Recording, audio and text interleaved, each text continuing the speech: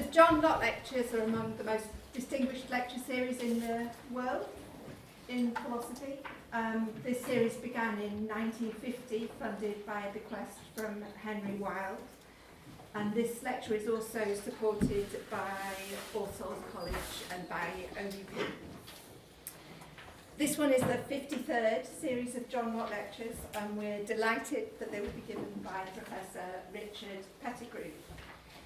Richard Pettigrew is a professor of philosophy at Bristol University, where he spent all his career and where he was also a graduate student. But we can also be proud because he was an undergraduate in maths and philosophy here at Oxford.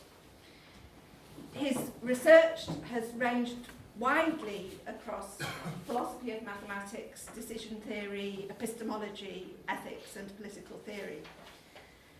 His books include Accuracy and the Laws of Credence, 2016, Choosing for Changing Selves, 2019, Epistemic Risk and the Demands of Rationality, 2022, all of those published with OUP, and in addition, 2 contributions to CUP's Elements in Decision Theory series.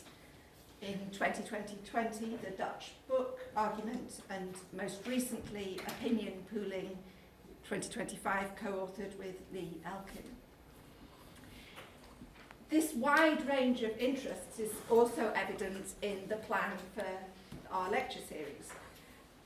The title of the series as a whole is From a Point of View, and as you will have seen from the online descriptions, Richard will be ranging very widely on both theoretical and practical issues in rationality. There will be 6 lectures altogether, and after each we'll have a brief 5-minute or so break for people who want to leave, and then we'll have a brief discussion period. After this first lecture, after the discussion period, we will have a drinks reception upstairs, sponsored by OUP. So, with no more ado, the title of this first lecture is Nothing But the Truth, Accuracy, Epistemic Value, and Epistemic Rationality. Let's welcome Richard.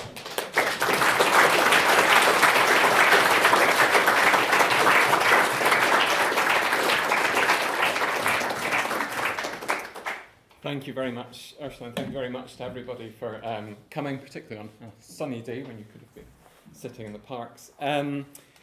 It's an enormous honour to give this lecture series, and particularly in the city where I fell in love with philosophy, and indeed in the presence of some of the people who helped me fall in love. Dan Isaacson and Dave Leal are both here. And with the memory of other people who aren't here, John Foster, who's my college tutor, and Kathy Wilkes, who's actually the person who's instrumental in me applying to graduate school in the first place, the person who sort of suggested that might be something I'd be interested in. So it's a wonderful experience. So as Ursula mentioned, the questions I want to be exploring in these lectures are to do with the point of view that we take on the world, the perspective from which we approach the world. And I'm taking that perspective to be made up of various components. So there's a sort of belief component, determines sort of what you think the world is like. There's also other components. There are kind of value-like components. They contain your desires, your preferences, your wants, and so on. You might think of them as determining the way you'd like the world to be. And then there's further components which are less often talked about, for instance, the attitudes that you take to risk. I'll be talking a little bit more about those in the second lecture. I'm going to be interested particularly in normative questions about these points of view. And I'm going to be interested, so the questions I'm interested in sort of divide up into 3 categories, and Ursula's already sort of mentioned that they kind of range across the theoretical, the practical, and the moral. So the first couple of lectures are really about theoretical rationality.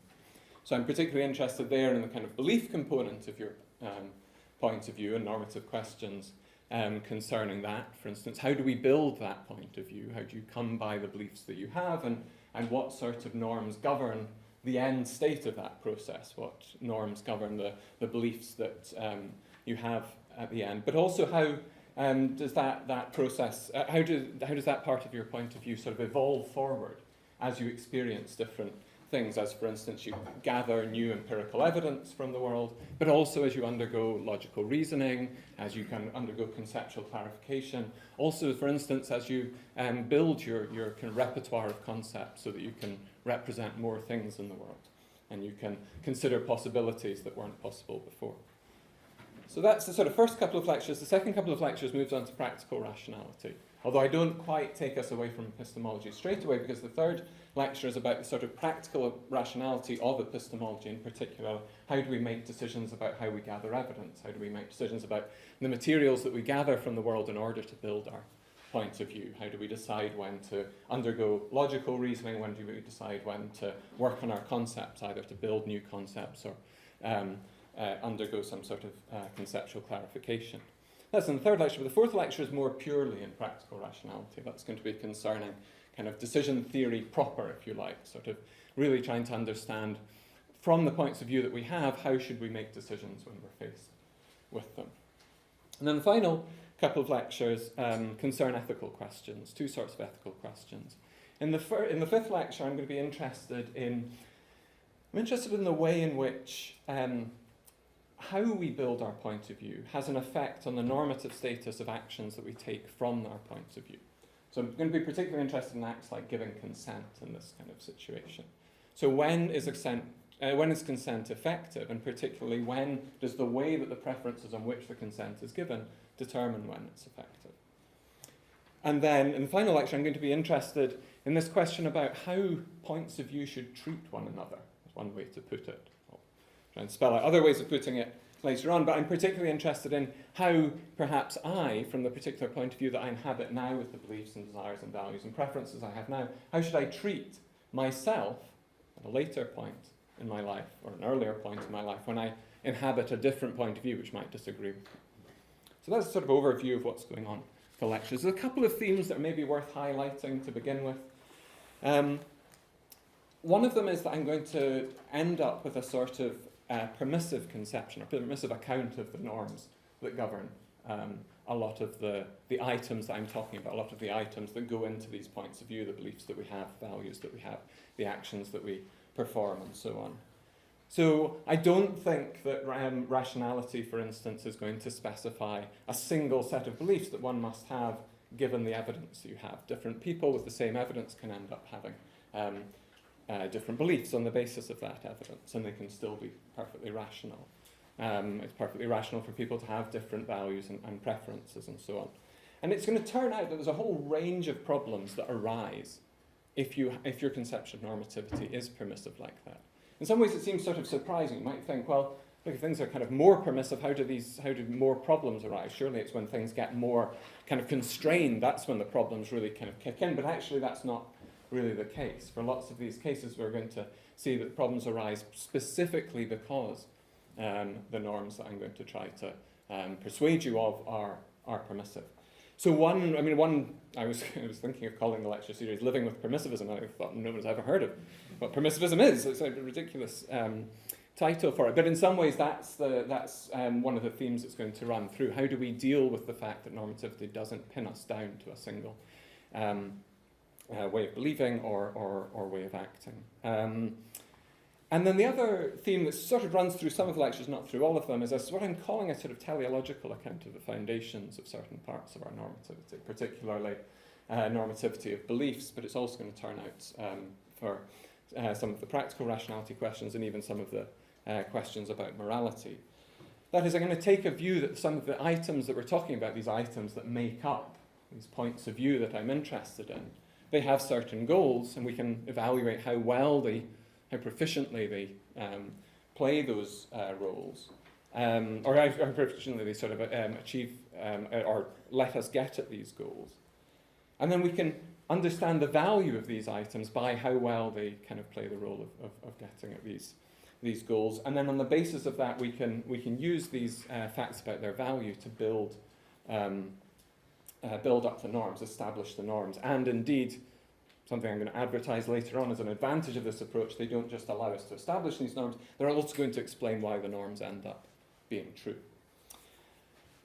Okay, so that's a little bit of an overview of what's happening. In this lecture, as I said, I'm going to be interested particularly in the sort of epistemic part of our point of view. The beliefs that we have, what are the norms that govern them, and what are the basis for those sorts of norms. And I'm going to try to spell out some of this teleological account of it. I'm going to go through this. There's, as we'll see as we kind of move on, there's sort of formal apparatus in the background of a lot of this, but I'm not going to go into the formal apparatus. Partly it would take a lot of time to kind of build it up. There's a whole sort of nuances that would sort of, I think, distract from some of the philosophical upshots of this. I'm happy to discuss any of it in questions, but I've also put up a rather sort of lengthy, in the end, appendix of this on the, there's a link to it at the top of the handout, if anyone really wants to kind of dive into the gory details behind some of this. But what I'm going to present is not going to be technical at all, or at least it's not going to rely on understanding any of that kind of technical background. I'm going to talk through everything that needs to be understood. Okay, so to introduce these norms, I'm going to introduce a kind of character who's going to be our kind of running protagonist for all of the examples throughout the first few lectures at least. Verity is, and she's going to be the she's going to be the sort of central figure in the examples that I'm going to use to kind of illustrate the framework I'm going to set up. So the first question is, how do we represent Verity's belief states, the belief component of her point of view? Well, like all of us, she's uncertain about lots of things, and like all of us, her uncertainty comes in different degrees. So, for instance, she's more confident that Oxford is east of Bristol than she is that Bath's east of Bristol. Lots of propositions like that where she has different degrees of... it seems to be more confident in one thing than the other. Now, there's a range of ways that we might represent someone in that situation. So you might think we should represent her as believing something about the strength of her evidential support, having some sort of full belief concerning how strongly her evidence supports the different propositions. So, for instance, we might think that she believes her evidence supports, the proposition that Oxford's east of Bristol more strongly than it supports the proposition that Bath is east of Bristol.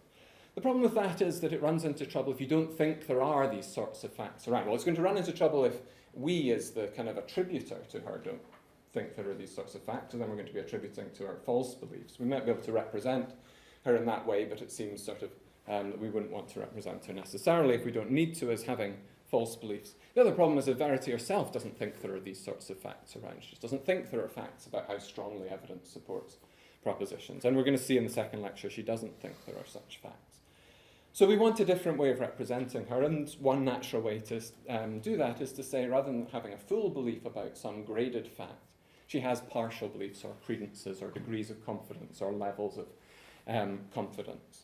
So, for instance, we might think that she has a higher credence in the proposition that Oxford's east of Bristol than she does in the proposition that Bath is east of Bristol. For instance, we might try to measure these using kind of precise numerical values, 86% credence that Bath's east of Bristol, 98% credence that Oxford's east of Bristol.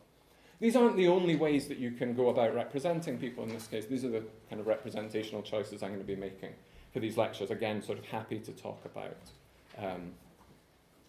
the alternatives and why or why not you might want to use those. It'll actually come up in the fourth lecture why I'm going to argue against one of the standard alternatives to this, but that's a little bit far in the future. Okay, so that's the idea. We're going to kind of represent her as having these kind of different degrees of belief, and they can be measured by these kind of numerical values. What are the contents that Verity ascribes these degrees of belief to? This is going to become very important in lecture 3, where I'm going to wanting to give an account of these contents that allows us to model logical learning, conceptual clarification, conceptual learning, conceptual expansion, and other sorts of things. And so I'm going to go into a lot more detail in that lecture, lecture 3, about that, because in lecture 3 I'm interested in inquiry, and I think inquiry should include both kind of logical inquiry and conceptual inquiry as well as empirical inquiry. But here I'm going to just go for, in some ways, the simplest version of this. Okay. So the idea is that we're going to represent Verity as having different, I'm going to call them personal possibilities, and that's the language we're going to come back to in lecture 3. This is kind of language due to Ian Hacking originally. So these are sort of possibilities from Verity's points of view. So we don't think of them as kind of full possible worlds in some kind of grand Lewisian sense where every single proposition gets a true or a false at it. Rather, we think of them as representing the world at the level of the finest level of grain that Verity herself can represent the world at. So they don't make any distinctions that she can't make, but they do make all of the distinctions that she can make. So imagine her having kind of representational apparatus, allows her to make some certain distinctions, and these kind of personal possibilities for Verity are going to be the kind of different possible states of the world, but not at the finest possible level of grain where they specify all the truths, but just at the level of grain at which Verity can understand them.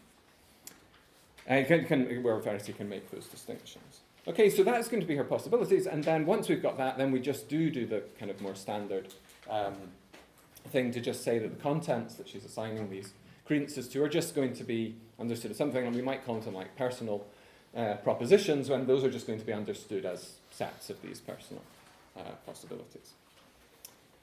Okay, so that might have sounded like a sort of a lot of setup for given that it's going to is looking like a reasonably standard picture, but I'm sort of introducing a version of the setup that can then be sort of tweaked to include possibilities that are going to allow Verity to be uncertain of logical facts and have different credences and logically equivalent facts, and to be unaware of, say, necessary a posteriori facts. But we're going to come back to that in lecture 3. And for the purpose of all the setup at the moment, I'm not going to go into that. I'm also just going to assume for the purposes here, and this is in some ways just a sort of technical thing, that we're going to assume this set of personal possibilities are just finite at the moment. So it's finite in many of them. You can do pretty much everything that I'm going to say here in an infinite setting, but the technical stuff just gets much more complicated and is, I think, a little bit more a kind of work in progress than the material I'll present here. Okay, so that's how we're going to represent Verity. So she has different propositions, are understood as sets of personal possibilities, and she assigns credences to them, and that represents her kind of the belief component of her point of view.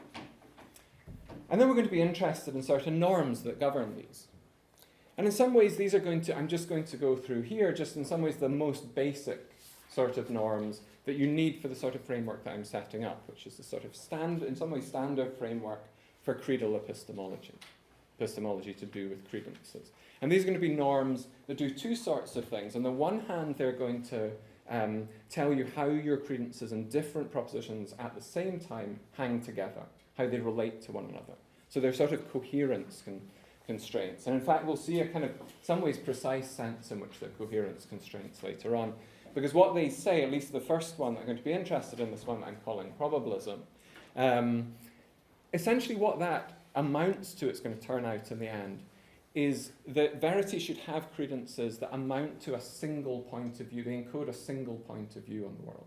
If she violates this norm that I'm going to talk about, this probabilism norm, it's going to end up, in some ways, her credences end up encoding a number of different views on the world within the same sort of set of credences.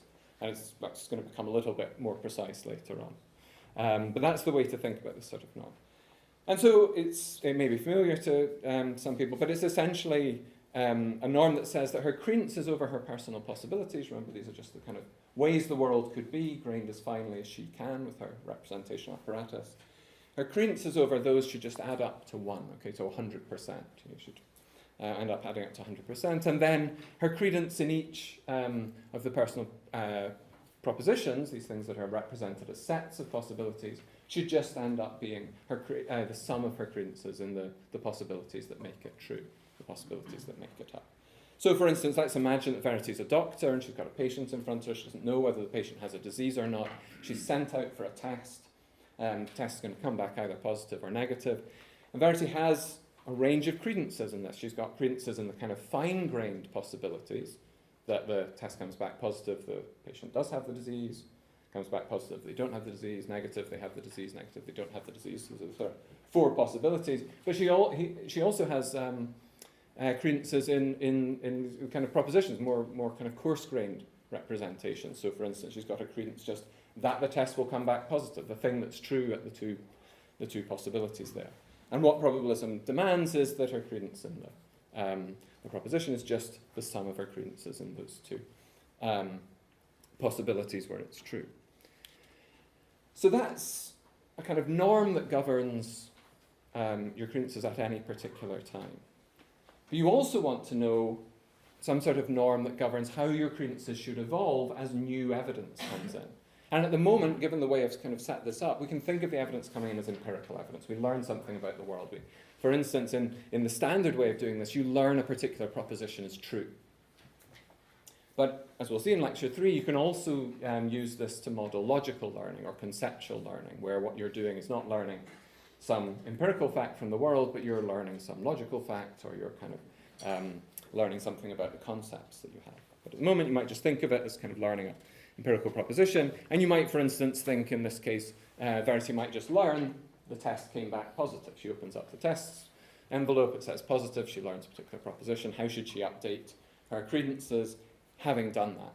And the answer is just the sort of standard one that's used in this context, which just says she should set all of her credences and the possibilities that she's now ruled out by that piece of learning down to 0, and she should raise up all the other ones by the same amount, or the same factor actually, in order that they end up adding up to 1. So in this case, she learns it's positive, she puts her credences that it's negative down to 0, and all the possibilities it's negative down to 0. She multiplies all the rest by 10 to get up to everything adding up to 1 again.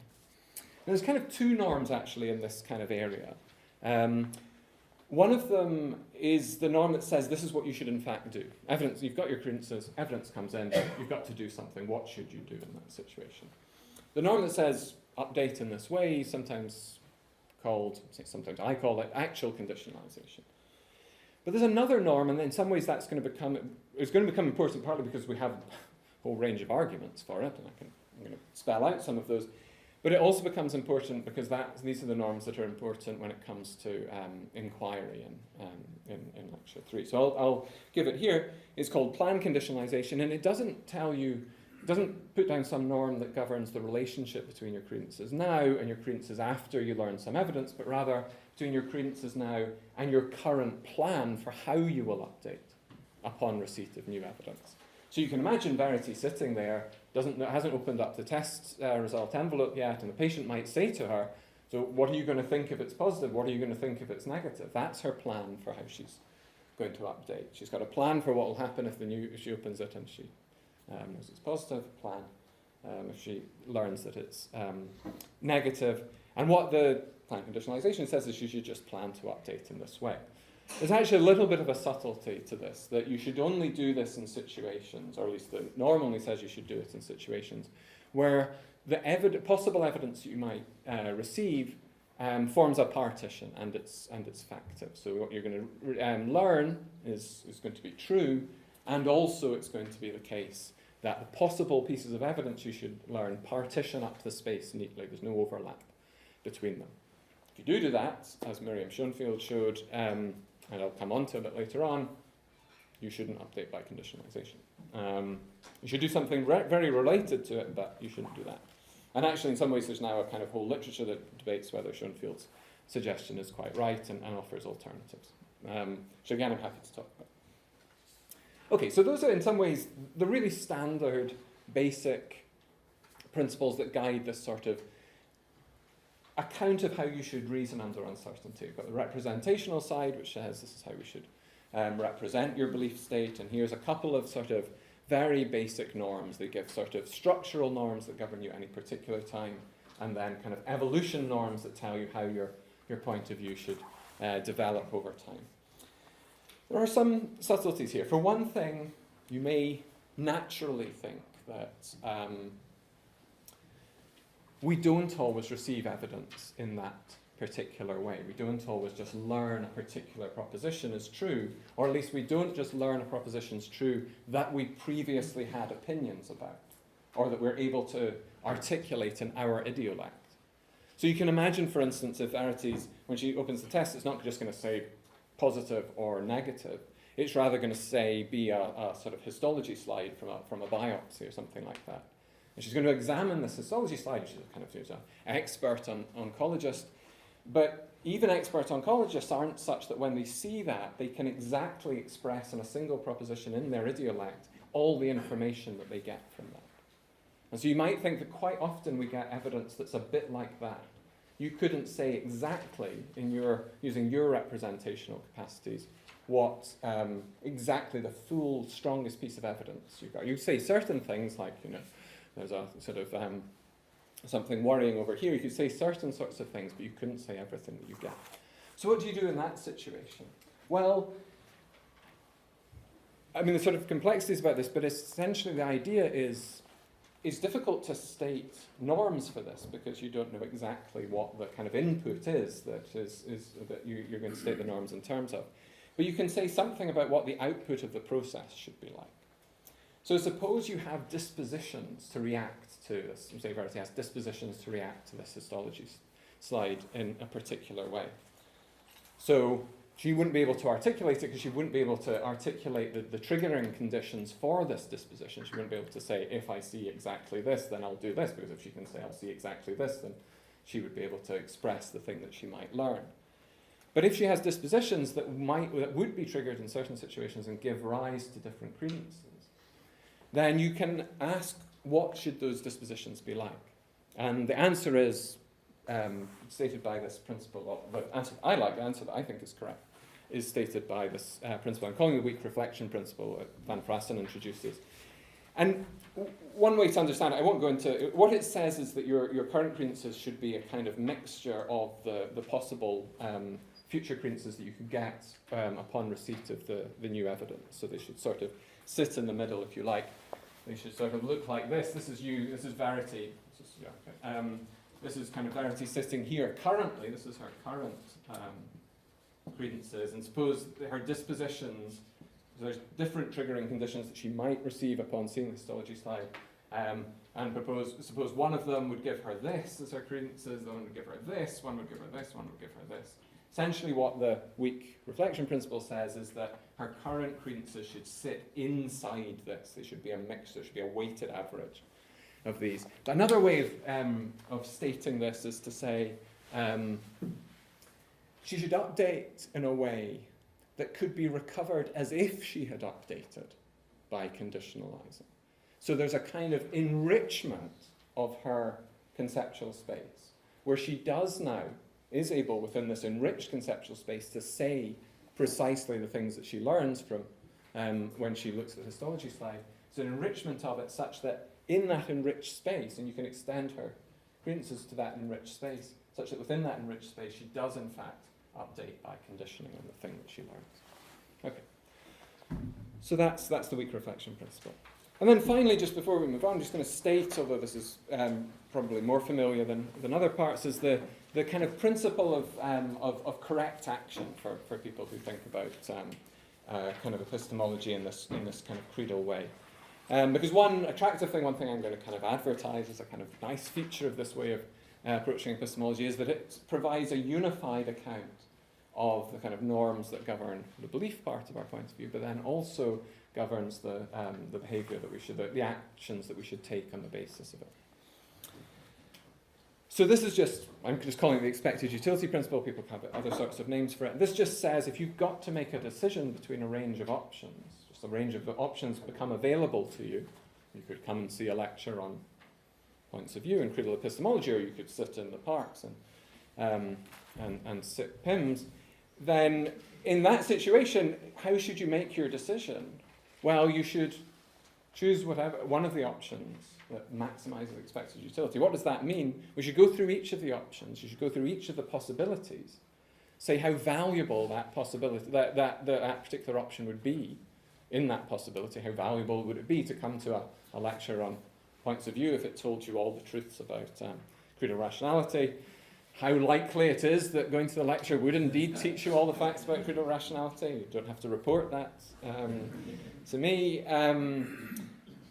Take that credence that it's going to give you all that kind of wonderful information, and use that credence to discount the utility of the value that you would give to it in that situation. And then take all the other different possibilities and take how valuable it would be in those possibilities, discount those by how likely it is you think those possibilities will come about, and add up those discounted utilities, and then that gives your expectation of the utility, and then you pick one of the ones that maximizes that value. Okay. I'm stating that not because that's obviously not really a part of the kind of epistemic norms, but it's going to be useful in some of the things we're going to say as we go on. Okay. So that's the framework. That's how we're going to represent our agents, subjects, individuals, subjective epistemic evaluation. We're going to represent verities having these credences, making decisions on the basis of them, and they're evolving them in this way. And then we're going to ask, why are those the correct norms? What is it about those norms that violating them will kind of make verity go wrong in some way? What are the grounds for those norms? And I'm going to offer a teleological account of those of those norms of rationality. So the starting point is something like this. There are at least two roles that our beliefs or our credences play in our lives. At least two roles. I'm not saying there aren't more. They're supposed to represent the world. We use them to represent the world. They're the kind of way that we view the world. They kind of encode how we think the world is. But they also guide action. So they're supposed to play these two roles. And whenever you've got some item that's supposed to play a particular role, then you can evaluate how well it plays that role in any particular situation. And then the idea is that we can then establish norms to govern these particular items, be they beliefs or actions or moral principles, by showing that that anything that one of the items that violates these norms or principles will play these roles suboptimally. So in the belief case, the one that I'm talking about today, I'm interested in the roles that are the items of our the epistemic components of our point of view play. These represent the world and they guide action. I'm going to give you an account of how to measure how well they play those particular roles.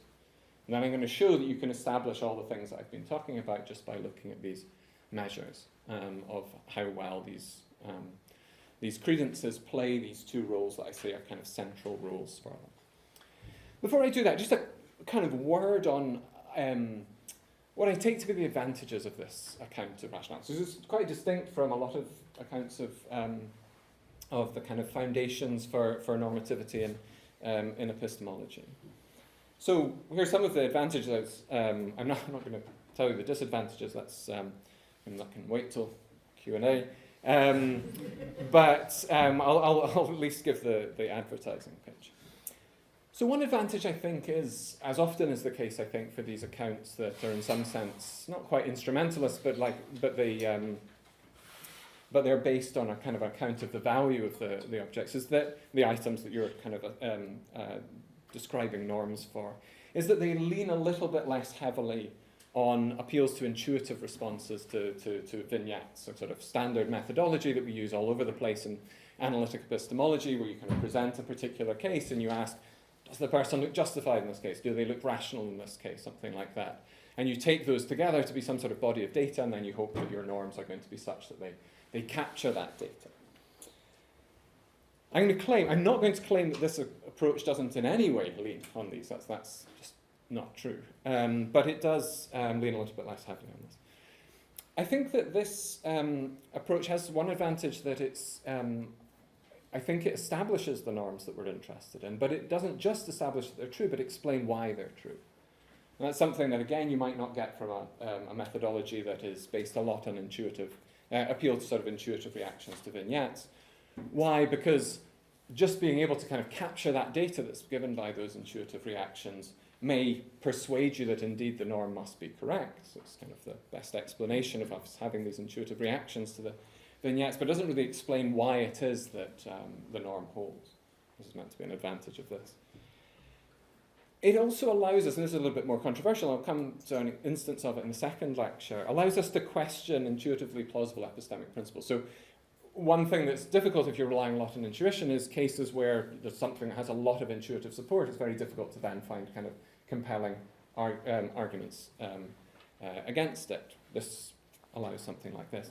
And one nice thing, I think, in some ways, I think probably the thing that attracted me to this approach right at the beginning was that it accommodates, I think, both internalism and externalism as different dimensions of evaluation rather than competing ones. It might seem an odd sort of thing to say about a teleological conception of, or account of rationality. Because you might think, well, the teleological view looks extremely externalist. We're going to be evaluating credences by how well they represent the world. Well, that's not something that we have sort of purely internal access to, or how well they guide action. But of course, how well you guide action doesn't just depend on what you do, which may be internally accessible, but also on how the world is and responds to you and kind of helps to determine the value of what you get. And that's correct. Each of these ways of evaluating is in some ways an externalist one. It's one that you don't have internal access to. But nonetheless, and I think one of the beauties of this approach is that you can establish internalist norms, well, or something other than internalist norms, but something that's much closer to what we think of as internalist norms, but using these externalist principles. And we'll see this particularly when I come to kind of talking about the argument for probabilism as we go on. Okay, so I'm just going to talk quickly about how we go about measuring these, how well these credences play these different roles. So how do we measure the epistemic utility, for instance, of a credal state? That's going to be a measure of how good it is in playing this role of representing the world. Now, there's a natural way, I think, to think about this, and it's the way that kind of got this project, this kind of approach off the ground. It's the way of saying, well, your credences better represent the world if you have, say, higher credences in something that's true and lower credences in something that's false. That's a natural thing to think. I have higher credence than you do that it's sunny, and indeed it is sunny, then I'm doing better in some way at representing the world. Of course, this is more difficult than in the full belief case, where it's kind of natural to say what it means to represent the world accurately. But this is a notion of gradational accuracy that Jim Joyce introduces in a 1998 paper, and has sort of been the guiding principle for a lot of the work in this, on this approach. But it's not absolutely necessary that we see things like that. And the two properties of the measure of epistemic utility that I'm going to talk about don't obviously allude to that conception of epistemic utility. So I'll just state them now. I'm not going to go into arguments for them again. I'm happy to talk about those, but that would sort of be a lecture in itself, the arguments for them and the potential worries about them. But I'll state them here, and we'll carry on. So the first one just is that these measures of epistemic value, epistemic utility, how good your credences are at representing the world, they are continuous functions of the credences that you have. So you can sort of imagine Verity looking out her window and seeing dark clouds accumulate on the horizon, and as that happens, her credences kind of continuously rise up towards 80% that it's going to rain, something like that. She kind of gradually moves up to that. And the continuous claim just says that in that situation, similarly, the epistemic utility, the epistemic value of her credences continuously approaches whatever the epistemic value is of 80% credence in that, which will be quite high epistemic value if it does indeed rain and quite a low one if it doesn't rain. So they're continuous functions of those. That may well just look like a kind of sort of technical sort of assumption. In some ways it is, but it is absolutely necessary for this. We know that a lot of these arguments just can't work in a non-continuous case. I'm also going to assume, in some ways this is often thought of as the really heavy-duty assumption in this area, that the ways of measuring epistemic value are what's called strictly proper. And what does that mean? It just means that if Verity does satisfy probabilism, so her credences really are probabilistic in the way that I said, then she's immodest. She's immodest in the following way. She expects herself to be doing best. So she can use her own credences to evaluate everybody else's credences.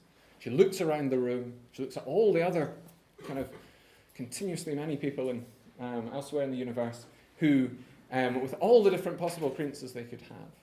And she evaluates each one of them from the point of view of her own credences. She says she uses her own credences and she evaluates herself, and then she evaluates all the other possibilities.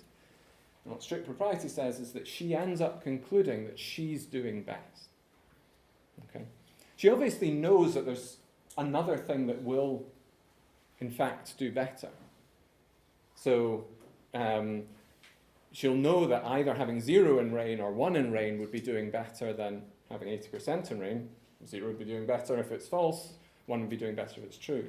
But from her own point of view, looking at other specific, rigidly designated credences, she thinks of each one of them as doing worse than her. Okay, so that's the strict propriety thing. Like I say, there's a kind of whole range, sort of cottage industry in some ways, of arguments in favour of that that I won't go into. Okay, and then the second thing we need to do here is to measure. So I talked there about the epistemic utility of a credal state, and I'm understanding that as how well the credences do at representing the world. And there's also this other thing, the pragmatic utility of a credal state, and that's how well it does at guiding actions. So here the account is based on this idea that comes out of the kind of pragmatist tradition in the early 20th, first half of the 20th century, and particularly Janina Hosiasson's work, sort of largely forgotten work that's recently been sort of revived, and I'm going to be talking a lot more about in the third lecture, because she really is the beginning of the value of information and the kind of credal approach to inquiry literature. So I'll talk a lot more about it there, but the account that she gives, the sort of insight that she has, is that you can value credences for their kind of decision-making power in the following way. Suppose you're going to face a particular decision. You've got certain credences or beliefs. Then you can value them for their kind of ability to, their kind of action guiding power by asking what the utility would be, what the value would be at the particular possibility you're interested in of the action that those credences would lead you to choose. So in some ways it's a very natural thought. How good is it from an action guiding point of view to have these credences? Well, it's however good the thing is that they would lead you to choose. Very kind of, you can see it's a kind of pragmatist view in some ways, the sort of view that naturally comes out of people like Peirce and James in the late 19th century. So that's the idea. There's a couple of things to tweak though, because we don't always know what decision we're going to face. So Hosiasson's definition assumes that we've got a decision in front of us, we've got our credences. How good are the credences? They're as good as the option from the decision that they lead you to choose.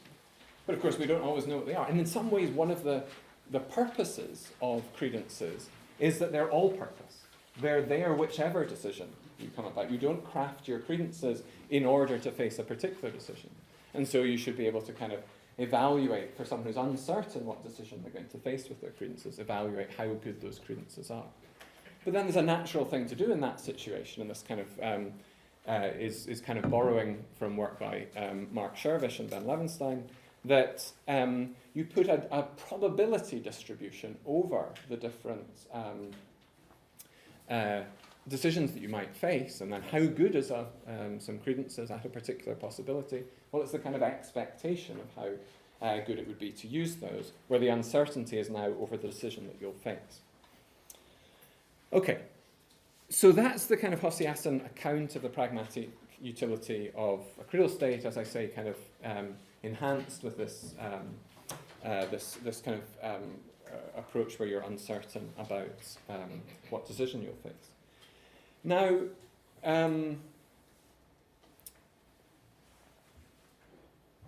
one question that arises here, though, we know how someone should choose in the face of a particular decision. If their credences are probabilistic, they should maximize expected utility. That's one of the kind of principles that we were interested in. But what happens if their credences are not probabilistic? And then it turns out there's actually a kind of array of different possibilities, different ways, that norms that might govern how someone should choose if their credences aren't actually satisfying the kind of probability norm that I put up. I won't go into those in a lot of detail, but this is really where it comes up that if your credences don't satisfy probabilism, if they don't satisfy that norm, they really end up encoding various different points of view. Essentially what it ends up being is that what ends up happening is that from the point of view of different ways of combining your credences and different propositions, you could end up making different choices when faced with that particular decision. And that's the sense in which there's a sort of a range of different possible points of view encoded in these credences that are not probabilistic. I've got an example there on the handout, but I won't go into that in too much detail. But essentially, you have this situation where someone is choosing between two options, let's say Verity's deciding what walk to go on tomorrow. She's either going to walk around Loch Mick, which is a flat walk with some tree cover, or she's going to climb Ben McDewey, which is a mountain. And it really matters whether it's going to be sunny or rainy. If it's rainy, she really doesn't want to be going up the mountain. But if it's sunny, it'd be wonderful to go up the mountain, amazing views. And suppose her credences are sort of incoherent, they're not probabilistic in the particular way that's on the handout. It turns out there's two ways that she can make this decision. She can use the fine-grained partition, which specifies not just the weather on Monday, but also the weather on Tuesday. She can do expected utility calculations with respect to that. And if she does that, she'll choose to walk around Loch Mick. But if she uses the more coarse-grained one, which she's also able to use, given the way that the utilities are set in this problem, she'll choose the opposite. She'll choose Ben McDewey. So that's the sense in which she's kind of got this two different points of view encoded in her credences. They'll take two different views on what to choose in that situation. And it turns out that's enough to ensure that this way of measuring the pragmatic utility of your credences has the properties that we also ascribed to the ways of measuring the epistemic utility of your credences. So they also end up becoming continuous, which that condition that said was a little bit artificial, but also strictly proper. It's going to end up that Verity, from her own point of view, will prefer, as long as her credences over the decisions that she might face is kind of widely spread enough, it's going to end up that she will prefer to use her own credences over anybody else's to make these decisions. Okay, if she's got to use some credences when making her decisions, she will expect using her own ones is better than all the others. Okay. Now, these two conditions that I've been talking about, continuity, strict propriety, you might think, maybe there's some plausibility to them, but why those two? What are the payoffs? So now, hopefully, I'm going to sort of explain some of the payoff of these. Is that just assuming those two things, you can establish a wide range of norms about credences.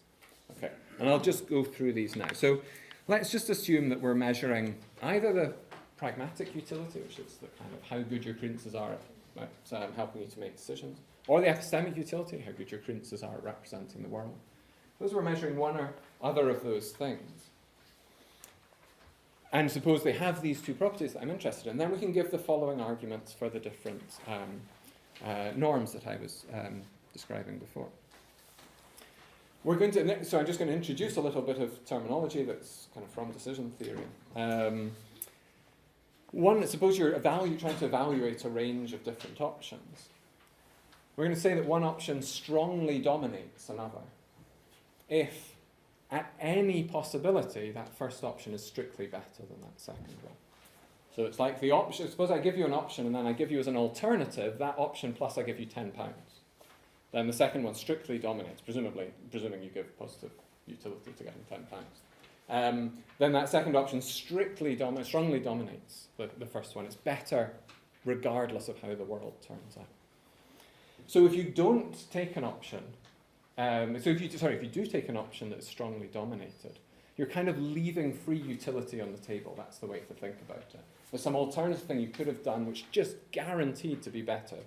Regardless of how the world is, it will be better. So it's sort of kind of no-brainer situations. That's the sort of idea. Okay, so now what do we get? Well, first of all, we get this kind of dominance argument for probabilism, which has a kind of extraordinarily long history of people proving kind of variance on it until we get to the version that I'm presenting now, which I think is to some extent now, I think we know to be the strongest result you could possibly get. And this just says if your credences don't satisfy probabilism, so if you don't have credences in line with that probabilism norm that I gave you, then you're strongly dominated. There's alternatives that are guaranteed to be better. So if you're incoherent in that way, if you violate probabilism, then you're leaving free either epistemic utility or pragmatic utility on the table. the pragmatic case, there are other credences that you could have had that are guaranteed to be better guides to action than yours are. And there are other credences that are guaranteed to better represent the world than you are. So that's the argument for that.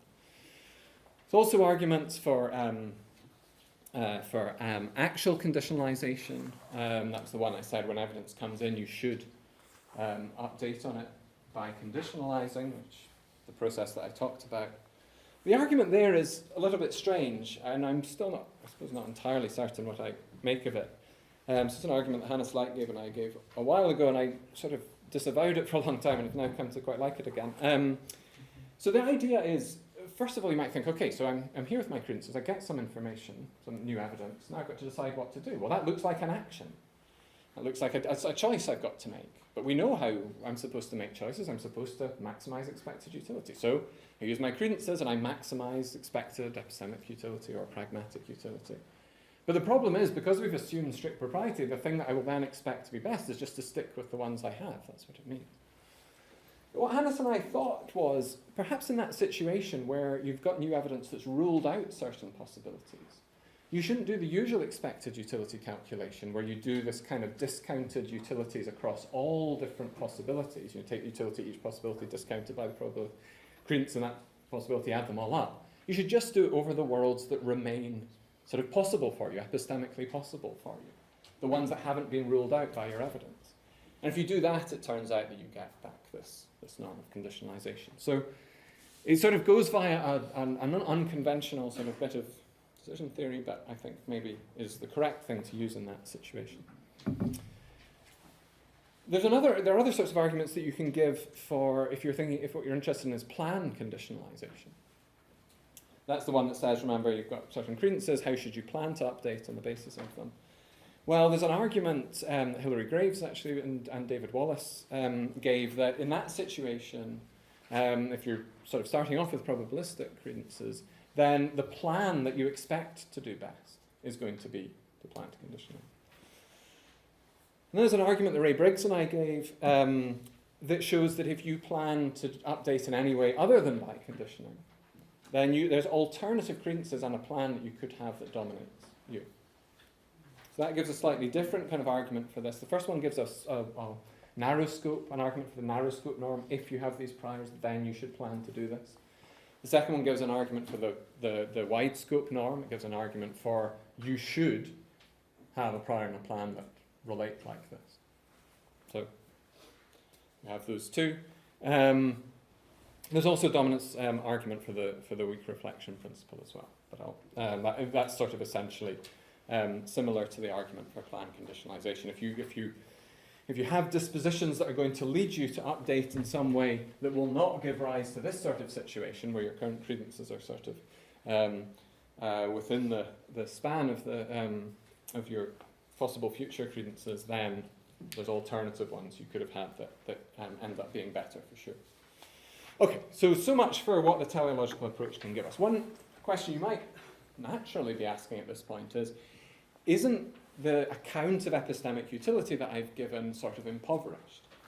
I said that the role of credences was just to represent, one of the roles of credences was just to represent the world, and that suggested that kind of what gave them epistemic utility, the epistemic utility of them was just exhausted by how well they represent the world. But a natural thought, since as long ago as Plato, is that there's extra value to belief states that comes not just by having true beliefs representing the world well, but by having something more like knowledge or justification or stable belief or what other sort of range.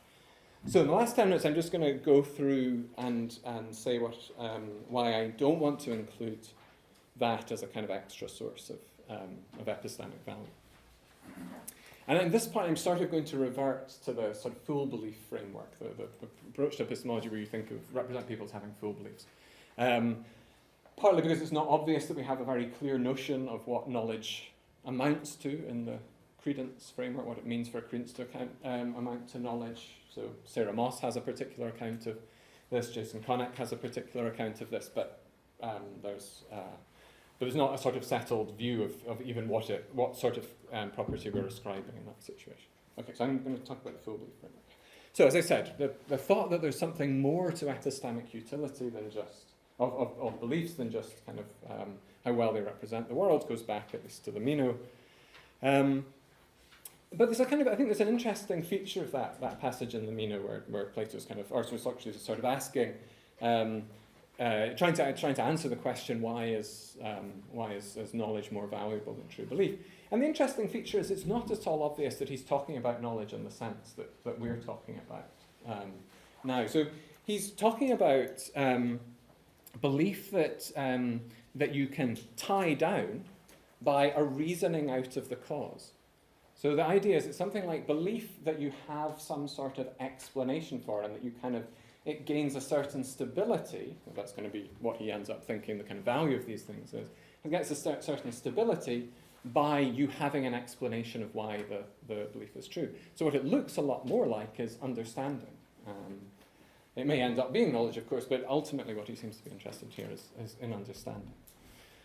And in that case, I think you might think, kind of drawing on Alison Hill's work actually, that the veritas, the kind of person who thinks that the kind of epistemic value of your beliefs is their kind of ability to represent the world, or their accuracy in representing the world, the veritas has a reasonably good account of why understanding is better than mere true belief.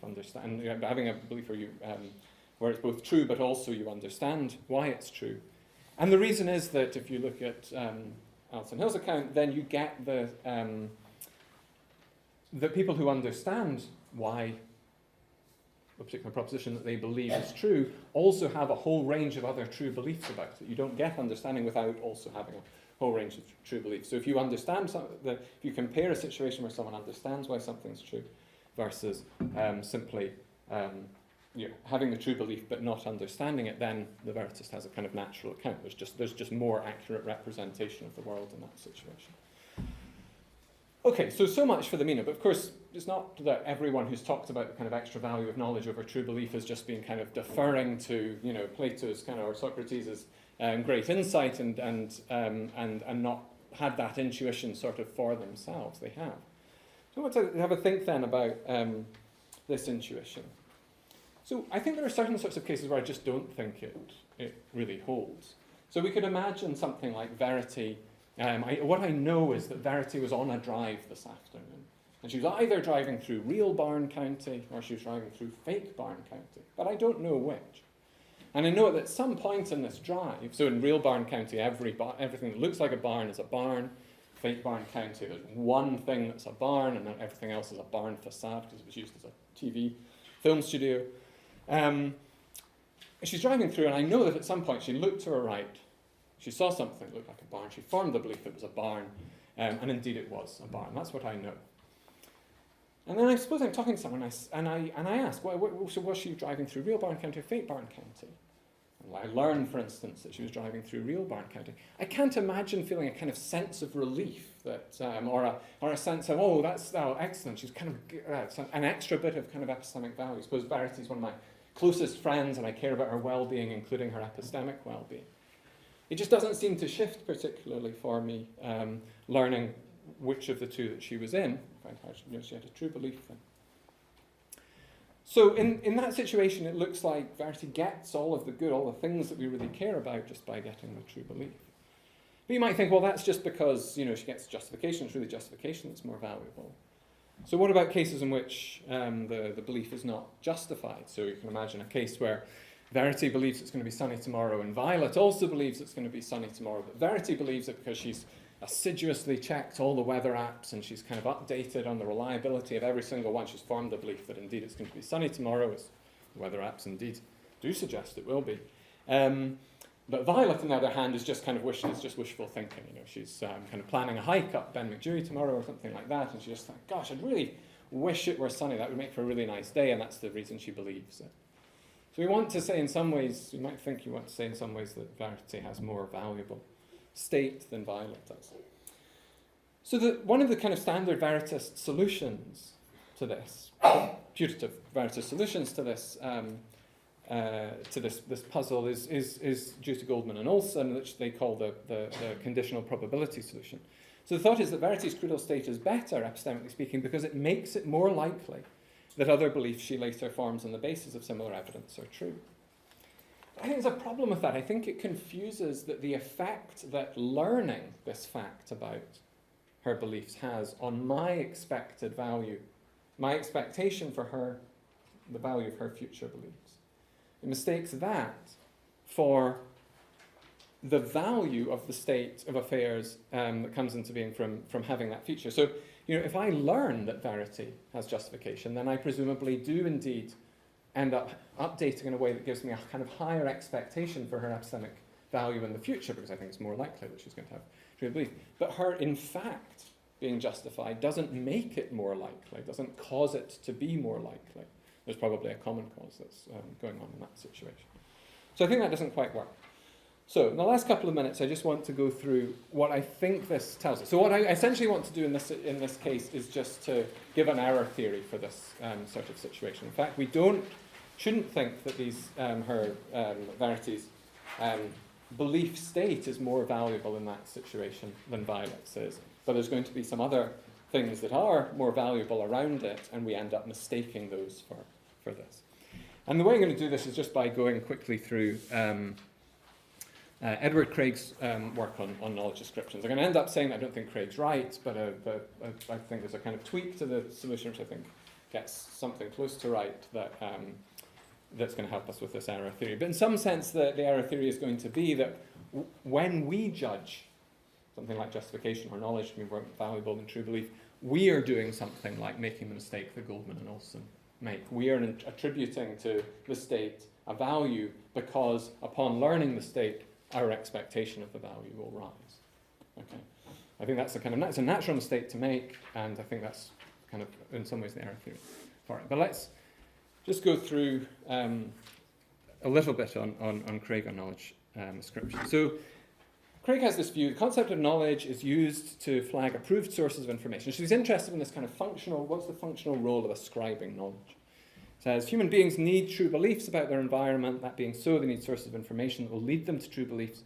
Be very advantageous if they can tap the primary stocks of their fellows as well as using their own perceptual sources. The strange thing about this, and there's more detail on the handout if people are interested, but the strange thing about this is if this is the role of ascribing knowledge of a particular proposition to someone, it doesn't seem to require the heavy-duty concept of knowledge with all, say, its kind of modal involvement. If I need to use someone in order to learn a particular proposition, so they have that, there's information I can glean by finding out what they believe about it. I don't need to know that they know it. I just need to know that they're correct about it. So Craig is sort of aware of a little bit of this problem. He says, well, that's the reason why what I'm really interested in is the ascriptions of knowledge whether. So I don't tell you, S knows this particular proposition, because in that case I really could just have said, look, the proposition's true because it's entailed by that and doesn't have all the modal involvement. But he says, no, but you couldn't do that. What I'm interested in is ascriptions of knowledge whether, where I don't tell you whether the thing is true, I tell you that they're a good person to ask if I want to find out whether it's true. But again, the problem is you don't need knowledge whether in that situation. You just need that the person is right about it. If I learn S is correct in their belief about X, whatever their belief about X is, then I can learn from them that. So what's going on in these cases? I've got a little bit more of an argument there that you don't need to kind of ascribe knowledge with its kind of modal implications. So what's going on? Instead, I think what happens in cases of knowledge ascription is that we're not flagging that the person is good informant about the particular proposition about which we're ascribing knowledge. We're not saying, when I say S knows whether X, I'm not giving you information that will be particularly useful in your inquiry into X. To do that, I would just need to say X has got the correct belief about X, find out what it is, and then update on that. Instead, what we're doing is we're telling you something about that person's, a number of things. We're telling you certain things about their kind of place in the world, what sort of evidence they have, what their informational environment is like, but also what kind of cognitive capacities they have and what are their dispositions for using those cognitive capacities when they gain new evidence. And that sort of information is valuable. It's valuable not so that I can find out about X. I could have just if I just label the person as someone who is correct about X, then I could tell whether they would be useful about X. But it gives me some information about whether they'd be good people to ask about related sorts of propositions about which the evidence we thereby learn they have is going to be relevant to those propositions. Okay, so I think that ends up being the kind of genuine functional role of knowledge ascriptions. And if we think something like that, then we kind of end up with this kind of something like the error theory for why, or something like an error theory for why we end up thinking that states of knowledge end up being more valuable. Why? Because it's a valuable thing to be able to learn of someone that they have this kind of knowledge, and we mistake that for thinking that the state that's being ascribed is valuable.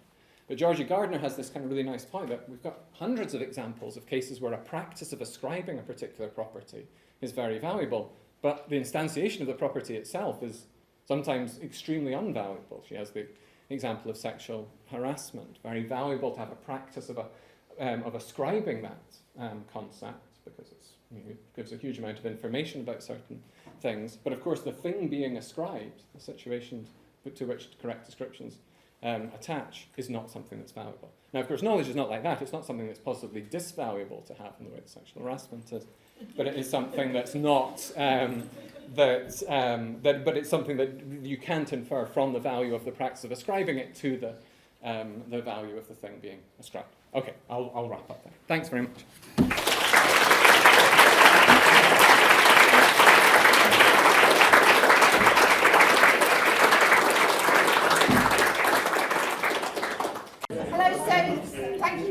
Welcome to the second lecture.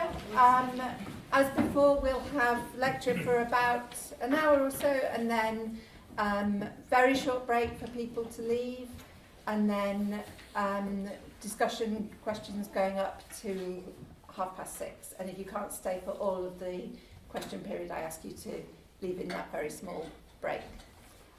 So this lecture is the initial point of view. Thank you very much. Thanks, everybody, for coming. So a little quick recap of what happened in the previous lecture. There I was setting out in some ways the sort of basics of, or this kind of central theses, I take it, of what you think of as something like a credal approach to epistemology. So in some sort of contrast with the sort of full belief approach to epistemology. And the sort of central components of that are, first on the one hand, a representational claim.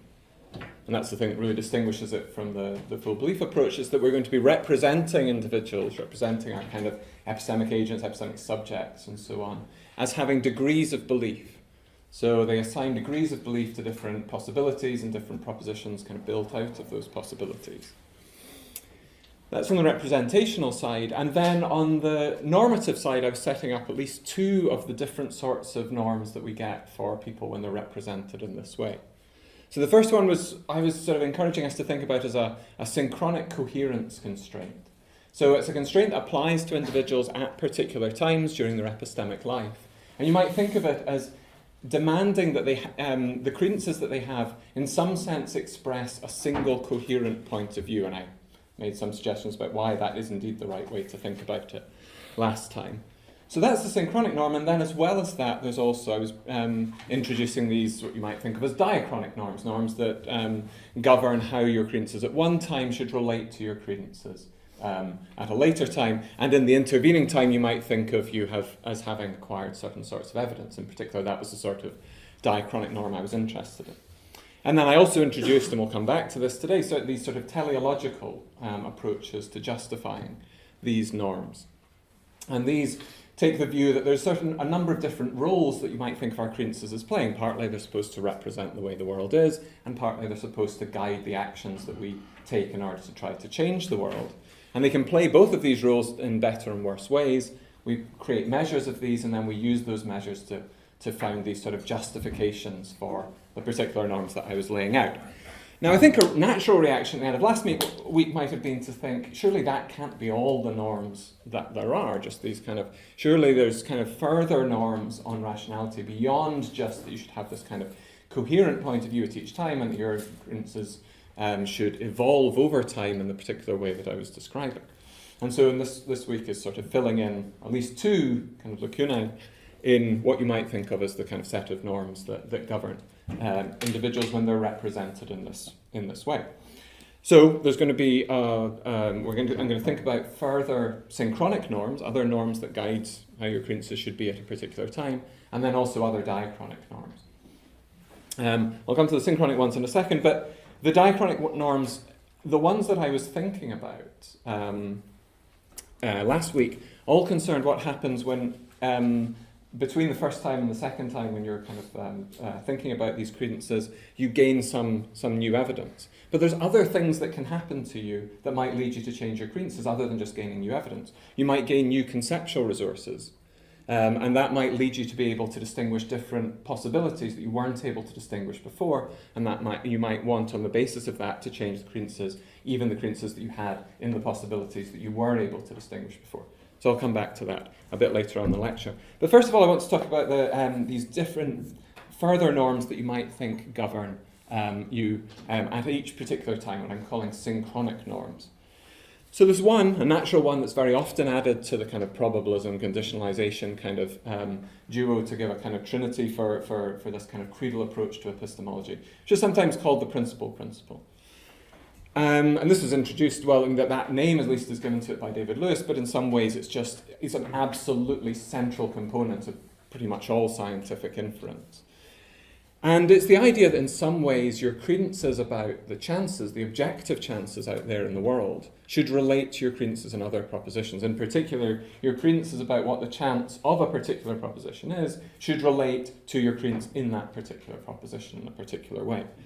In what way? Well, actually that ends up being a bit of a kind of gnarly issue, and I'm not going to go into the details of it, but the rough kind of basic version of it, the version at least that Lewis thought that we should try to preserve in our epistemology, goes like this.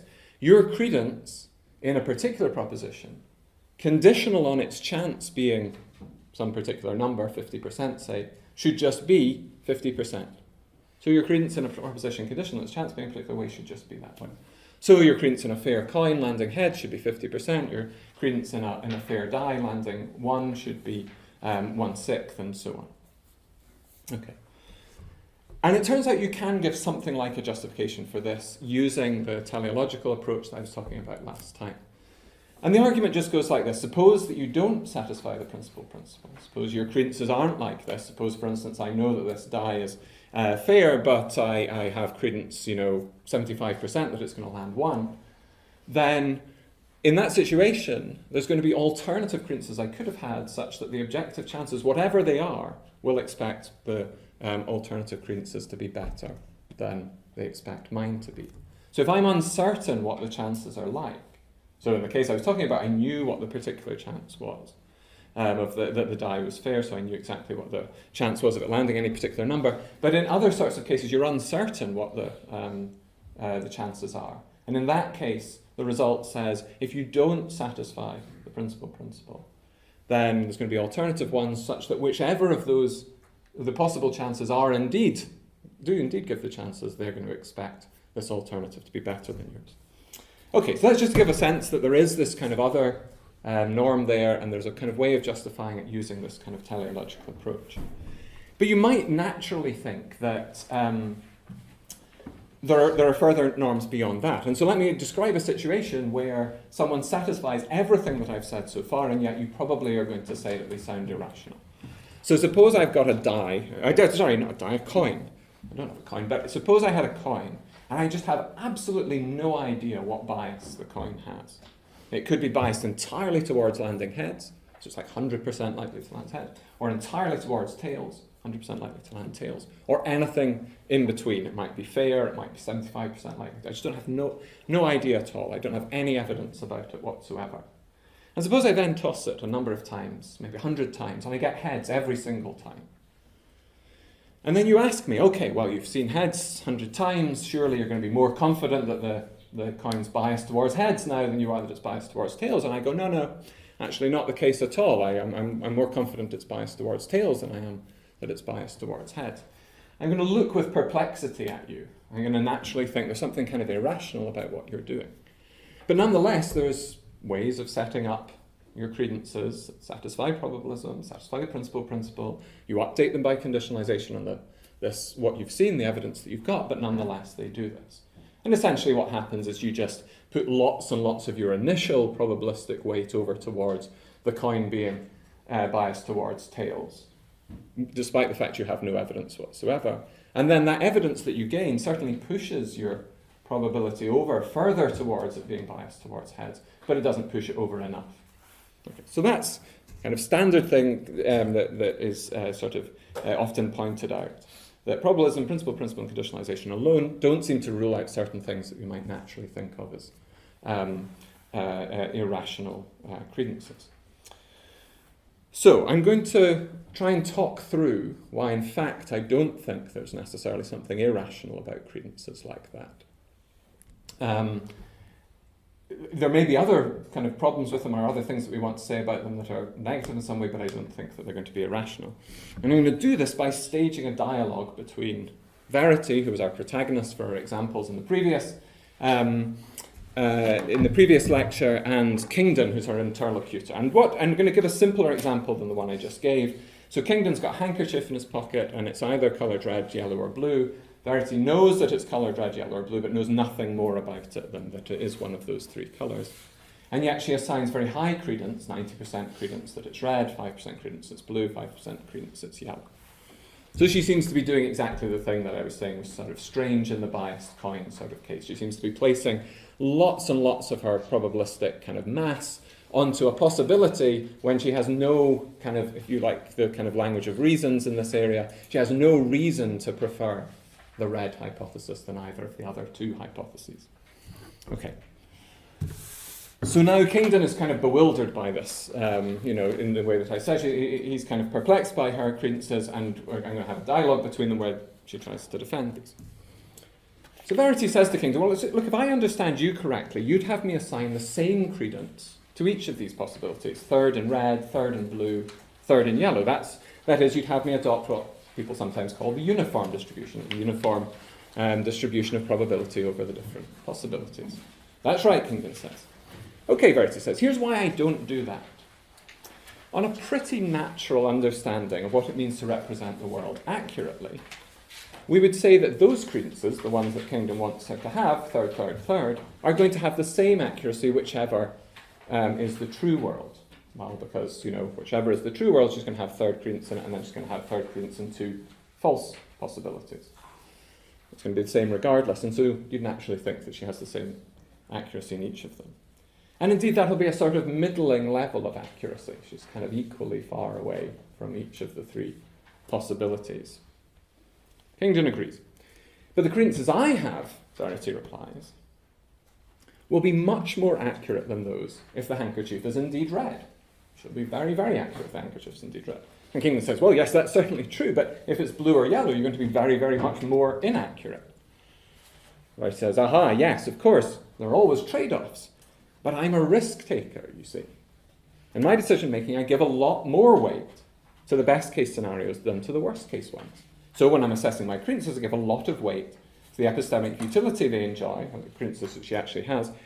She gives a lot more weight to the epistemic utility they enjoy if the handkerchief is indeed red. For that's when they get their highest epistemic utility. So a risk seeker, in this kind of language that Verity is using, is someone who puts more weight onto kind of better case scenarios. And Kingdon replies, well, should you not just give each possibility the weight that the expected utility principle says you should, namely the credence that you assign to that possibility? So if you remember from people who were here last week, the expected utility principle says when I'm making a decision, I go through the different utilities that the option gets at the different possibilities, and I weight those or discount those utilities by the credence that I have in them. And Verity says, well, yes, of course. When I do indeed have my credences, once I've set my credences, that's exactly what I'll do. But when I set the credences I have at the beginning of my epistemic life, the kind of ones I have before I get any evidence at all, what sometimes people call my priors, I have no credences to use to make that decision. I have no credences that I can use to be the weights in the expected utility principle. The only credences in the vicinity are precisely the priors, these kind of initial credences that I'm trying to set. So it seems there should be decision principles that are designed for this sort of situation, just as the expected utility principle is designed for situations when I already have credences to act as these sort of decision weights. The principle I have in mind doesn't need credences as inputs, but it does take attitudes to risk into account. The expected utility principle takes in credences and rules out options that are suboptimal when you weight possibilities by your credences in those possibilities. I, Verity, need a decision principle that takes in my attitudes to risk and rules out options that are suboptimal when I weight possibilities by something that represents or encodes those attitudes to risk. In particular, as a risk taker, I give substantial weight to the best case utilities and less weight to the worst ones. So I think the right way to understand what Verity is saying here is as some sort of explication of what I think William James is getting at in his lecture, The Will to Believe. So there's this very famous passage which every epistemologist has kind of has seen. Exactly how it should be interpreted is much more a subject for debate, but it's a familiar passage. I'll just go through it because it's people often only look at the first couple of sentences, but the whole thing is relevant to kind of giving the interpretation I would like to give. So it starts off with the famous exclamation: "Believe truth, shun error. These we see are two materially different laws. And by choosing between them, we may end by colouring differently our whole intellectual life. We may regard the chase for truth as paramount and the avoidance of error as secondary, or we may, on the other hand, treat the avoidance of error as more imperative and let truth take its chance." Clifford, who is kind of James's interlocutor and nemesis in this particular debate, exhorts us to believe nothing. Keep your mind open in suspense forever, rather than by closing it on insufficient evidence, incur the awful risk of believing lies. You, on the other hand, may think that the risk of being in error is a very small matter when compared with the blessings of real knowledge, and be ready to be duped many times in your investigation, rather than postpone indefinitely the chance of guessing true. I myself find it impossible to go with Clifford.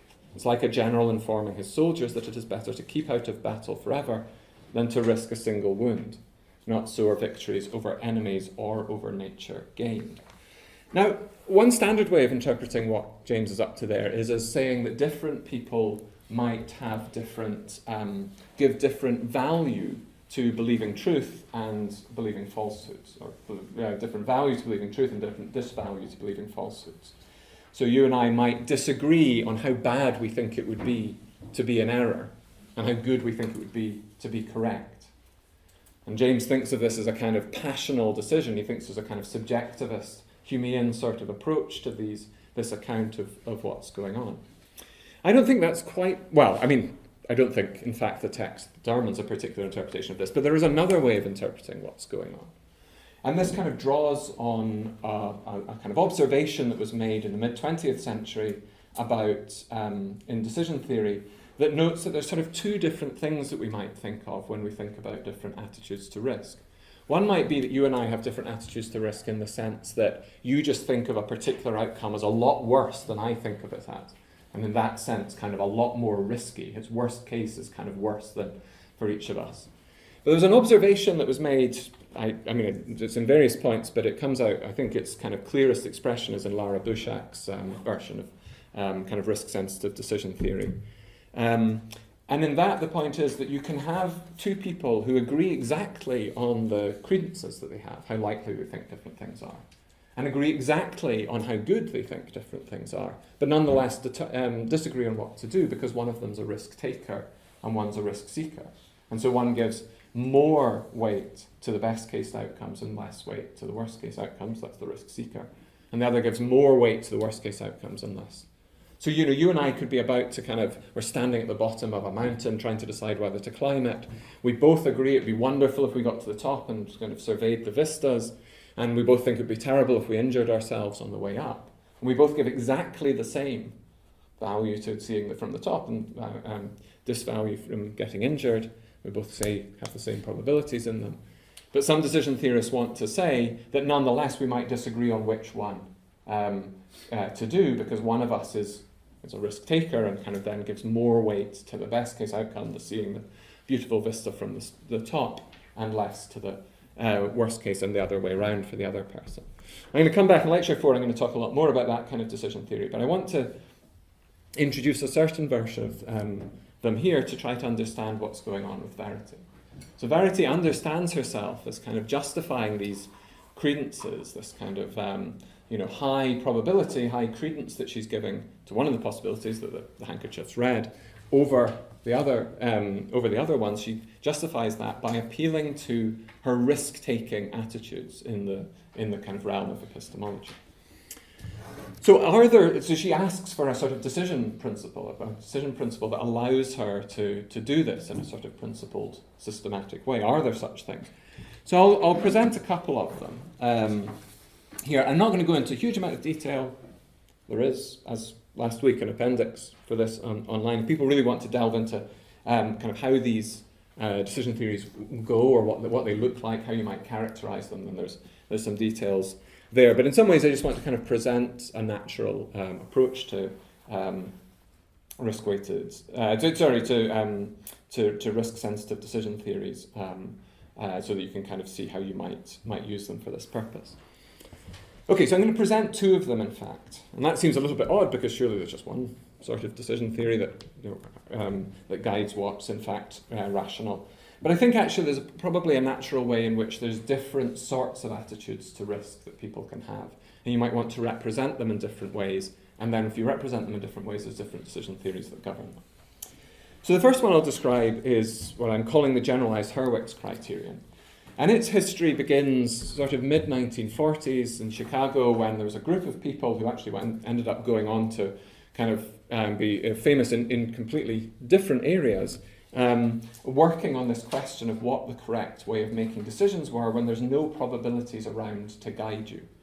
Because that's Verity's situation. She has no evidence, she has no credences to begin with. She can't use the expected utility principle. She's there without any probabilities to use. She's got to nonetheless make a decision. How does she do that? So the first principle that was kind of suggested in this area is sometimes called maximin. Might be familiar to political philosophers because it's sometimes thought to be the principle that Rawls appeals to, the decision principle you should use behind the veil of ignorance. And that says that essentially when you're looking at a range of options that you should choose between, you should score each of them by its worst case utility. Okay, how bad could it possibly be? So that's the score that it gets, and then you maximize that score.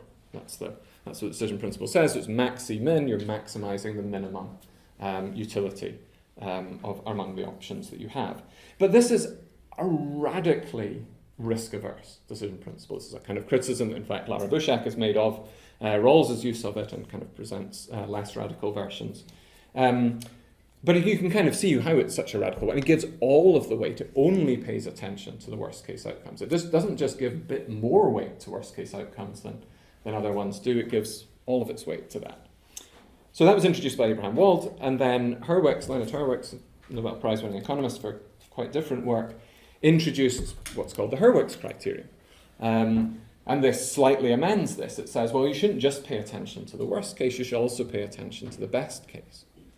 But there are different ways in which you can do that, different permissible ways in which you can do this. I guess what James would call a passional decision, which way you do it. Some people will give more weight to the best case and less weight to the worst case. Some people will give it in the other way around. Those who give more weight to the best case will be the risk-seeking people. More weight to the worst case will be the risk-averse people. But there's a kind of continuum that you can do. But of course that also has a sort of crudeness to it, because it misses out all of what's going on in between the best case and the worst case. So the generalized version that I've introduced before gives a score to each of them. So you give give a weight to each of the possibilities as ranked by from best to worst. So you start off with the worst case, give a kind of weight to that, then the second worst case, the third worst case, and so on. Okay, so these are general decision principles. You could use this whatever sort of decision you're trying to make, whether it's deciding whether to climb a mountain or whether how to set your initial credences. In some ways, their application is probably more restricted to the case in which you're setting your initial credences, because for all of those other decisions, you've probably got credences around that you can use, and then you need a decision principle that takes credences as input. So perhaps this is an unusual case. But I've put in the kind of on page 5, I've given a couple of diagrams that illustrate what different attitudes to risk, encoded in this way that the generalized Hurwitz criterion suggests, what different attitudes to risk, in this case, give us when it's applied to this decision about credences. So I'm just imagining here that you're scoring credences for their accuracy or for their decision-making use, their guidance value in decisions, just in the way that I was doing in the first lecture, using these things that are called strictly proper scoring rules or strictly proper measures of epistemic or pragmatic utility. And then we're asking here given different ways of measuring, different attitudes to risk, which credence functions will the generalized Hurwitz criterion suggest?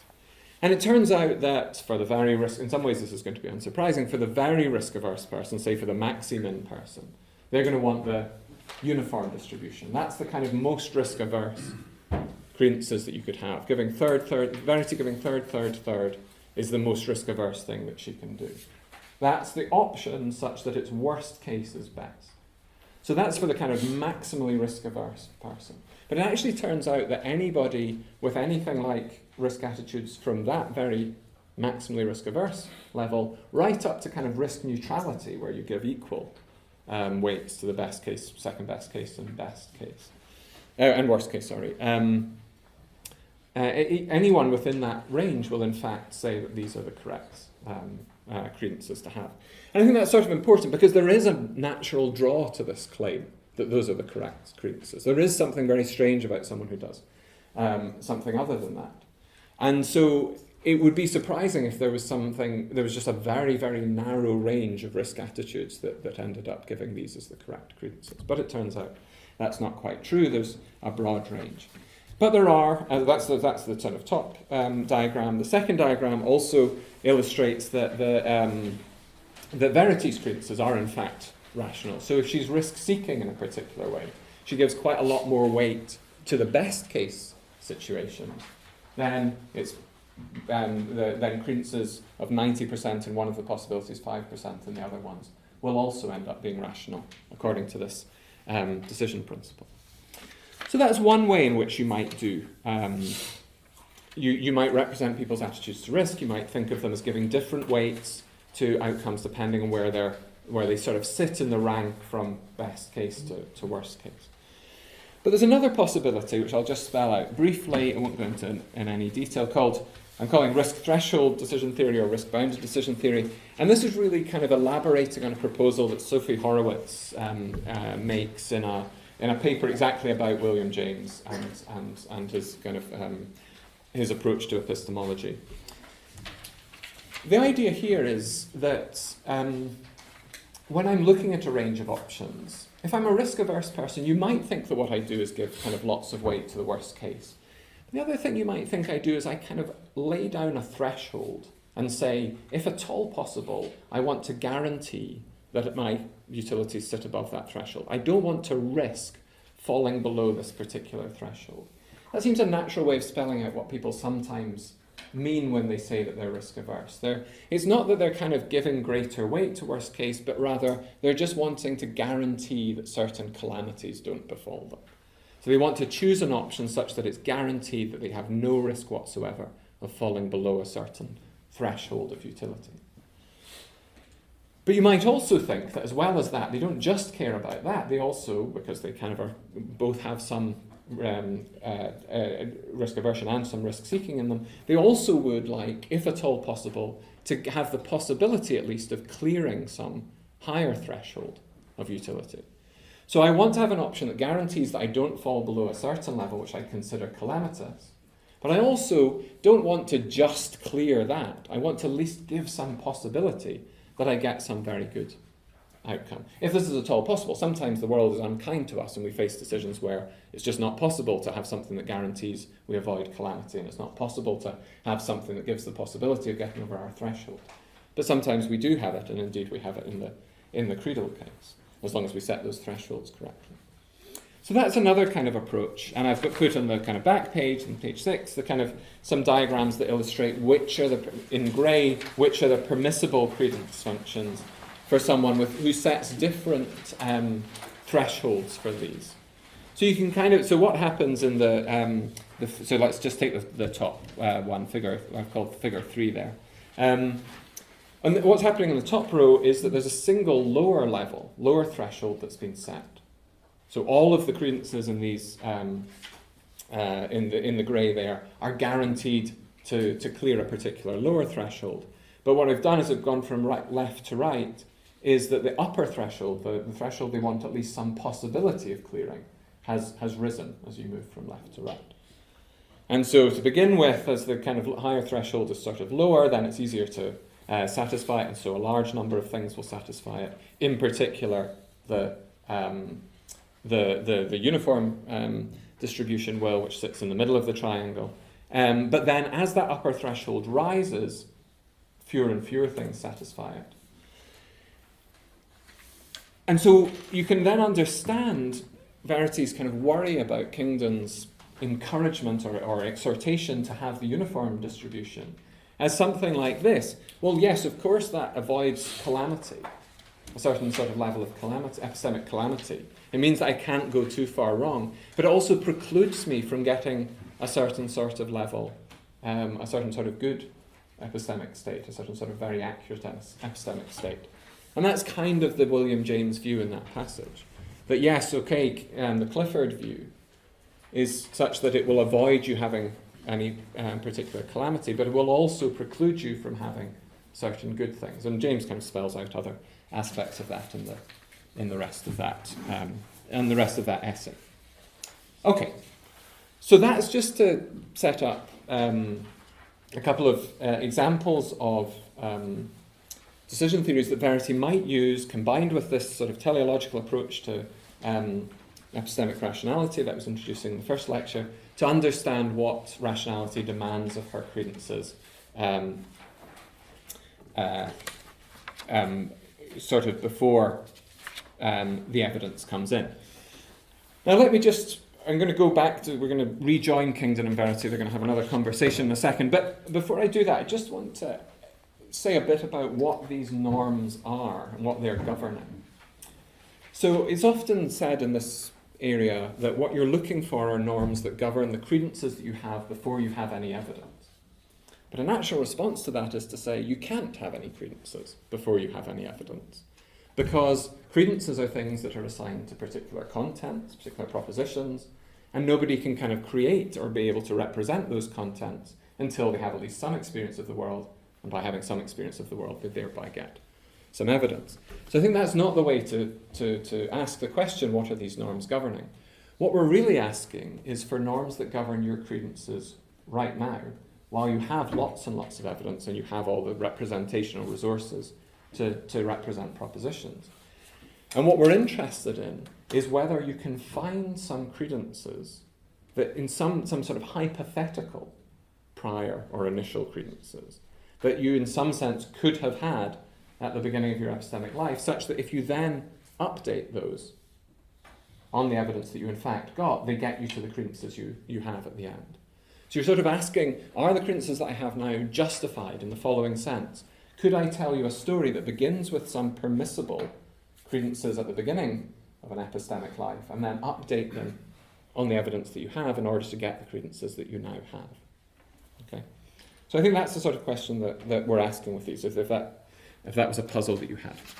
Okay, so I'm now going to go back to Kingdon and Verity. Kingdon's still not wholly satisfied with the situation and wants to press some further questions. So I said in the introduction to the lecture series at the beginning last time that one of the themes that will run throughout is that permissivism, and this kind of framework that I've just been presenting is quite permissive because you can have different attitudes to risk and therefore different permissible credences. And even with the same attitudes to risk, there's going to be different permissible credences that you could have.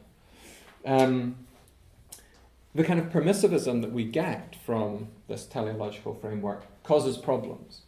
Okay, there's a number of kind of well-known problems faced by any permissive view in epistemology. And Kingdon's going to press some of these in the epistemic case. In in lecture 5 particularly, I'm going to be asking some of the questions that come around in the case of your permissivism about values or commitments or goals or preferences. But here we're talking about kind of epistemic permissivism and the problems that arise with that. Okay, so Kingdon's back. Says, you know what puzzles me about your situation, Verity? That permissivism is not only true of you, that is, it's not just that rationality permits you to have a range of different credences were you to wish to, and nonetheless be rational, but you are aware of its truth, you acknowledge its truth, and yet you're still able to maintain the credences that you have. Verity responds, but surely there's no tension. It's precisely because I've convinced myself that these credences are rationally permitted that I see no reason to abandon them. And Kingdon says, look, as I understand it, I've just heard these descriptions of these two different sorts of decision theories, this generalised Hurwitz one and then this risk threshold one, but I understand it that your attitudes to risk, Verity, are given by the generalised Hurwitz stories. And she says, yes, that's right. So as well as the credences that you actually have, any permutation of them is also going to be permissible. So Verity actually has 90% in red, 5% in the other two. But it would, from the point of view of satisfying her attitudes to risk, it would be exactly as good for her to have 90% in blue and 5% in the other two, or 90% in yellow and 5% in the other two. So these are just as good from the point of view of kind of getting her the possibility of high epistemic utility in the way that she wants to, because she's an epistemic risk seeker. So as well as the credences, you actually have any permutation of them would be permissible. So you could just as rationally be 90% confident in blue, 5 in red and 5 in yellow, and similarly just as rationally confident, 90% confident in yellow, 5% confident in the other two. Verity agrees. But then, how can you maintain your very high confidence that the handkerchief is red while being aware you've no reason to prefer those credences to the two alternatives that I just described? How can you inhabit one doxastic state while knowing you can provide no justification that rules out all of the other ones, and in particular the other rational ones? So that's supposed to be a kind of standard worry for permissivism. Now I see your puzzle, Verity replies. So let me ask you this in response. What is my alternative? You might say that I should retreat to a less opinionated, more equivocating credal state. Perhaps you think I should make some compromise between the three credence functions that my risk attitudes deem permissible for me. Perhaps an equal mixture of them, which would indeed give the uniform third that you wanted me to have in the first place. Kingdon says, yes, that would be a natural reaction. But Verity replies, but look, this credence function, the one that you would have me retreat to, this uniform one, is not in fact permissible from the point of view of the risk attitudes that I actually have. It doesn't respect the attitudes to risk that I have. It's a credence function for a very risk-averse individual, but I'm a risk-seeking individual. It's a credence function for someone who isn't prepared to tolerate the possibility of very low epistemic utility in order to open the possibility of very high epistemic utility. So Verity cites in support of this one of the lines that's less often quoted from the William James lecture, but I think in some ways gets to the heart of his insight here. He says, do not decide but leave the question open. So he's considering that as a policy. Do not decide but leave the question open. So because he's thinking about the full belief case. So rather than kind of taking the risk and kind of forming the belief against, without supporting evidence, you should not decide but leave the question open. He says, but that itself is a passional decision, just like deciding yes or no, and is attended with the same risk of losing the truth. So Verity continues to kind of explicate what he's meaning here. She says, James's point is that there's no neutral default option on which you can fall back whenever you don't have positive reason to adopt the beliefs and credences you have. Each option, including suspending instead of believing and including the uniform distribution instead of an opinionated one, has a profile of epistemic utilities. And those, together with the attitudes to epistemic risk, determine the ones that you should choose. So the thought is that there's no way, I think this is James's thought, there's no way you can just kind of opt out from this game of having doxastic states, or in some, you could opt out by not having a doxastic state at all, but that, he then points out, has this opportunity cost of risk, losing the possibility of getting the truth. So it nonetheless kind of There's no way to kind of get out of this game. It's not a choice where you can kind of opt out of it with no consequences. Okay, so Kingdon replies, okay, I see, but why not move instead to one of the other permissible credence functions? Why not become 90% confident in yellow, for instance? But Verity replies, that would not improve my lot. I'd once again occupy one credal state, while two others remain rationally permissible. Okay, Kingdon concedes that, but he says, but isn't it nonetheless the case that on your view you could rationally switch from 90% in red to 90% in blue to 90% in yellow, entirely unprompted by any exogenous factor, and never do anything irrational? On your view, wouldn't you do just as well to toss a three-sided die to determine which of them will be your doxastic state? So Verity has a couple of responses. She says, I'll come back to the first version of that question, but let me quickly dispense with the second, because there's a neat little result that you get that speaks to that. So suppose you've got a collection of credence functions. We don't have to be in the permissive case now, we don't have to be in the evidence-free case, just any collection of credence functions. And suppose you've got some process by which you could randomise between them. You might toss a coin, or roll die, or do a random number generator, or whatever. You have some way of randomising between them. And suppose you value that randomising process, just as we usually do in these cases, by its expected value. So you kind of take the value of the randomising process, any particular possibility, just be the expectation of using that randomising process at that possibility. Then it turns out that any such randomising process over any set of credence functions, it's guaranteed that there's a single credence function that you could have that is guaranteed to be better regardless.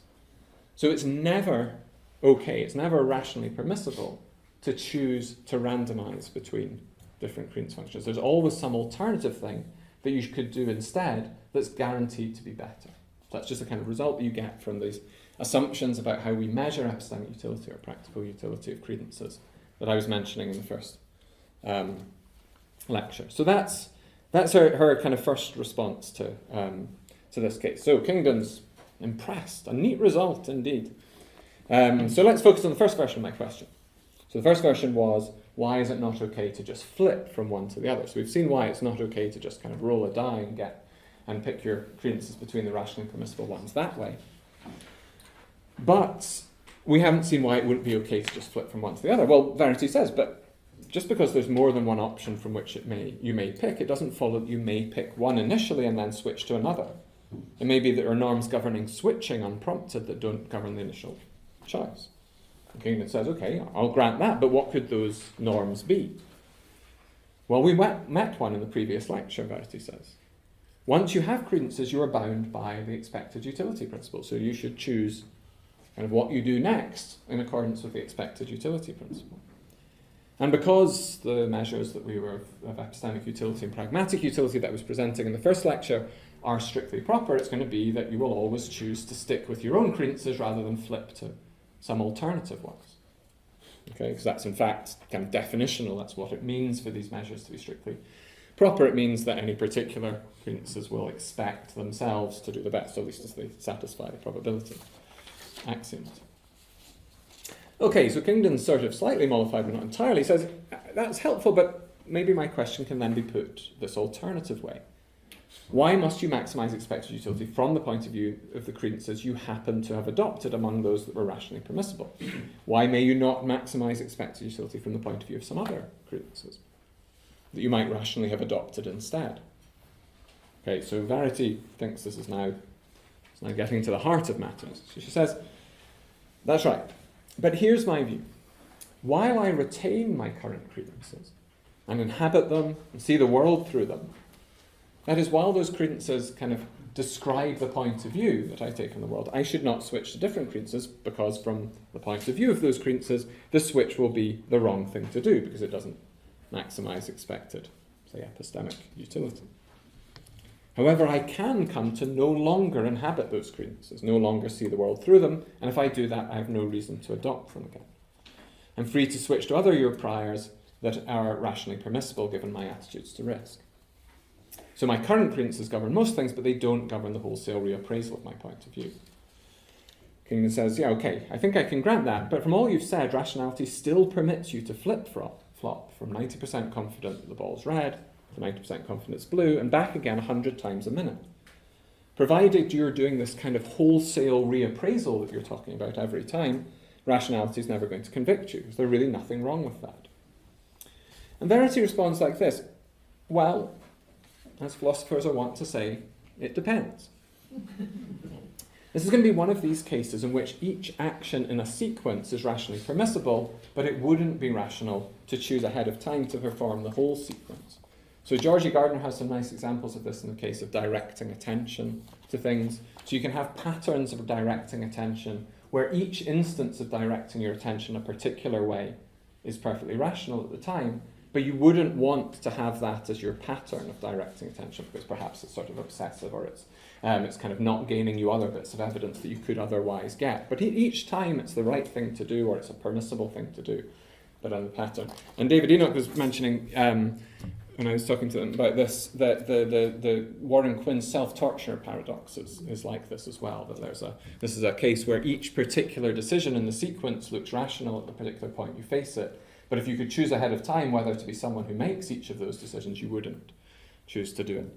So the thought is that something similar is going on in this sort of case.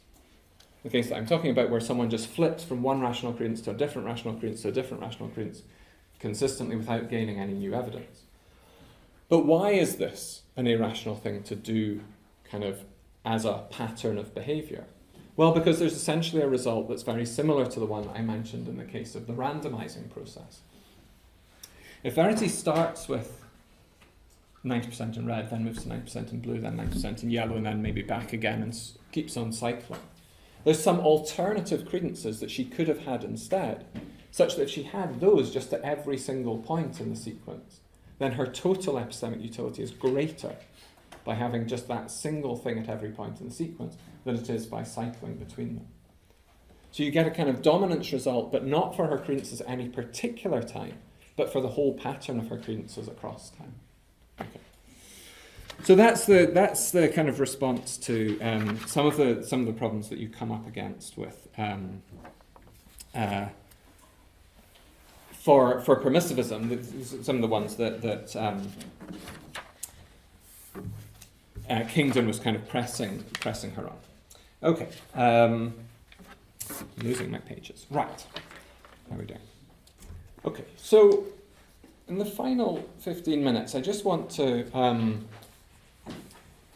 talk about two further things. First of all, I said that in this lecture I was going to fill gaps for norms both on the synchronic side, so norms that govern how your credences at a particular time should relate to one another, but also on the diachronic side. And I was mentioning that there are going to be, the diachronic norms that I was presenting last time are norms to do with how you should respond to evidence. But I also said at the beginning of this lecture that that's not the only way in which things can change for us that might lead us to want to change our credences. We might also gain representational resources, we might gain new concepts, we might thereby be able to kind of understand or represent different possibilities. So there's a question, how should your credences at one time relate to your credences at a later time, when in between times you've, say, come to realise a new possibility, or you've come to be able to represent it, or you've come to be able to draw new distinctions. So let me just describe some ways in which this can happen. So let's suppose that Verity doesn't know what Kingdon's political leanings are, and currently she just thinks there's three possibilities. He's a liberal, he's centrist, or he's conservative.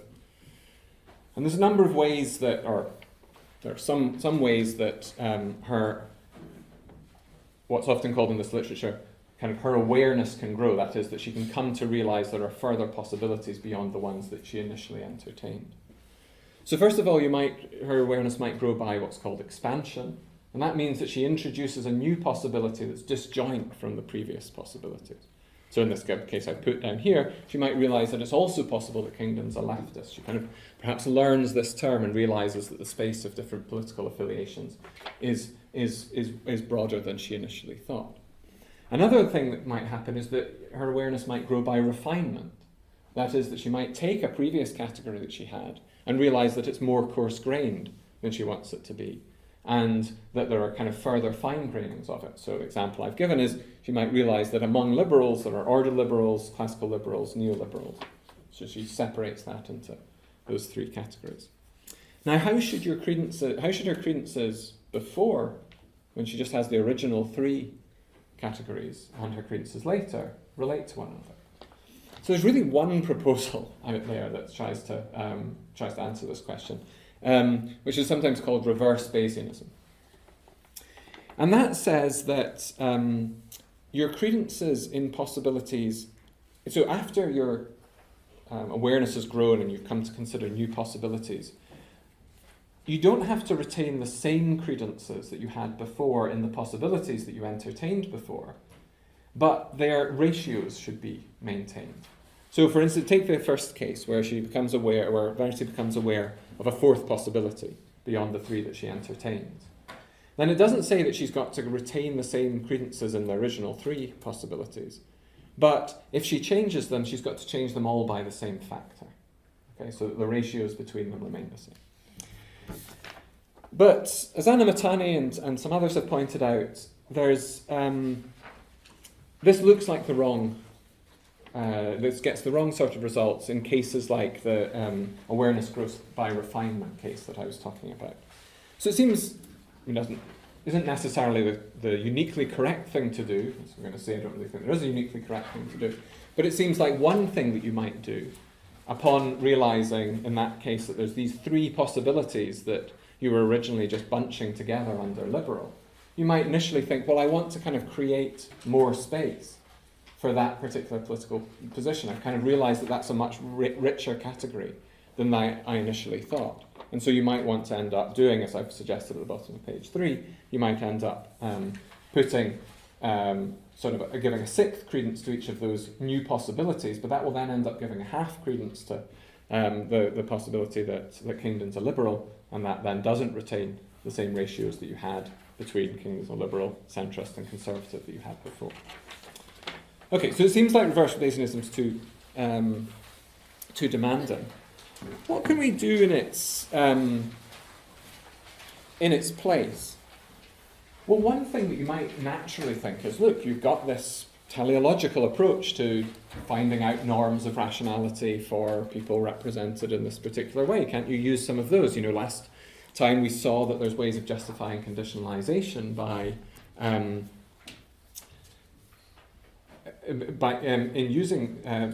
using this teleological approach. Why can't you just kind of wheel that in and sort of see what it says about what you should do in these cases? The problem is, in these kind of cases, that they end up, the arguments end up being extremely conservative, much more conservative even than reverse Bayesianism suggests. They end up saying, in fact, you should end up having exactly the same credences in the original possibilities that you had before. Not just that their ratios have to be preserved, but in fact that they... And what I think is going on there is that in the case where you acquire a new concept, you're able to make a new distinction, you're able to entertain a new possibility, you essentially want to throw out the original or priors that you were using and that you were conditioning on your evidence. Why do you want to throw them out? Because you realise that had you been aware of these possibilities to begin with when you were setting your initial credences, you would have set those initial prior credences quite differently. So let's just take a kind of person who's very, very committed to a sort of principle of indifference, where they just say, look, I'm just going to always put equal credence across all the possibilities as fine-grained as I can make them. Then someone who starts off, as Verity does, with Kingdon's a liberal, a centrist and a conservative, and thinks those are the most fine-grained possibilities, will want to give a third to each of them. But when she discovers that there's these further possibilities within liberal, so now she has 5 different possibilities, those 3 and plus the further 2, then she'll want to put a 5th in all of them, and of course that's going to give quite different credences. So I think what happens when our awareness grows is that the normative force of the credences that we had before is lost. Okay, we no longer want to necessarily inhabit them, because we realise that they're not the way they would be if I had been aware of the possibilities I've now become aware of and had set my credences in those possibilities to begin with, and then evolve them forward with my evidence. So I think essentially what happens is that awareness growth is somewhat akin to what I call a doxastic crisis, and we can have these kind of doxastic crises for lots of different reasons, but awareness growth is in some ways the most banal or quotidian of them. And what happens in a doxastic crisis is that the credences that you have, which while you inhabit them have normative force for you, and you kind of make your decisions on the basis of them, they lose that normative force. Now, what sort of other things can give rise to doxastic crises? Well, one thing is genealogical anxiety, when I sort of come to realise what the causal story was behind the credences that I had. I only believe this because I was raised in a particular way, or I was kind of made familiar with this kind of particular school of thought. That sort of, the realisation that your credences kind of formed in this way, doesn't always, but can for some people, kind of lead them to stand outside those credences, and for the credences themselves to lose some of their normative force. And there are other sorts of cases like this, I think. For instance, in some ways, for everyone here, one experience might have been learning about skeptical hypotheses. So something that, for people who haven't considered skeptical hypotheses before, can have this kind of effect. It's kind of a sudden realization that the way that you were setting your credences before are not the way you would now like to set them, having become aware of these different possibilities. Okay, so I think that's what's going on with awareness growth. Now you might think that seems an incredibly dramatic way of describing quite a standard sort of phenomenon, where we just kind of gain new concepts all the time or become aware of new things. And I think in some sense that's true, but what I'm not wanting to suggest is that whenever our awareness grows in this way and our credences no longer kind of have particular normative force for us, we're sort of forced to reevaluate everything wholesale. It might just be because we're sort of finite creatures and reevaluating things wholesale involves enormous costs. It's going to be a natural thing for us just to retain a whole lot of the credences we have in certain things and only kind of reevaluate our credences in the propositions that are kind of most local to these new possibilities that you've become aware of. Okay. Final thing I want to talk about just right at the end is that I'm going to go back, we're going to have another conversation between kingdom and verity, is that a natural thing that might have occurred to you as I was kind of going through this is to think, well, one answer to the question, why should verity not have 90% credence in red and 5% in the others, is that that's not what the evidential probabilities tell her she should have. Because she has no evidence whatsoever. This is what we're imagining. We're kind of imagining her in this hypothetical situation where she has no evidence whatsoever. And in that situation, you might think there's a kind of notion of some sort of objective notion of probabilities. I would call them logical probabilities or evidential probabilities. Epistemic probabilities, I guess people sometimes call them, that are supposed to give you some sort of objective measure of how much support a particular body of evidence provides different propositions. And if it's an empty body of evidence, then it's going to give equal support to each of those possibilities. Okay, so I'm just going to quickly go through and say why verity doesn't think she should do that. So Kingdon starts off, again, not entirely satisfied with what's kind of been happening so far. It occurred to me that earlier, when we were discussing how you set your initial credences or your priors, we didn't discuss the possibility that you should use the expected utility principle, but instead of feeding in your credences as the input, because, as you explained, you don't have those yet to feed in, you should feed in evidential probabilities instead. So you should use the expected utility principle, but with evidential probabilities. What do you say to that?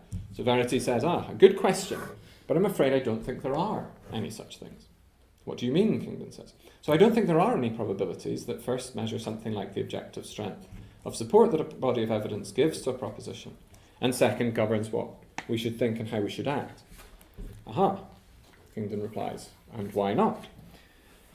Verity replies, well, there's a great many explications of this concept. So Keynes, for instance, understands logical probabilities to be some sort of graded version of logical entailment. Carnap takes them to be the probabilities based on priors that respect logical symmetries. Jaynes and Paris and Venkovska take them to be the probabilities on which we base unbiased inferences. So they're in some ways the probabilities that do not go beyond the evidence, as they sometimes put it. I don't have a separate complaint about each, but rather a general complaint, which we might call the teleological objection, in line with teleological kind of approach that I've been sketching. It asks, what's good about matching your credences to the evidential probabilities conditional on your evidence? What goes wrong if you don't? What makes it better to do so? What do you lose if you don't? If, for instance, I could see that I would have credences with greater epistemic utility were I not to match the evidential probabilities, either for sure or an expectation, what reason would I have to continue to match them? So Verity continues, kind of drawing an analogy. She says, I see these questions as belonging to a broad class. These questions that I've just laid out as belonging to a broad class of objections, some of which we make in the moral realm, some in the realm of prudential rationality, and some in the realm of epistemic rationality.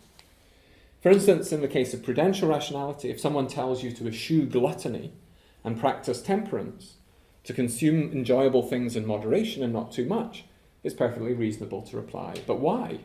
What benefit does this self-denial acquire for me? If I gain more enjoyment from my current consumption than I would from temperance, what reason have I for adopting temperance? And you might see Mill's harm principle as furnishing a similar style of objection in the case of morality.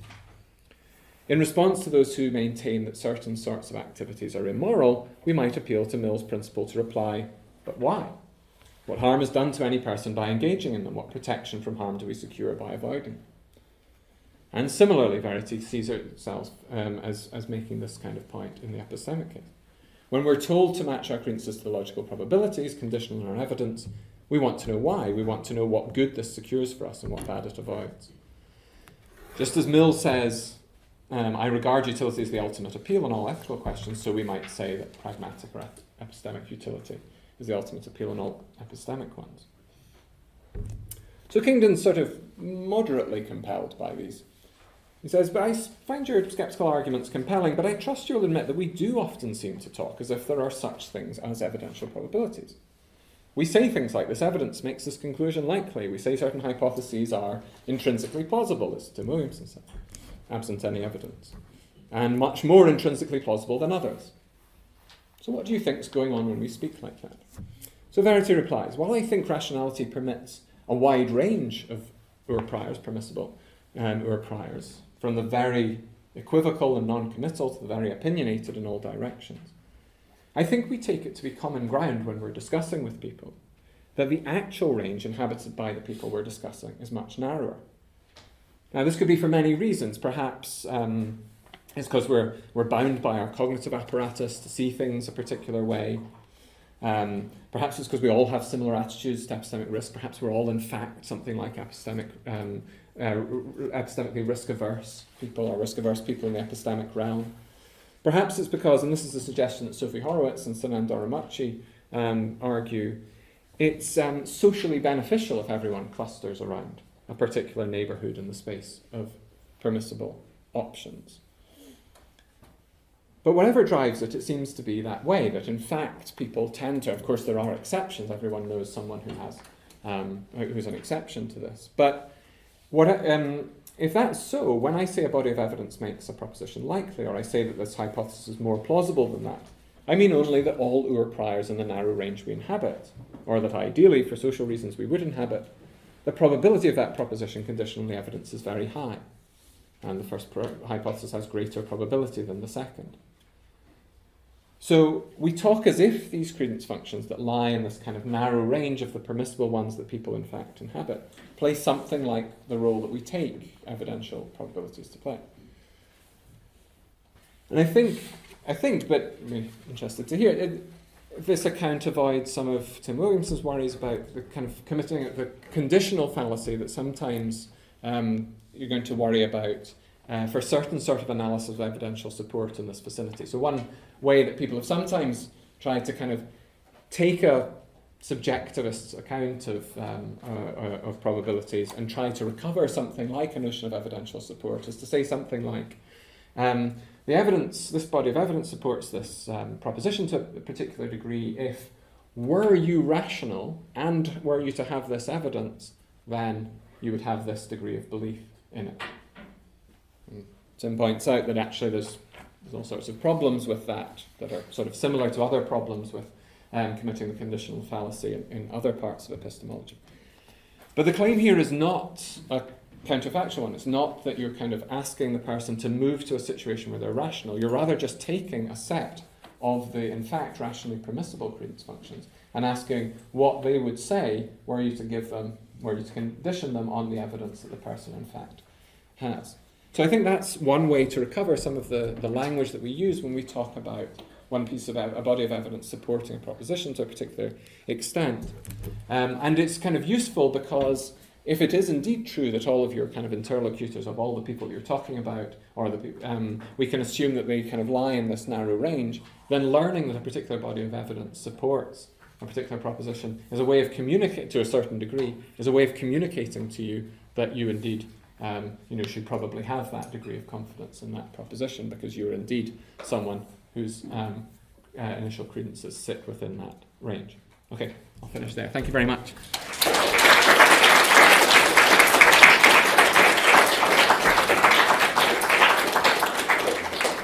Great, welcome to Lecture 3. Congratulations on finding it.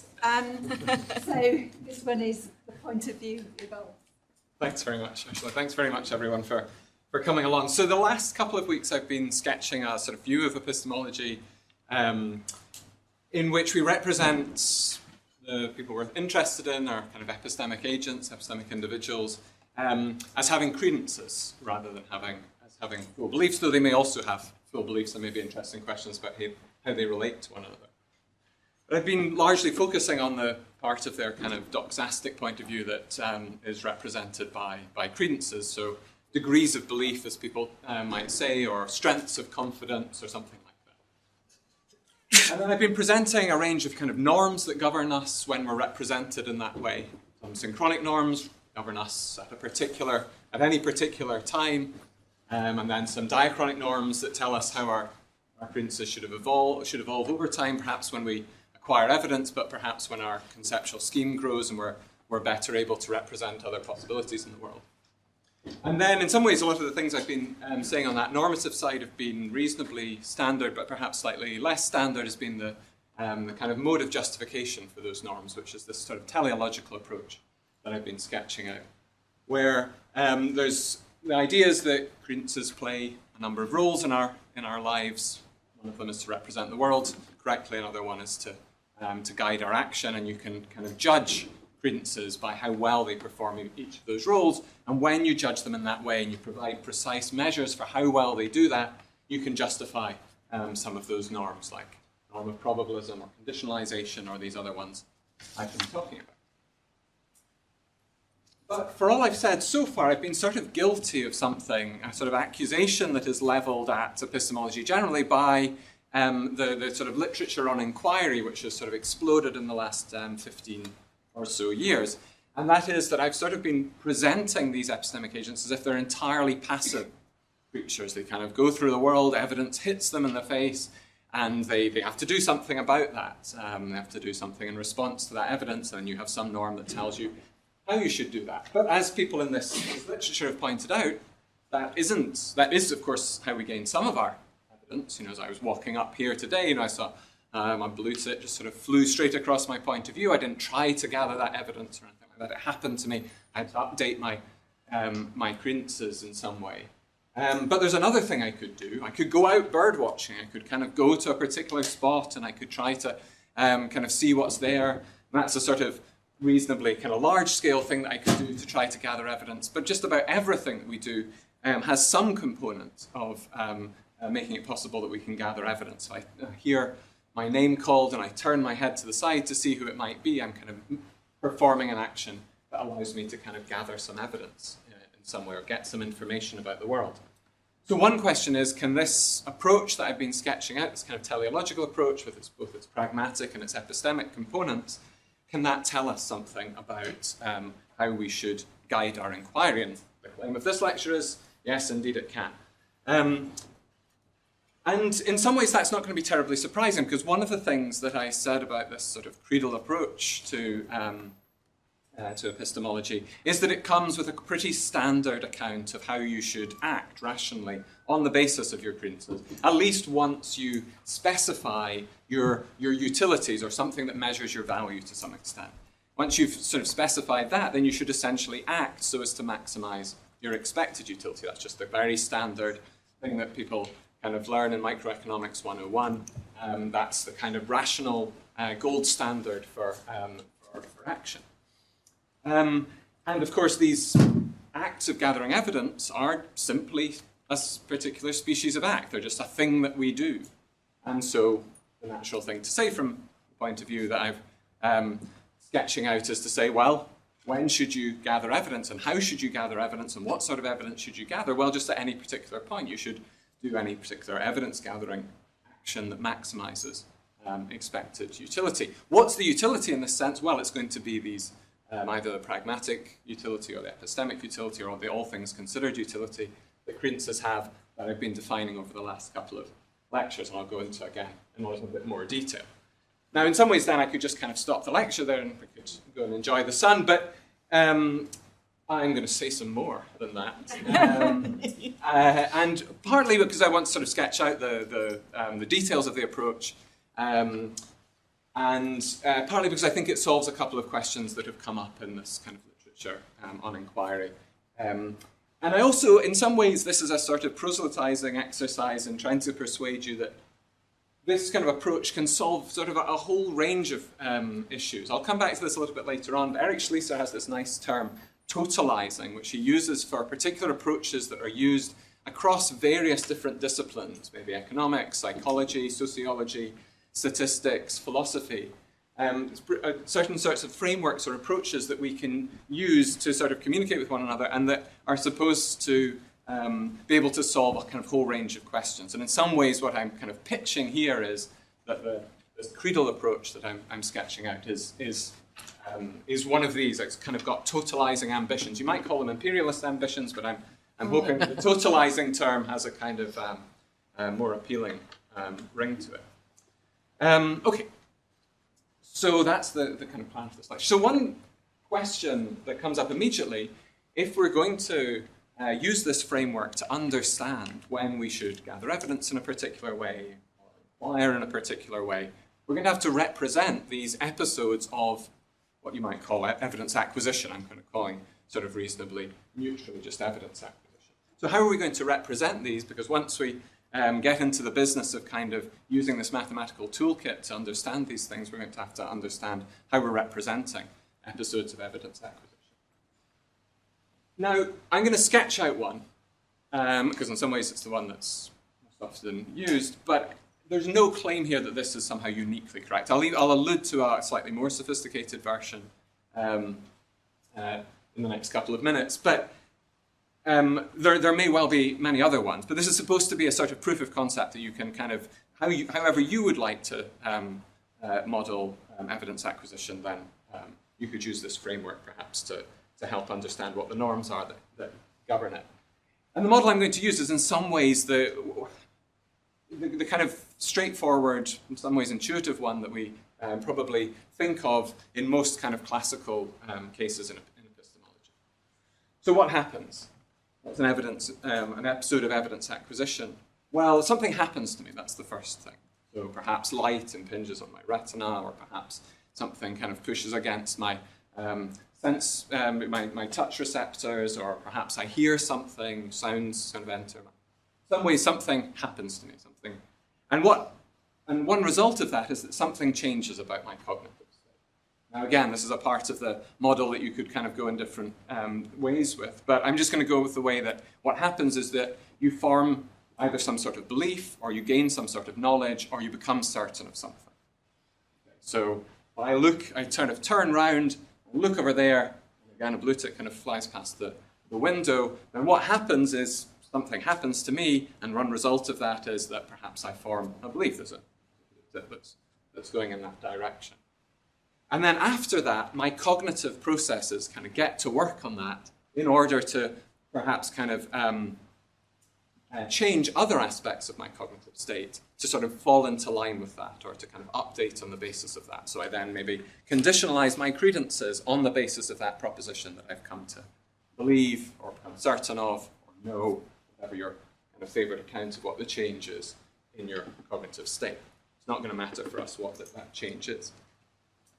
So that's the kind of model. Something happens to you, one aspect of your cognitive state changes, and then on the basis of that, some cognitive process gets to work to change the rest.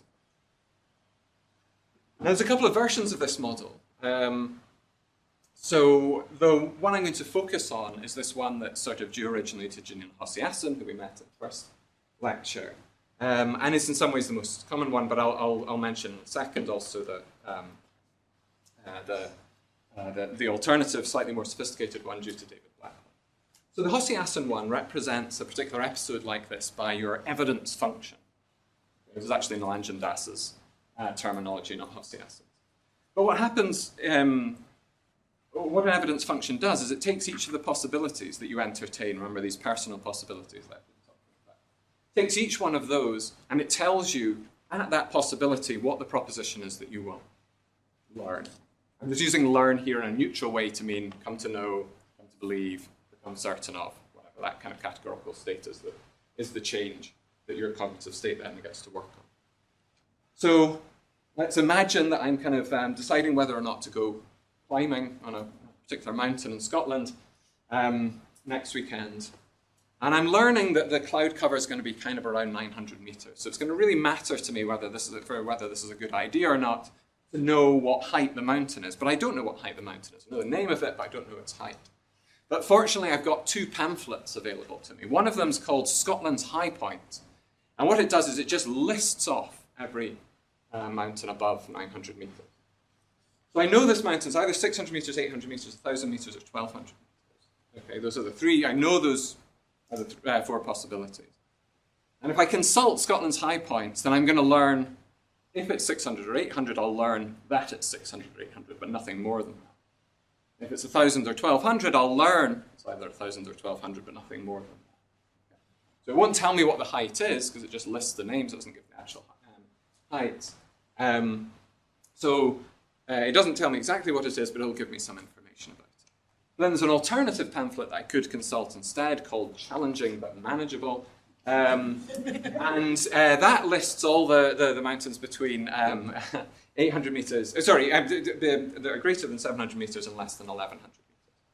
So if it's either 600 meters or 1,200 meters, then it's going to tell me it's one of those two, but nothing more than that. If it's 800 or 1,000, then it's going to tell me it's one of those two. It's not going to tell me anything more than that. So the evidence function in this situation just takes each possibility and tells me that the proposition is that I'll learn in that situation. Now, as I say, there's in fact, and there's kind of a lot of subtleties that are out in this area, but there's another way of representing that. You might think of Hossiassen's as a kind of deterministic approach.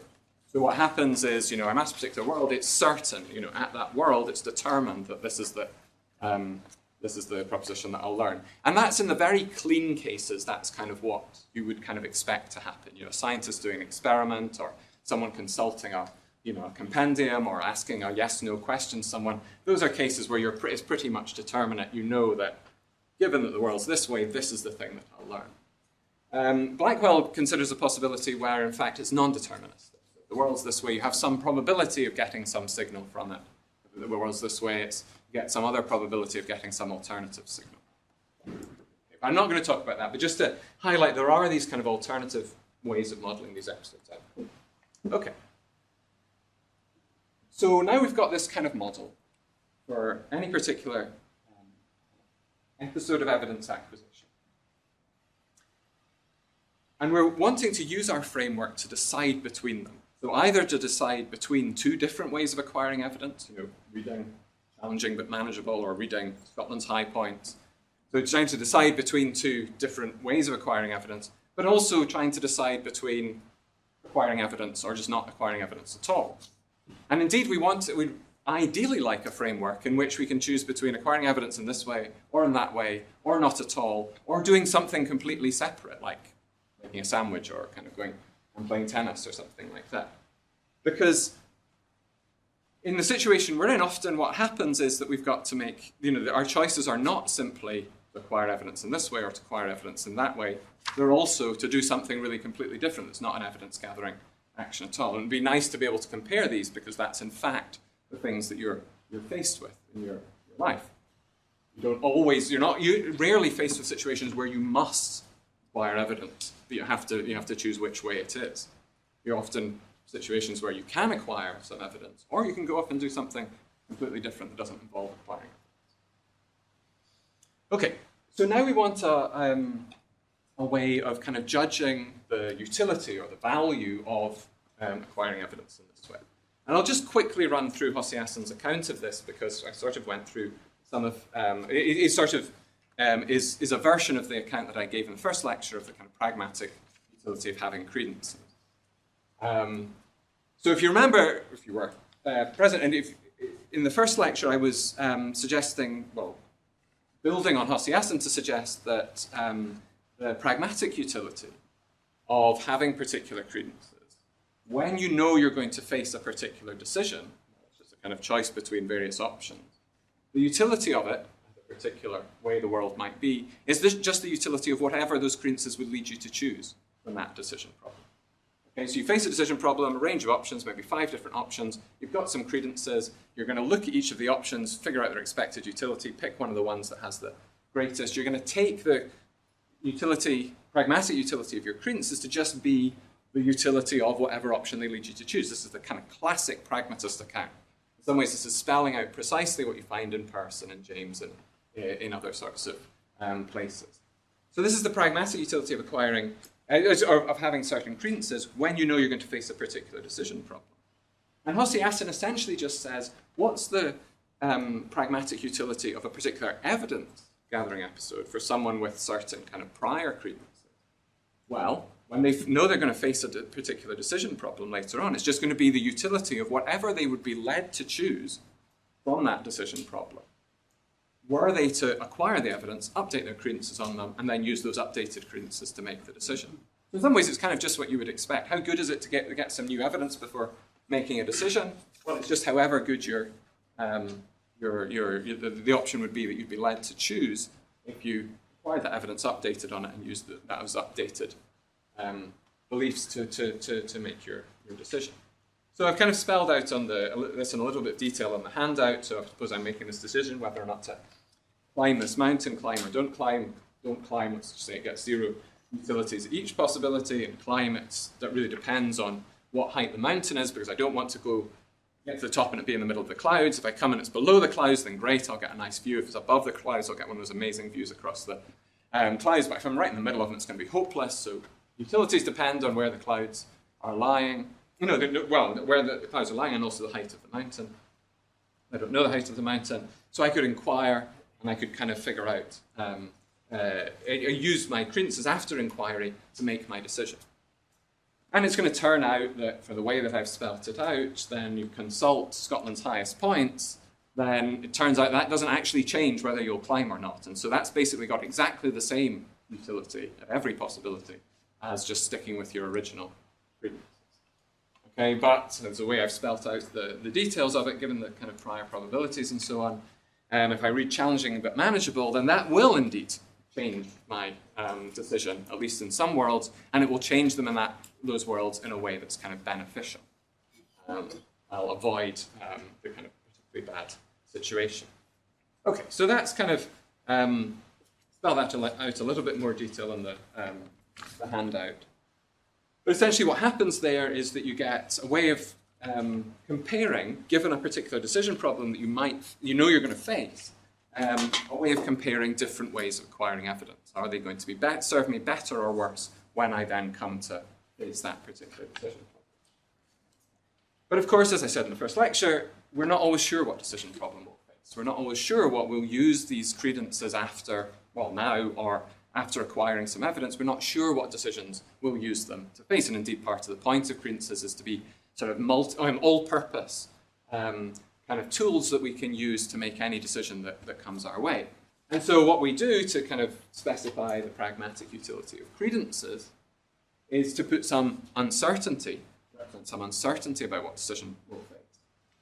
And then represented perhaps by a probability function, and then take the pragmatic utility of a particular set of credences to just be the kind of expected utility of using those to face whatever decision problem we in fact face, that we're currently a bit uncertain about which one we'll face.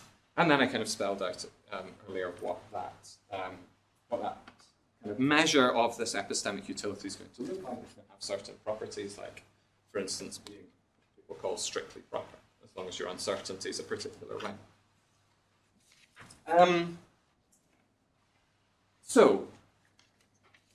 And then of course you can then build on that to give the pragmatic utility of a particular way of gathering evidence, or kind of episode of gathering evidence. How do you do that? Well, you just once again take the pragmatic utility of gathering evidence to be the pragmatic utility of whatever credences you would end up with as a result of getting that evidence and then update. Oh. So that's the kind of Hossiasson's way of understanding it, kind of absolutely core pragmatist intuition that the kind of good of a particular evidence gathering episode or experiment that you might do or inquiry that you might undertake is the pragmatic utility of the credences that will give rise to, and those are just the utilities of the things they will be led to choose.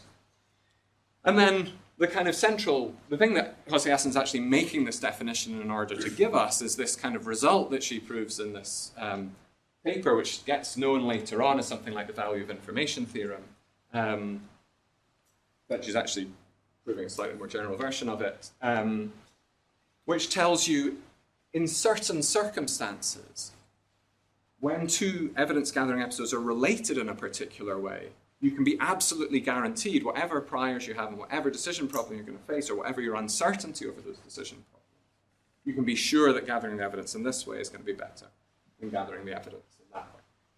I won't go into that in too much detail.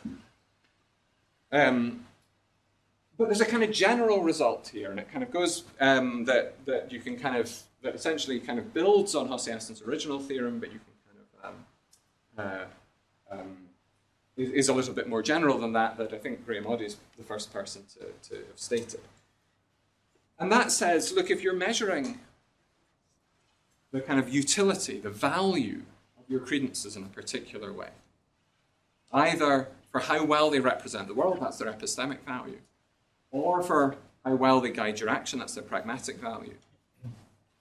And if those measures have the properties that I was talking about in the first lecture, namely that they're strictly proper, that is, that any particular probabilistic credences expect themselves to be doing better than anyone else, then you're going to get this kind of general theorem which tells you certain circumstances in which you can be sure that this kind of evidence gathering is going to be better than that kind of evidence gathering. And that's a really, it's kind of remarkable theorem. Well, in some ways it's one of those funny theorems, I think, that is to some extent straightforward once you see all the definitions. One of those theorems where the key is in giving the definition.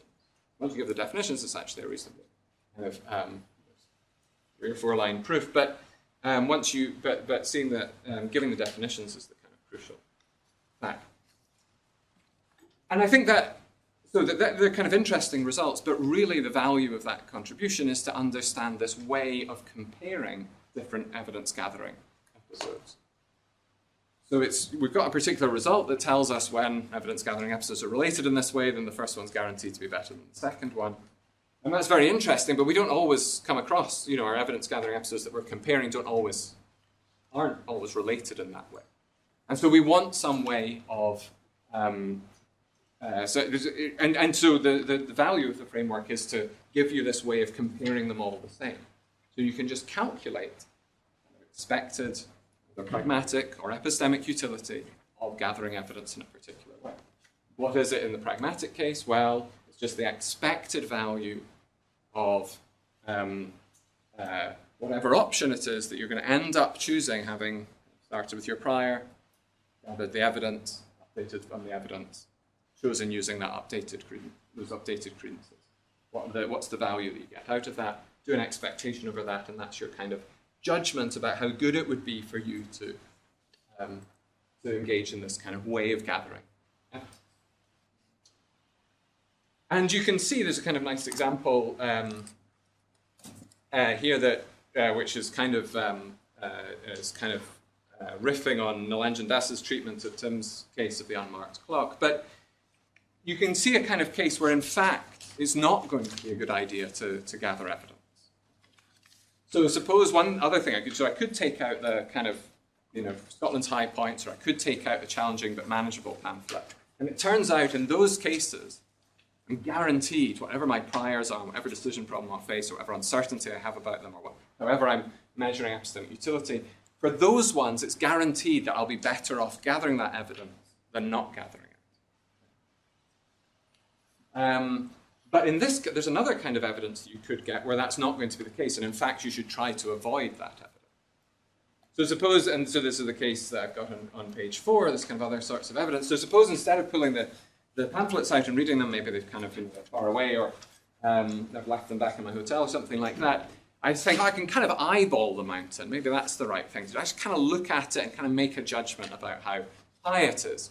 And suppose in that case, my judgment's a little bit kind of dicey. If it's either 600 or 800 meters, I'll learn it's 600, 800, or 1,000. Either 800, or if it's either 1,000 or 1,200, I'll learn it's 800, 1,000, or 1,200. So the crucial feature there is that those two things that I might possibly learn overlap. They don't form a partition. And then turns out you can specify certain priors that you might have, such that you will in fact actively not want to gather that evidence. You'll think you'll make yourself worse off. Now you might think that's an incredibly puzzling thing to happen, because surely one thing that we can kind of agree on is that when I acquire true evidence, and in that case the propositions I'm learning there is true, when I'm acquiring true evidence, surely my kind of credal state, my epistemic state, my doxastic component of my point of view improves. So that's why we gather evidence. We want to get evidence so that our credal state improves. And so if that's the case, then in some ways Hosiasson's theorem surely is just completely unmysterious. Of course it's always going to be good to gather evidence. Why? Well, because whatever the evidence tells me, as long as it's true, I'm going to improve my epistemic state by learning it and updating it. But of course that's not true. And that's exactly what misleading evidence is. Okay? You can get evidence such that is true. You learn it, but you become worse off epistemically as a result of it. So what Hosiasson's theorem essentially tells us is that there's certain ways that evidence can be, such that it's still possible that the evidence that I acquire is misleading, but whatever detriment I get by acquiring that misleading evidence, it will be outweighed by the benefits that I'll get in other situations. So Hosiasson's conditions don't assure you that your evidence is not misleading. Evidence can still be misleading in her kind of cases, and it can still be possible that when you get the evidence, you'll end up being worse off in certain situations. But in other situations, you'll have improved sufficiently that as long as these conditions hold, you'll be guaranteed that that improvement outweighs the loss.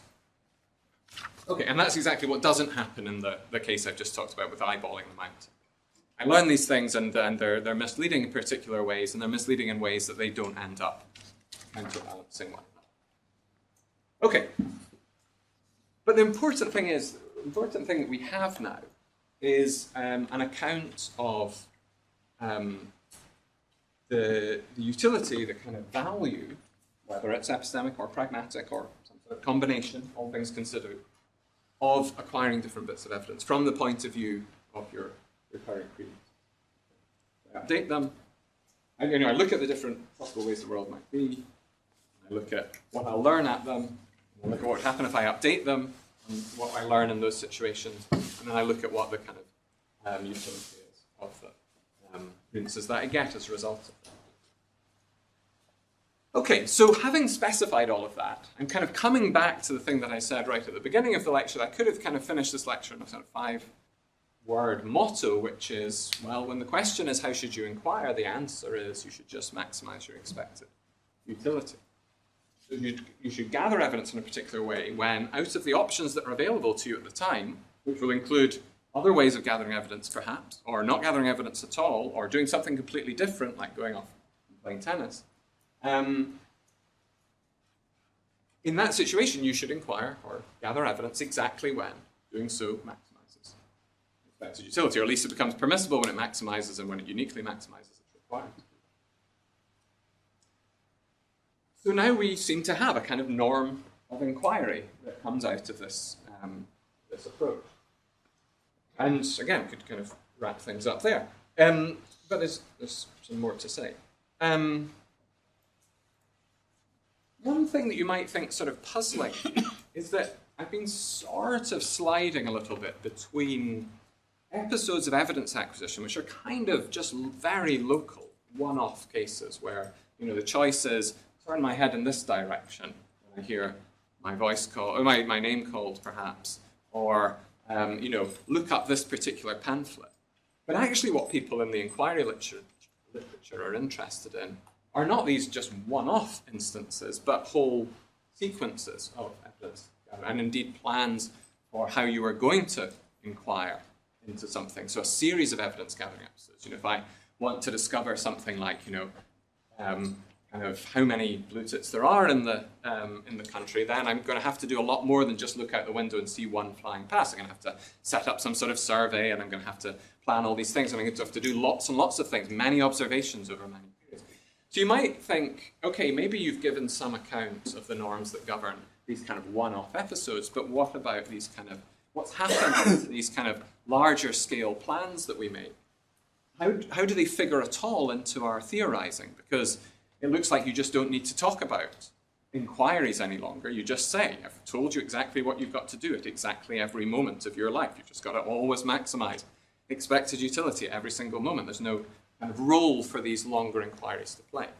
And I think the thing to say about this, and I'm kind of grateful to Michaela Kelly who suggested this, is that you want to look at these a little bit like Michael Bratman looks at intentions. So you can imagine what your life would be like if in fact you had to kind of assess at every point throughout it what maximizes expected utility at that point from the options that are available to you. An enormously costly activity to undertake. And of course, it would be really nice if somehow you had some automatic process in your brain that didn't require you to do this consciously, but rather just kind of did it right every time. But again, that seems kind of computationally incredibly demanding. And so what we might think you do instead is, instead of kind of making these reevaluations at every single point in your life, you make some sort of plan, long-term kind of plan, Bratman-style kind of intention, and then you kind of just instead of reevaluating at every point, you just continue to follow through that plan. Even if it turns out that might not be, following through on that plan might not be, by the time you get to a particular point, the thing that maximizes expected utility. You're just not reevaluating things. You're kind of just following through on the plan because you're a bounded agent and you don't have the resources. So you might think of inquiry as a little bit like that. It's kind of it's like an Bratman-style intention, or sort of like a plan that you make so that you don't have to reevaluate at every single point what's going on. So when I decide I'm going to discover how many blue tits there are in the country, I make a sort of plan that it has a series of steps that I commit to. And I don't make the decision at every single point in that just to decide whether that still maximizes my expected utility. I just follow through on the plan. And maybe I assess at the beginning whether that plan, in some sense, has high or maximizes expected utility out of the plans that I might make. Okay, so I think that's one thing that you can say about this. Okay, so now I want to move on to a couple of sort of issues that have been raised in the inquiry literature. Indeed, I'm going to start off with the case that I think is what launches the recent literature inquiry, which is Jane Friedman's case of the glazier. So here's the example. I'm actually paraphrasing. This isn't exactly the central points are the same, but I give a slightly different version because it's better for illustration for my purposes. So Jane is someone who, not Jane Friedman, no, Jane is someone who is a glazier, and they have learned that the tender for the contract to reglaze the Chrysler building is about to be put out, and she wants to put in a bid for that contract, an incredibly lucrative contract. So she hot-foots it down to Grand Central Station, which I'm reliably told has a good view of the Chrysler building, and she kind of looks up and she starts counting.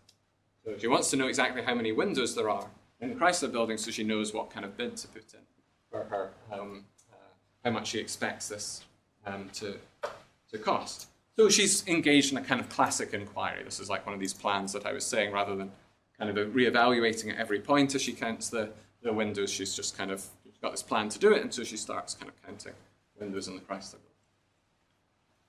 building. But of course, this takes a long time, and if anyone's stood outside Grand Central Station, it's a reasonably busy place, and so she gains other evidence as she stands there counting windows. For instance, she might overhear what's a terribly interesting conversation where someone points out that Madison Avenue runs northeast to southwest. Okay, so she gains that evidence in some ways. So if we look back at the model that I had on the first page, something happens to her like that. Those sounds perhaps kind of come into her ear, and something changes. Perhaps she kind of comes to form the belief, Madison Avenue runs northeast, southwest. But she's concentrating hard. She's concentrating on counting the windows.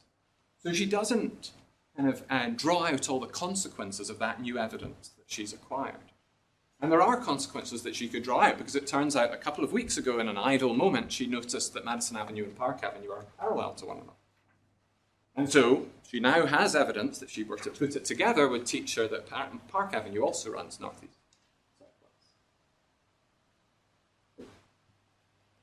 But she can't do both of these things. She can't both draw out the consequences of the evidence that she's just acquired in her ear and also continue to count. We're all limited agents. There's only a certain amount of stuff that we can do at any particular time. So it's not possible for her to do both of those things.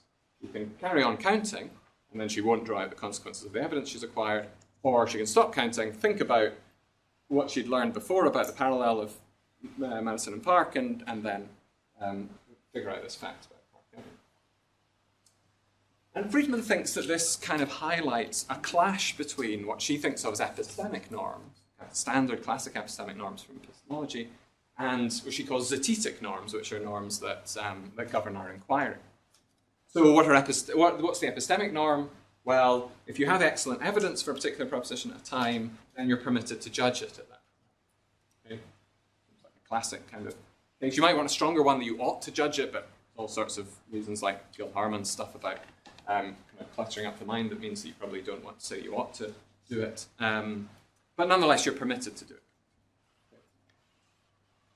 But there's also a zetetic norm, a kind of norm of inquiry, which says if you want to figure out the answer to a question, then you ought to take the necessary steps to figuring that out. But that second one clashes with the first one, because if she ought to continue, carry on with the inquiry that she's interested in, the answer to the question how many windows there are in the Chrysler building, that means, in fact, that she cannot also draw out the consequences of her evidence. So she has evidence that strongly supports that Park Avenue runs from northeast to southwest. But she can't draw it out without kind of failing to focus on the inquiry, but she's got this norm that tells her she must focus on the inquiry, so she can't, in fact, do this thing. And so there's this kind of clash between these two norms. I want to sort of suggest that you can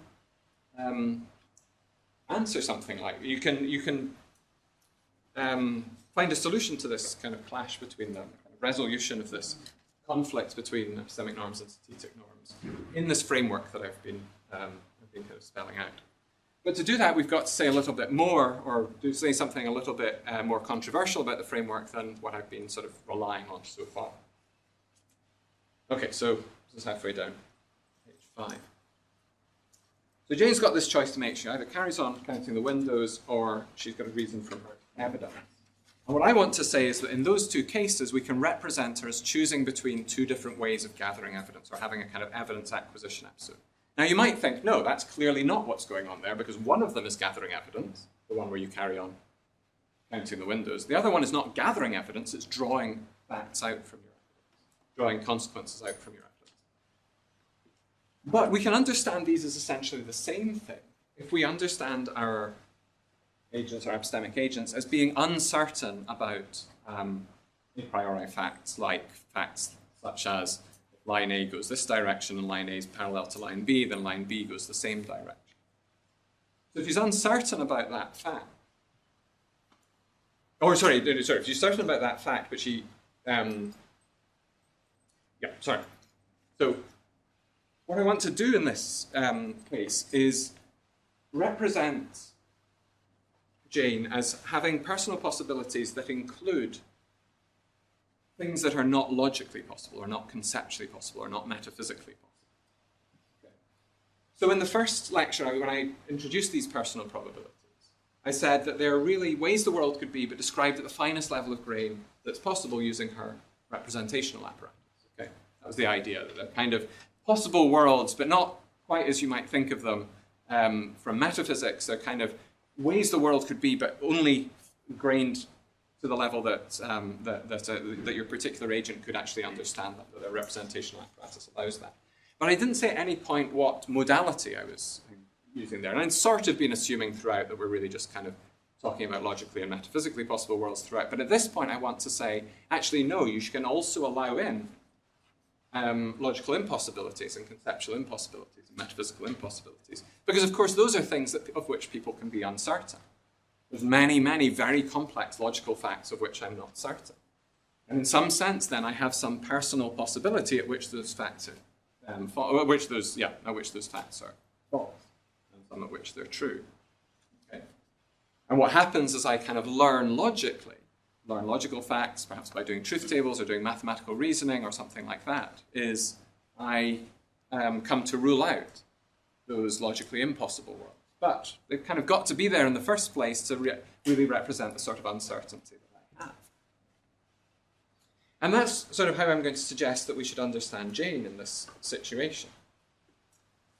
So just after she learns that Madison Avenue runs from northeast to southwest, she's going to have some positive credence in each of the following sentences. So remember, she already knew that Madison Avenue and Park Avenue were parallel to one another. So she'd ruled out all the possibilities where that wasn't true. And now she's also been able to rule out all the possibilities where Madison Avenue runs anything other than northeast-southwest. But what she hasn't done yet, the piece of reasoning that she hasn't performed yet, is the thing that would allow her to infer from those two pieces of information to the direction of Park Avenue. And so she still has positive credences, perhaps, in these four possibilities that I put out the handout, that Madison Avenue runs northeast-southwest and Madison is parallel to Park, but that perhaps Park runs north-south or northwest-southeast or east-west. Of course, we know, and when we look at them, and if she were to attend to them, she would pretty quickly know that those aren't really possibilities because she knows what it means for two things to be parallel. She knows she can infer from A parallel to B and A has this direction to B has the same direction. But she hasn't done that yet, and she hasn't done that precisely because she hasn't attended to them and brought those two pieces of evidence together. So that's how we're going to represent her. So we're representing her as having these personal possibilities that include more than just the kind of metaphysically and logically possible possibilities that are representable with her representational resources, but also ones that are logically, or conceptually, I guess in this case, impossible. And so if we do that, then we can understand the two evidence-gathering episodes as of the same kind of sort, and then we can compare them. So if she carries on counting, then we know that what the evidence function is that she will get by carrying on with that particular piece of inquiry. It's the one that at the end will tell her the true number of windows in the Chrysler building. And if she does the other one, where she kind of reasons out from her evidence, she will learn in the end, the one at the top there, that Park Avenue indeed runs northeast-southwest, same as Madison Avenue. But those are two different possibilities, and we know that because she's a bounded agent, she can't do both of them. She's got to decide between them, and so we can just evaluate those two as different sorts of evidence-gathering episodes, just like my case where I pull out the Scotland's Highest Point pamphlet or the Challenging but Manageable pamphlet, and I get to choose between those two ways of gathering evidence. Similarly, Jane can just look at these and assess which of these two she would prefer to do. And for pragmatic reasons, it's almost certainly going to be to continue to count the windows in the building, because after all, it's not going to be terribly useful to her, at least she can't anticipate yet, it's going to be terribly useful for her to know the direction of Park Avenue. It's very useful to her, incredibly lucrative to know how many windows there are on the Chrysler building, because that's going to give her bid for the glazing contract the best possibility. Okay. So that's the kind of way I think of representing that. And then in that case, you don't really get a clash between these two. They're just kind of, the answer to what she should do is just going to be that you should kind of do whichever it is that maximizes expected utility, whichever particular sort of expected utility you're interested in. Now, there's a problem that arises with this, because one standard criticism that's put to this sort of credal approach to epistemology is that on its kind of its usual presentation, it requires a sort of logical omniscience. Why is that? Well, it's because usually when this is presented, people take the possibilities over which your propositions are defined that you then have credence in to be logically or metaphysically possible possibilities. And if that's the case, since each of those, some very, very complex logical fact is going to be true, then that's got to be something you've got to be certain in. One of the things that probabilism says is you've got to be certain in anything that's true at every single possibility. Okay. Now, you can avoid that problem by doing the thing that I've just suggested, which is kind of built on this suggestion of Ian hacking. You can do that, but then you might think that exactly the opposite problem arises, that then things become far too permissive. Because take, for instance, some extremely simple logical truths like P or not P. According to this, it could be rational for me to be uncertain of that. Because, after all, I'm going to have personal possibilities where that's false, because I allow in logically impossible possibilities. And then I can give some credence to that, and then I can be less than certain of it. In fact, according to the kind of version of probabilism that you get if you allow these different logically impossible worlds in alongside the logically possible ones, I could have extremely low credence in P or not P and be perfectly rational. This is sometimes called a problem of logical obtuseness. But I think this paper where Ian Hacking introduces this, kind of, as an aside, gives, I think, what's a really nice answer to this problem. And the answer goes like this. There's two distinctive features about these very simple logical truths. One is, it would be very useful for you to be aware of them, to be certain of them, at least to have very high credence. Lots and lots of decisions you're going to face where it would serve you very poorly if you were uncertain of whether P or not. Kind of end up setting expected utilities in ways that will kind of be guaranteed to lead you astray in such and such ways. So that's one feature of them. The other feature of them is that they're very easy to acquire knowledge of, to acquire the evidence that they're true. Why? Because they don't really require terribly much logical reasoning. Do straightforward truth tables, that's what you know. Now, those two things then suggest that anyone who doesn't have, say, certainty in them, or at least very high credence in them, is not maximizing their expected pragmatic utility. Because they're refusing to do this very, very low-cost thing that will get very, very high pragmatic utility out of the end. It will serve them very well in their decision-making, and it's very low cost to do, and that's exactly the sort of case that you would think. That this kind of value of information framework tells you you're irrational if you don't do it. It's a little bit like if, I knew that if only I were to look to my left now, I would learn something that would gain me £1 million later. If I were not to do it, you could rationally criticize me for not doing it. It's very low cost for me to do it. It's very high gain. So if I don't do it, then I'm irrational. And similarly, the person who doesn't acquire this kind of very simple logical evidence. Okay, so that's the kind of proposal for how to kind of understand Jane Friedman's kind of cases. And I mean, in some ways, the purpose here is a little bit more than just kind of deal with that particular case, but to create a unified account of inquiry that includes both logical reasoning, conceptual reasoning, empirical investigation, in such a way that we can then compare those things with one another. Because there's going to be cases where, very often going to be cases where it can be one or another. I know I could do a little bit of mathematical reasoning, maybe that would improve things for me in some way. I could do some empirical investigation, maybe that would do some benefit for me in some way. But I've got to decide which of them to do. Perhaps I just can't do both of them. That's a little bit like what happens in the glacier. Okay, the next problem that's going to come up, or something's come up in this literature that I think this account can help us. Well, yes, I think this can help us with, but then it's going to face a problem. I'm really using this kind of point here to kind of raise a problem against the account that I'm talking about and say how I think we should address it. So, Mona Simeon has recently worried about these cases where, so at the beginning I said that one of the criticisms that the inquiry literature has sort of levelled against traditional epistemology, if you like, is that it treats us as these passive agents. We kind of receive the evidence and then we've got to do something with it. But of course we're not. We go out and find certain sorts of things.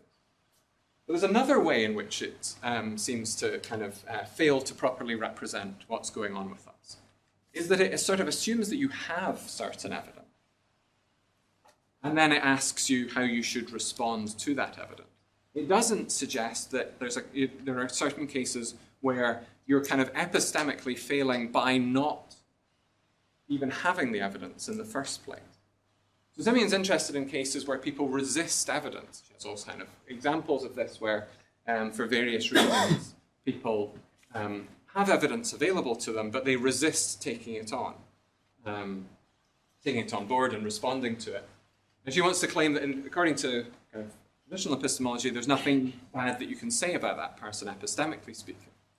Why not? Because all that the standard kind of epistemic norms say is, if you have this evidence, then you should respond to it in a particular way. She says, no, there's sometimes cases where whether or not you have it, if it's available to you, you ought to have it, and then you ought to respond to it.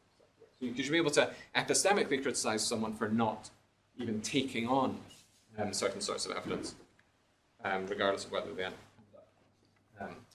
So G has this norm, I can't remember what DTB stands for, but a subject S has an epistemic duty to form a belief that X if there is sufficient and undefeated evidence for S supporting X. So, I mean, this is part of the kind of tenor of both the paper and the book that came out of it, is that there are kind of positive epistemic obligations as well as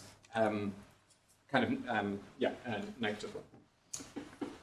Now, I think one good feature of the account I've been given is that it helps us understand this this phrase, there's an epistemic duty to believe something if there is sufficient and undefeated evidence for us. Because that's a little bit mysterious in this account. In fact, Simeon does say some things about this.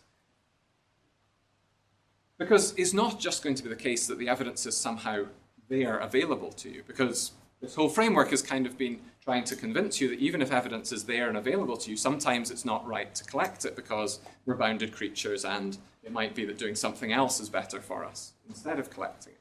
So there isn't anything kind of particularly bad about this. So you've got to give some sort of story about when it seems bad for someone to have evidence available to them, but not to acquire it, not to sort of take it on. For instance, there are information I could get by looking there, looking there, looking there, looking there. And each of those, they're kind of available to me. There are, the things that I could do, but I say I can't do all of them. I guess I did just do all of them. But perhaps I'm in a situation where I can't do all of them. And so I've got to, you can't say just because they're there that I have some obligation to take them on. So I think this framework gives a kind of nice account of this. It tells you that, well, what does it mean for the evidence to be such that you have this obligation to take it on? Well, if doing that uniquely maximizes your expected utility, again, whether that utility is epistemic or pragmatic or all things considered. And Simeon is particularly interested in epistemic duties to do this. So she would really be interested, to spell out her ideas here, you would want this to be epistemic utility that's maximized an expectation by acquiring the evidence. Okay, so I think it gives that kind of that sort of nice account. But there is this problem that arises for exactly this reason. So you imagine the kind of some of the cases that Simeon's interested in is, for instance, a sexist who resists evidence of a woman's particular woman's competence that they're with whom they're interacting. Now, there's kind of plenty of evidence available to them, but they're not taking it on. They're not kind of coming to learn that evidence. But according to the account I've been sketching, you could imagine a way in which that could end up being rational, because suppose the sexist doesn't much care about the accuracy of the propositions that they would get information about. That's indeed part of their sexism. They don't much care about these propositions that they would thereby get evidence for. And moreover, you could imagine, and Simeon has kind of examples of this with climate change deniers, of people who kind of have a particular investment in their identity as someone who believes this sort of thing. And so they might take it to be a great cost to them if they were to gain evidence that would kind of tell against their belief, and they thereby come to lose that belief. But if you put that into the framework I've been spelling out, it looks like it's perfectly rational for the person to resist this evidence because they don't much care about the improvement the evidence would give them, and it would have a great cost to them. So the problem is if you do all of this evaluation from the subject's own point of view of their utilities, then you could get from their subjective point of view, it's perfectly rational for them to resist evidence. So we still want to somehow be able to capture what Simeon's getting at, I think, with this intuition. But I think we can. And that's essentially because this framework that I'm sort of spelling out is very flexible. It's certainly true that, very often what we want to do is evaluate a particular bit of evidence gathering or particular credences or something from the agent's own point of view, from the point of view of their utilities. You want to look at what they value and then ask, is it kind of worth it for them to gather particular sorts of evidence? But in the cases we're looking at here, the person in some ways has the wrong utilities, or indeed utilities that we would criticize in a particular way. For instance, they have this kind of deep commitment to sort of their identity as a sexist, and you might think that's okay, that's going to be a kind of morally or in some ways criticizable set of utilities. And so what you should do instead is evaluate whether they should gather this evidence when instead of thinking about the actual utilities they have, which you think of as flawed in some ways, how would they evaluate it from the point of view of unflawed utilities? So I think this is in some ways just to kind of point out that this framework can help us understand cases like this, and that it's got this sort of flexibility to allow you to evaluate things from different points of view. I've also been kind of always evaluating this from the point of view of the agent's own prior credences. You might think they're flawed as well, because perhaps they're formed as a result of kind of years of not taking on certain sorts of evidence. In some ways, while it's going to be very complex to do, there's kind of no in principle problem with that for this framework, because you can just take the credences in some sense they should have, and you can understand what they should be as well, because they're the credences that they would have were they to have in fact acquired all of the evidence that they should have acquired across the course of those years. So there's lots of different ways you can use this framework I've been kind of spelling out to evaluate people. You can do it from their point of view of their own utilities, from the point of view of some more kind of objective or not flawed utilities. You can do it from different points of view of different prior credences and so on. But just to kind of wrap up, I want to move a little bit, well, in some ways move from the opposite of gathering evidence to losing evidence.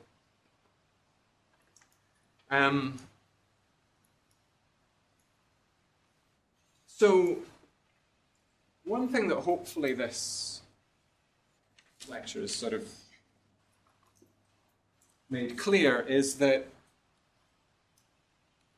the framework I've been spelling out, although in some ways it's become associated with a sort of ideal epistemology, kind of very, kind of very ideal norms. You should sort of satisfy probabilism, should always update exactly by conditionalization and all these sorts of things.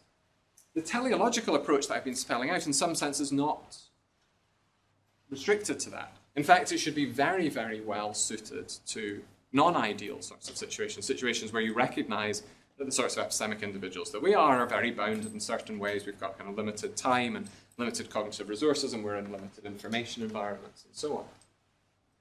And why is that? Well, because you can kind of use this teleological approach to evaluate what someone should do when their options are limited. In fact, that's essentially what happened in the case of Jane Glaser when she's kind of looking and trying to, she's got two options. She's able to count the number of windows in the Chrysler building, or she's able to do this alternative thing, spell out her evidence. She can't do both of them. Why not? Because she's a bounded agent. But nonetheless, this framework can allow us to tell between these two. So I want to just finish by just mentioning one, well, yeah, I think I'll just get to one other sort of consequence of us not being ideal that you could use this framework to account for as well, which is forgetting. So as well as kind of acquiring evidence, we sometimes offload that evidence. And in these cases, we're not doing it intentionally. If you've ever tried to forget something, it's certainly the worst way to, in fact, forget things. But you can nonetheless use the framework to evaluate whether or not it's rational to it would be rational for someone to do it. You can still use the person's credences and you still evaluate the act of forgetting. Even if the person themselves couldn't kind of do that, or if they did and then decided to do it, they would fail. How do you do this? Well, you've then got to kind of create a model of what happens when we forget information. So that's going to be controversial, but I'll just kind of put out a very, very simplistic one. So suppose you've got Verity, let's say Verity again. She's got credences in, it's going to rain tomorrow, it's going to be sunny, it's going to be very sunny. These kind of 4 nights in rain, 4 nights in sunny, and 1 night in very sunny. And then she learns that it's not going to be very sunny. Okay, so she learns it's either going to be rain or sunny, and so she updates her credences on the basis of that. And now let's say she forgets that bit of information. So what happens when you forget a piece of information that you previously had? There's lots of different stories about what might happen here, but one thing that might happen is that you revert back to what you had before. So there's people who think there's kind of these prior credences that you kind of carry around with you across your life. So just kind of are the credences you would have when you have no evidence at all, and then credences you should have at any particular time is just those credences conditioned on the evidence you have at that time. And people like that will think, if I start here with certain evidence, I gain some new evidence and move to this, and then I lose that evidence, then what's going to happen is I'm just going to revert back to that original thing. That's not the only story you could tell, but you could tell a story like that. And in that case, you can just use your kind of earlier credences, your middle credences there, the half-zero ones, to evaluate the kind of later credences that you would have as a result. Now, all of the ways of evaluating that I've been talking about have this property of being strictly proper. And what that means is that they're going to think that the half-zero credences are going to think they're going to be worse off if you forget and you revert back to 4 nights, and 1 night. But, and this is where the non-ideal comes in, there's some cost to retaining evidence. This is presumably why we in fact forget, because we're not unlimited storage devices. So all you have to do then is figure out whether it's rational for you to forget, is to figure out whether the cost that you have by retaining that information is outweighed by, the cost you get by forgetting is outweighed by the gain you get by freeing up some storage space. And of course that's going to be different across different cases. It's going to be very sort of specific. And so that brings me to the very last thing I want to say, which is that one thing that this can kind of look like is it looks like every single case is incredibly specific. It's in some ways very particular. It's going to look like you need to know all these details about the specific situation to figure out whether the person's rational. And in some sense, that can be a little bit out of keeping with how we sometimes do epistemology, where we look for kind of big, chunky norms like the one that Friedman gives. You know, if one has excellent credence for x at t, then one is permitted to judge x at t. We look for that sort of thing. But in fact, I think what's going to turn out is that in all those kind of cases, there's going to end up being counterexamples to them once we start looking at kind of our non-ideality. But then to kind of figure out what the general principle is that we should use instead, we're going to have to kind of fill in all these kind of tiny little details about exactly what the cost is for retaining this evidence and losing this evidence and moving from this to that. And so essentially what you want instead is some sort of principle like the one I've been saying, which is something like just maximize expected utility.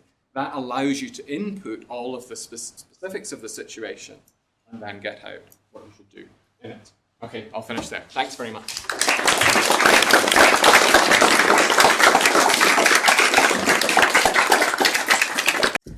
So welcome to the 4th lecture, which is choosing from a point of view. Thanks very much, Ursula. Thanks very much, everyone, for coming. So in the first, when I was giving the overview of the lectures right at the beginning of this, I said there's sort of breaking down into 3 parts, or 3 groupings. First of all, kind of theoretical rationality in the first and second, then practical rationality in the third and fourth, and then moral philosophy fifth and sixth. And you might have thought last week, not unreasonably, that it was more epistemology than practical rationality, but it was at least about kind of choosing actions, inquiries, evidence gathering for the purpose of for epistemic sort of ends. Today, kind of more sort of securely head into sort of practical rationality territory. So questions about how you should make decisions from your particular point of view, where the sorts of decisions I'm going to be interested in are any sorts of decisions, not just decisions to inquire or decisions to gather evidence, but just any sort of decision. So we're interested here in what is in some ways the correct decision theory. What's the correct sort of theory of rational action based on a particular person's points of view. And I'm going to try to... This lecture is a little bit more speculative, I think, than the previous ones.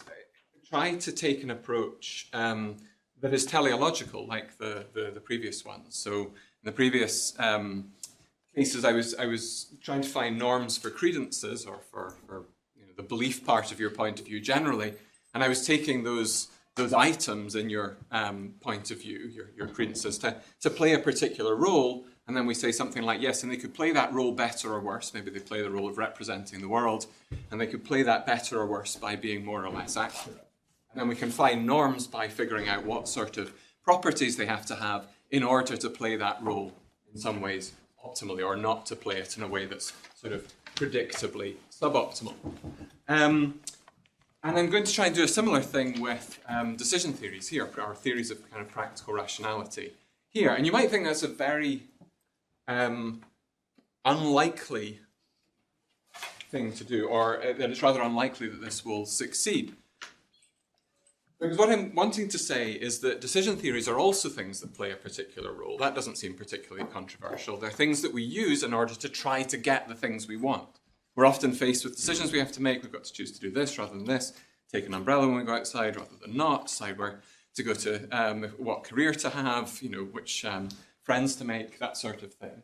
We have lots of different decisions to make. We use our kind of theory of how we make those decisions in order to try and get things that we want. We don't always know exactly what will get us the things we want because we're uncertain about parts of the way that the world is, and we don't know exactly which option we choose will end up getting us the stuff we want. We use this theory of practical rationality in order to try to get us, or give us the kind of best shot at getting the things that we want. Okay, so they play a particular role, and they can play them better, and play that role better and worse. It can get you more of what you want, or less of what you want. A decision theory could be kind of particularly bad if it kind of reliably gets you not what you want, gets you things that you value to a kind of low degree. Okay, so that seems reasonably uncontroversial. They play a particular role in our lives, and they can play this role better or worse. They play the role of getting us what we want, and they can play that role badly. If they don't get us what they want, they can play it well if they get us what they want. But the teleological approach then goes a step further and says, yes, and you can use these measures of how well particular items play a particular role in order to determine norms for those things. You can get norms for credences by measures of how well they play the roles that they're supposed to play. And now we're trying to get norms for decision theory, or tell you what kind of decision theory is the correct one to use by looking at how well they play this role. But of course, the problem is that when we've been doing this before, when we've been kind of using, looking at the roles that credences play, getting measures of how well they play that role, and then determining norms on the basis of them, we've been using a decision theory exactly to determine whether a particular thing plays a role well or not. We've got our theory of value, and then we've used our decision theory in order to sort of determine what sort of norms, what sort of properties it should have in order to kind of predictably play that role optimally, or at least not suboptimally. But in the case of decision theory, you think, well, that's a losing strategy here, because you're trying to evaluate the very decision theory itself that you would usually be used in order to determine whether the thing is a kind of good means to your end. And that's another way of putting it, that think of decision theories as kind of determining what's the rational means you should have to get your ends. And then we're going to try to use this, how well it gets you those ends, how good a means it is to your ends, in order to determine whether it's good or not. But how do you determine whether something's doing that role well? Well, you need some theory of whether it's a good particular means to getting that end that you've determined for. So it looks like this is a kind of hopeless project in this case. It kind of maybe worked, or maybe you were slightly convinced it worked in the case of credences, but it looks like a hopeless project in this case. I'm going to try to persuade you that it's not such a hopeless project. Okay, so I'll go on to that in a second. But I should say up front that this lecture is partly based on work with Catherine Campbell-Moore and Jason Connick, who are both at Bristol.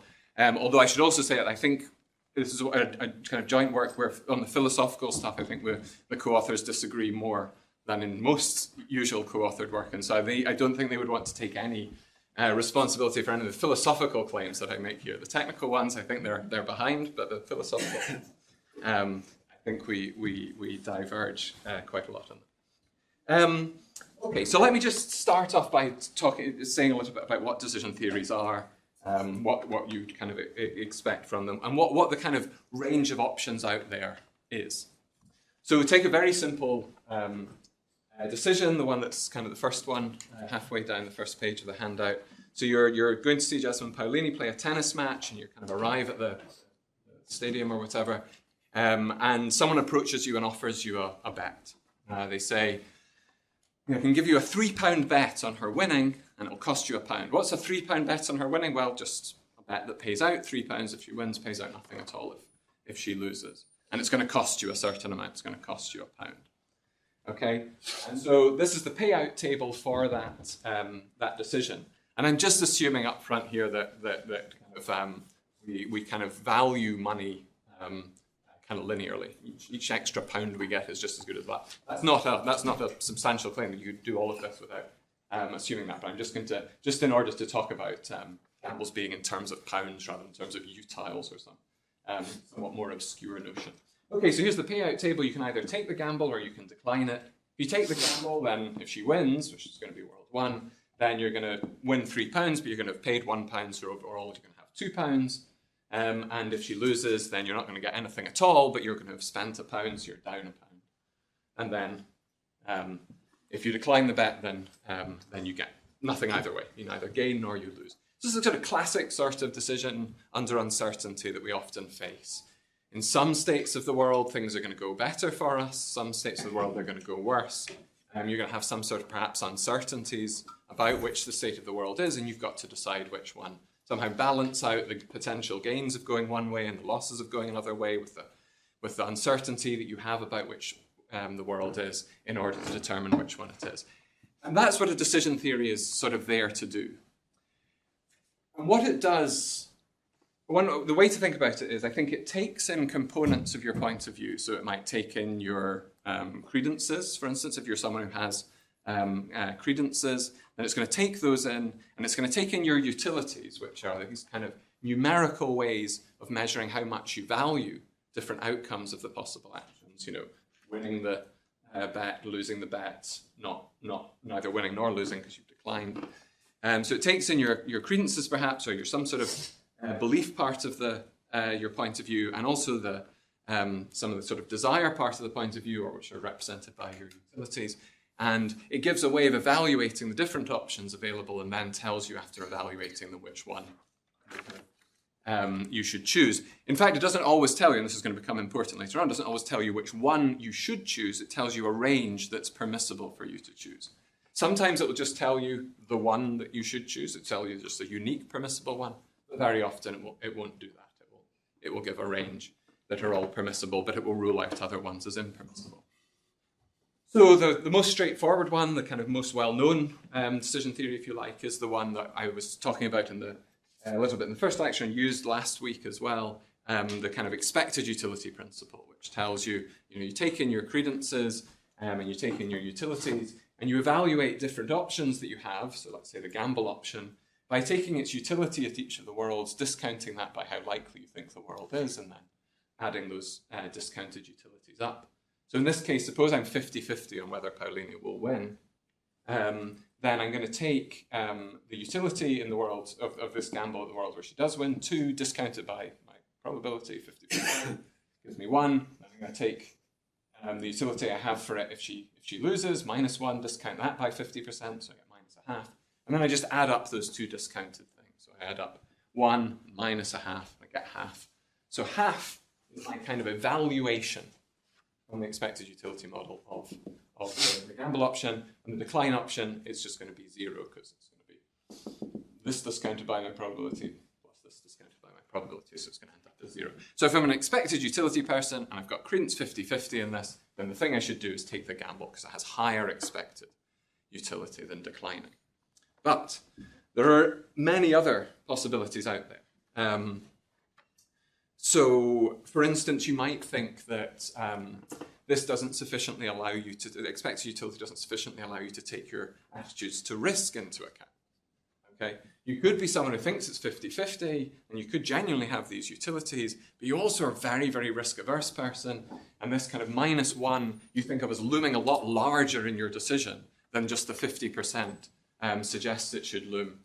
And so you might think that it's permissible for you to give greater weight to this worst case outcome than expected utility allows you to give to it. Expected utility just demands that you give it 50% weight. So maybe you have some theory that allows you to give more weight to that than the probabilities suggest and less weight to the best case, such that in the end it turns out that it's better to do this. And there are a number of theories that allow you to do this. There's sort of the phenomenon that people seem to be risk averse, and that perhaps we might want to treat this as a rational thing to be, sort of originates in the mid-20th century and kind of gets formalized in a range of different decision theories over that period. So the two that I mentioned in the handout is risk-weighted expected utility theory, which is Lara Bushek's theory, which builds on John Quiggin's rank-dependent one, and weighted linear utility theory, which is partly Tim Williamson's, and Chris Bottomley's theory, which builds on Song-Hu Chu's definition. Okay. And in both of those cases, this allows you to do this. You kind of you have your credences, you also have your utilities, and you also have some sort of attitudes to risk. And those attitudes to risk allow you to do something other than what expected tells you to do, allows you to kind of give greater or lesser weight, depending partly on your probabilities, but partly also on whether the action is kind of bad or good. So that's another possibility, and that allows you to, there's going to be certain attitudes to risk you could have, particularly risk-averse ones, that allow you to, or perhaps demand that you take the gamble. So those are the cases, I mean, those are not the only cases, I should say, but they're the cases I'm going to be talking about where you do represent the person as having precise credences. So you represent them in the way that I've been talking about throughout this series as having the belief part of their point of view is represented by precise numerical credences, which we take to be probabilities. But there's plenty of people out there that think that's not the right way to represent people's uncertainty, that it makes it too precise, it makes it too determinate what they think about every single thing. Some people think instead you should have represent people's uncertainty by what are sometimes called imprecise credences. And there's sort of controversy over exactly how to interpret what these are, but one way of thinking about it is that you represent the person not as having a single probability function, but as having a set of probability functions. Now, what is this set? Well, it's supposed to be in some ways the acceptable precisifications of the person's uncertainty. So you can think about it a little bit like the supervaluationist approach to vagueness. The idea is that I don't have views about lots of things. Maybe there's two propositions, like a proposition about who will be the next Labour leader and a proposition about what the price of gold will be in 10 years. And I just don't have any comparative judgment about that. I neither think the first one is more likely than the second one more likely than the first. I just have nothing to say about it. And imprecise probabilities allow you to represent someone who has that sort of state, because you just represent them as having a set of probabilities, some of which will give higher probability to the first and lower to the second, and some will give higher to the first, higher to the second and lower to the first. And so you think of these this kind of set of probabilities as the set of precise credences that agree with all the judgments that the individual makes, but they don't make kind of every judgment out there. There are certain things that they kind of just don't have a judgment about, and so that's why there's a kind of set of these things. This is roughly, I think, how Sarah Moss, for instance, thinks about imprecise credences.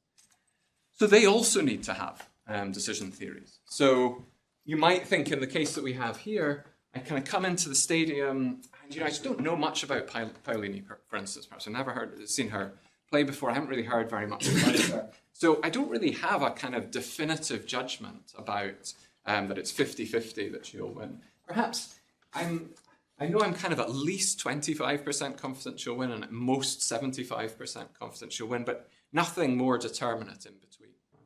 And so if that's my state of mind, you've got to have some story about what I should rationally do when I'm nonetheless faced with this sort of situation.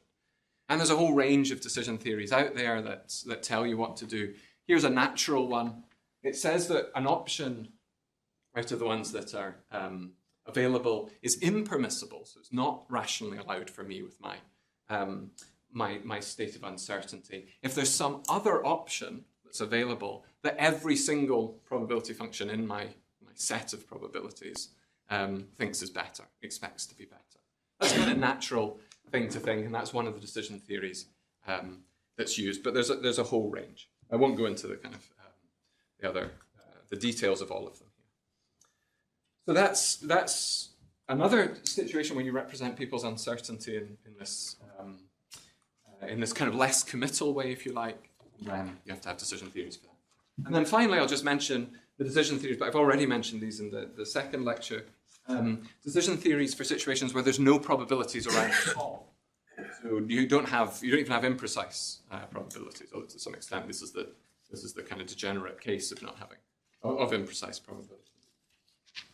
So there's no probabilities about it at all. So all that this decision theory takes in as its input are utilities, the utilities that measure how much you value or desire different outcomes. And then it tells you what you should do.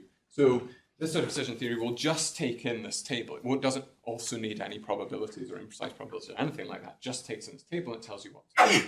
So you might have, for instance, the maxi-min one, which I mentioned, maybe familiar to people from Rawls's use of it, behind the veil of ignorance. The decision theory that says, well, you evaluate an option by its worst case. You just take the value of this option to just be how much utility it would get you in this worst case outcome. Namely, in this case, it's going to be -1. In this case, it's going to be 0. So you think of this one as better than that. You maximize the minimum. So that's one. I mean, it's a very implausible decision theory, but it's in some ways the original from this, and then people have kind of made more and more plausible versions. So that's the kind of range of, not the ranges, our range of some of the options out there as decisions, decision theories, and in some sense they're not all rivals with one another, because it depends on how you represent the person's uncertainty. And then once you represent it in a particular way, the different ones are genuine rivals to one another. But you've also got to determine. But it's not like a decision theory for precise crises is a rival of a decision theory for imprecise crises, because they work on different representations of uncertainty. Okay, so here's a thing that's often noted about decision theories that are not expected utility theory. So take this decision that I've got up here, and then the one next to it on the handout on the first page. So suppose I'm in the stadium just about to watch the Paolini match, and first of all, the person's come up to me and offered me a bet, £3 bet on her winning, and then another person comes up to me and offers me a £3 bet on her losing. So that's the one on the right-hand side. Now, I suppose I'm a very risk-averse person. Then I'm going to decline in the first case, because that losing that pound is kind of weighing too heavily in my decision. It's going to make me not want to accept the bet, so I'm going to decline in the first case. But the second case is just a kind of symmetrical case, at least if my uncertainty is symmetric between the two worlds. It's just a symmetric case, so I'll also decline in the second. But now notice something that happens if I do both of those things. I'll end up with, in the first world, the world where she wins, I'll end up with 0 utility from the first option and 0 utility from the second decision. And similarly for the second world, I'll end up with 0 for both. But now think about if I'd taken both of the gambles. That was an option that was available to me. I could have taken both of those gambles. It's indeed what I would have done if I was an expected utility maximizer. Then I'll get 2 utilities, £2 from the first decision, and I'll lose £1 from the second, so I'll end up 1 up. And exactly the same will happen if she loses. I'll lose £1 from the first bet and win £2 from the second one, so I'll end up £1 up. So if I face both of those, and I use a risk-averse decision theory to do it, then I'm going to make a series of choices that's guaranteed to be worse than another series of choices that was perfectly available to me. This is sometimes called diachronic exploitability. Although the diachronic nature of it is not actually particularly essential. The point is that you can be faced with two separate decisions such that the choice that your decision theory leads you to make in the first and in the second is going to leave you for sure at every single way the world could end up worse off than if you had done some alternative things in the two cases. And this is entirely kind of in a way predictable from the outset. So, expected utility theory will never let you do this. Impossible. You can never have a situation where you will face a series of bets such that your choices expected utility theory leads you to make in each of them, taken in total, is worse than an alternative series that you could have made. But all the other theories that I talked about do this sort of thing.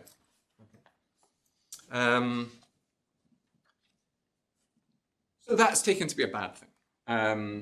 The fact that your decision theory is such that there is some sequence that you could face, such that were you to face it, you would end up making a sequence of choices that's dominated in this sense, that is guaranteed to be worse than an alternative sequence that's perfectly available to you, often taken to be a bad feature of a decision theory. And that's a kind of natural thing from our sort of teleological point of view that I was. In some ways, this is an argument that's made within the teleological spirit, because you're asking, what do you want from a decision theory? Well, I want to get things that I want. And this tells you, if you use this decision theory, you're guaranteed to get less of the thing that you want than if you'd done an alternative.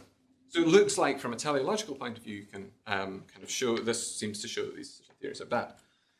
I want to say that's not actually the case. This argument doesn't work. And then I'm going to try to essentially repair.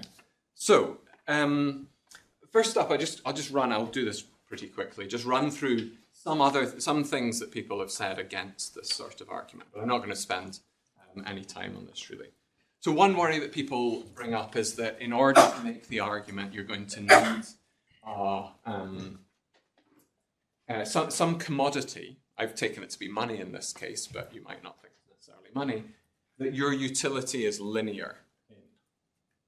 Okay, where you have such that your utility for each extra unit of that commodity adds the same amount of utility regardless of how much utility you got in the first place.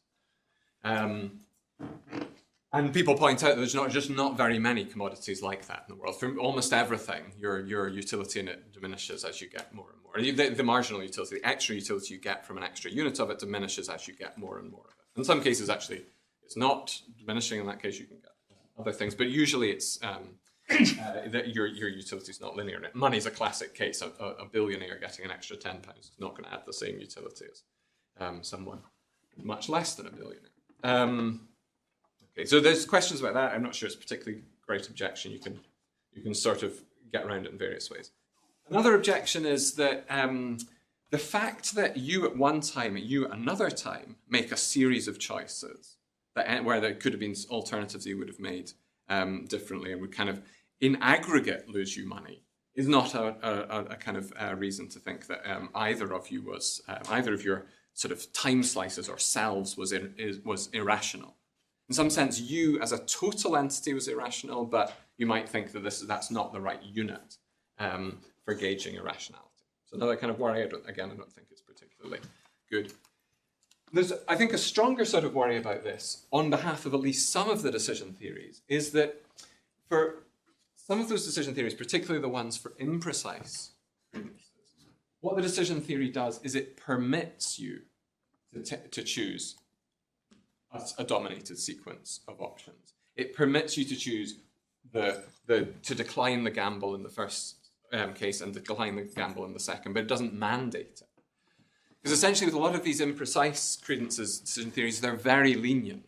They typically are just much more permissive. They don't, whereas expected utility theory almost always gives you a single option that's the best one to choose. These will often say, oh no, can't tell between these ones because, and just as you would expect, imprecise credences are kind of less determinately judging. And so you would expect also when it comes to making decisions, they're less determinately judging. So, okay, so you might say, oh, that's not such a bad thing. What does look bad is if I mandated to choose each of the sequence of options when there was an alternative sequence I could have chosen. That looks bad. But if it just permits me to do it, then that's, that's not so bad.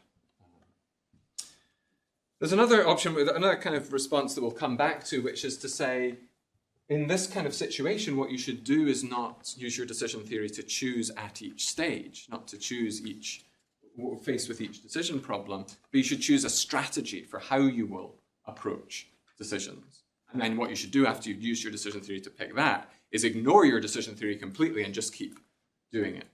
And so if you're going to face the sequence, decision 1 and then decision 2, what any normal decision theory will tell you to do is, well, at least don't decline. It might tell you to do something different, but it at least will tell you don't do that, because all decision theories agree that dominated things are bad things to do. And so it will tell you something to do. It might not be gamble, it might be gamble, decline, or decline, gamble, but it will tell you not to do decline. But once you've picked that strategy, that kind of plan for what you will do, you should just stick with that. We'll come back to that because that's a kind of response to the thing I want to say. But here's the thing that I want to say in response to it. I think one thing that's peculiar about this is that it tells us a particular situation in which our decision theory leads us awry. It leads us to do something bad. What it says is, look, if you don't use expected utility theory, if you use some alternative decision theory, one of these risk-averse ones, one of these imprecise ones, or what have you, then you should. Then there is, what it tells you is that in those situations, there is some sequence of decision problems that you might face, such that were you to face them and use your decision theory when you do it, then you end up kind of worse off than you needed to end up. But that's a rather peculiar, or rather a weak way to criticize a particular tool that you have.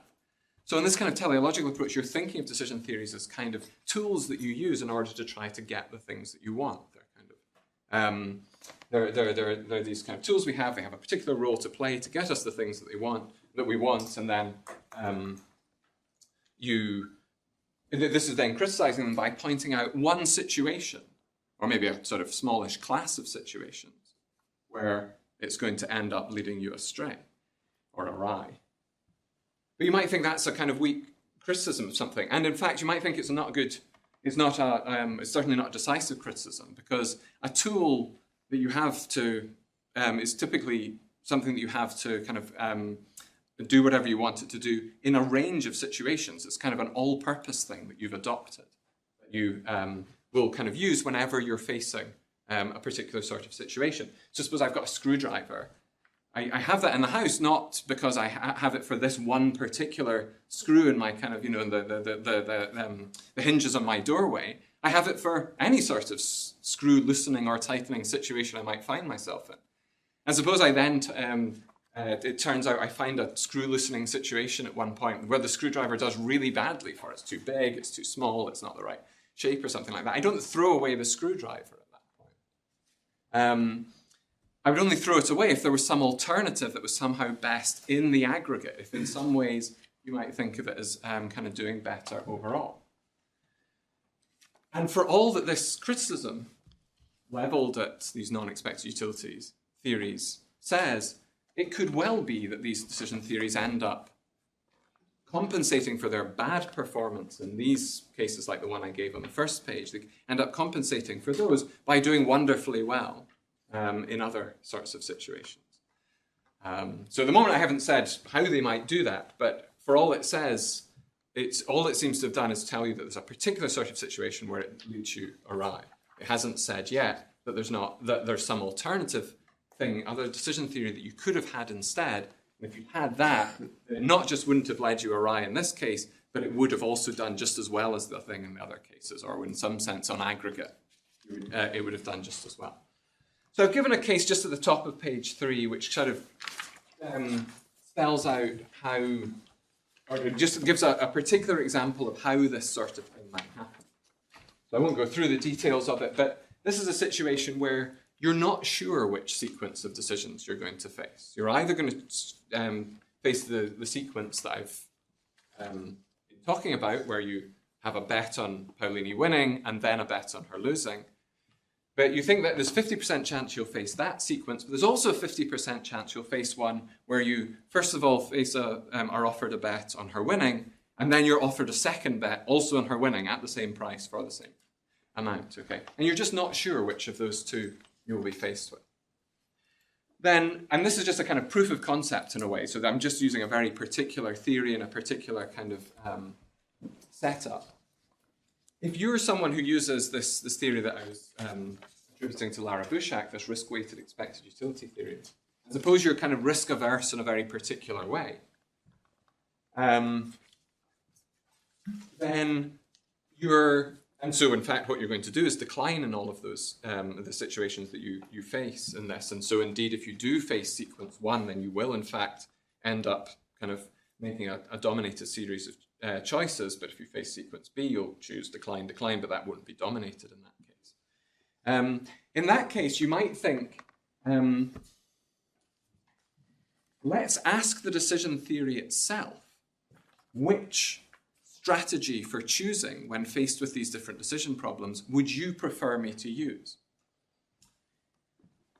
So there's a kind of whole range of strategies that you could use if you're uncertain which of these two sequences of decision problems you might face. You could choose to be decline in 1A, decline in 2A, decline in 2B, 1B, decline in 2B, or you could be, gamble in 1A, decline in 2A, gamble in 1B, decline in 2B. Or there's a whole kind of range. So kind of for each of them, there's kind of different ways that you could different strategies that you could take for making decisions. But of course, they're going to be constrained in certain ways because when you're faced with like decisions, you've got to choose in like ways. Your tool is, it's a tool kind of that takes as inputs what the decision problem's like and what your uncertainty is like, and it tells you what to do. If it's faced with the same sort of decision, then it's got to say the same thing. So for instance, in decision 1A and 1B, it's got to give the same outcome. In that case, it just turns out, and I'm definitely not going to go into the maths for this, it just turns out that in fact, if you are this kind of risk-averse individual, then you will prefer to use this way of making decisions, your way of making decisions, more than any other ones out there. You'll think of all the other options, like the way that maybe the expected utility theory person chooses, or just any of the other options that are out there. You will think of it as worse from your own point of view. So in that case, the decision theory is kind of saying, yes, I recognize that if I face sequence, what I call it sequence A, when I use my decision theory, I'll end up making a sequence of choices such that were I to have chosen other things, I would have ended up doing better for sure. But I've got to choose some tool, I've got to choose some method of making decisions. And it turns out that of the available ones, the ones that I could in fact implement, the ones that kind of, treat like decisions in a like way, this is the one that from my point of view, from the point of view of my decision theory, is the one that is in fact best. And so you telling me that I shouldn't have use a decision theory that gives these kind of cases is in fact wrong for me. This is the best option from my point of view. Okay. So that's one suggestion for how you might kind of address this problem with the kind of diachronic exploitability argument that says, look, in the diachronic exploitability argument, what you get is a particular sort of sequence of decision problems, such that were you to use your decision theory when you face them, you would end up kind of making dominated choices. That gives you just one particular one, and we don't usually throw out a tool if it fails on just a single or a small set of cases. We throw it out if, in some sense, our aggregate judgment about its performance is that it's poor. And in the case that I gave, that sequence A versus sequence B case, in that case, you don't, in fact, judge it to be, in aggregate, a kind of bad thing to choose. In fact, you judge it to be the best thing to choose, at least from the point of view of the theory itself. You might say, well, that's kind of cheating because you're doing it from the point of view of the theory itself. But part of the reason I'm going to do that is because I'm going to show that in general that doesn't, in fact, hold. So that you might think that at least it should be the case that the theory itself thinks of itself as kind of doing best. And in the case that I've just described, this theory does in fact think of itself as doing best. But now I'm going to go on to describe how that doesn't happen. Okay, so what this all suggests is the following. If I want to kind of take a decision theory and make a judgment about it, I don't know what sort of decision problems I'm going to face with it. It's a tool, and I'm just like the kind of screwdriver in my drawer is a tool, and I don't know what sort of unscrewing and tightening screw situations I'm going to face. I don't know exactly which ones out there, and I want to judge, however, what I think of it as this tool. So I'm going to put some sort of measure of uncertainty over the different decision problems I might face. And then I'm going to look at how good it would be to have this decision theory and use this decision theory when I face each particular one of them. And then I'm going to use the decision theory itself to ask, try to evaluate. Do you think of yourself as being a tool that you would recommend that I use, one of the permissible tools that I should use to make my decisions? Okay. So one way to think about it is the following. Suppose I am... I know that I'm going to face a decision, but I don't know what the decision is. So I've got some uncertainty over what the decision is that I might face. And I've got a particular decision theory. Maybe I'm kind of a Lara Bushak risk-weighted person, or Chris Bottomley person with weighted linear. So I've got my decision theory. But I know that all of you have other decision theories. You have, maybe some of you are expected utility people, some of you are risk averse people, some of you are risk-seeking people. You've kind of got the whole kind of range of them out there. And of course, there's only a certain number of people here, but in fact, there's kind of continuum many of these out there. Okay? So but just imagine, that each of you have different decisions. And what I'm deciding, using my own decision theory now, is who would I like to make that decision on my behalf? Would I like me to make it, using the decision theory I have? Or would I prefer to kind of hand over to a proxy, someone else to make that decision on my behalf, someone who has a different decision theory from me, given I'm uncertain exactly about which decision problem I'll face? If I know which decision problem I'll face, of course I want it to be me who does it. If I know a single decision problem I'm going to face, and I know that I'm going to face that one, then definitely it's going to be me. But what if I'm uncertain in some way? I've got to just pick one of you who, whatever decision problem the world throws up, you're going to make my decision from me. You're kind of my delegate to do that. So now let's say that a decision theory is self-recommending if it will always think that anyone out there who uses that decision theory, the same decision theory as you are always a permissible, someone that you would be happy to delegate to. So I think of my decision theory as being self-recommending if I think, of anyone else who uses it, I'll be happy to hand over the reins to them. I'll be happy for them to be my delegate. And we'll say it's weakly self-undermining if it does permit some people who use that decision theory to be my delegate, but there's other people who also use the same decision theory as me that I would really, really not want to be my delegate, who I would think of as not permissible to be my delegate.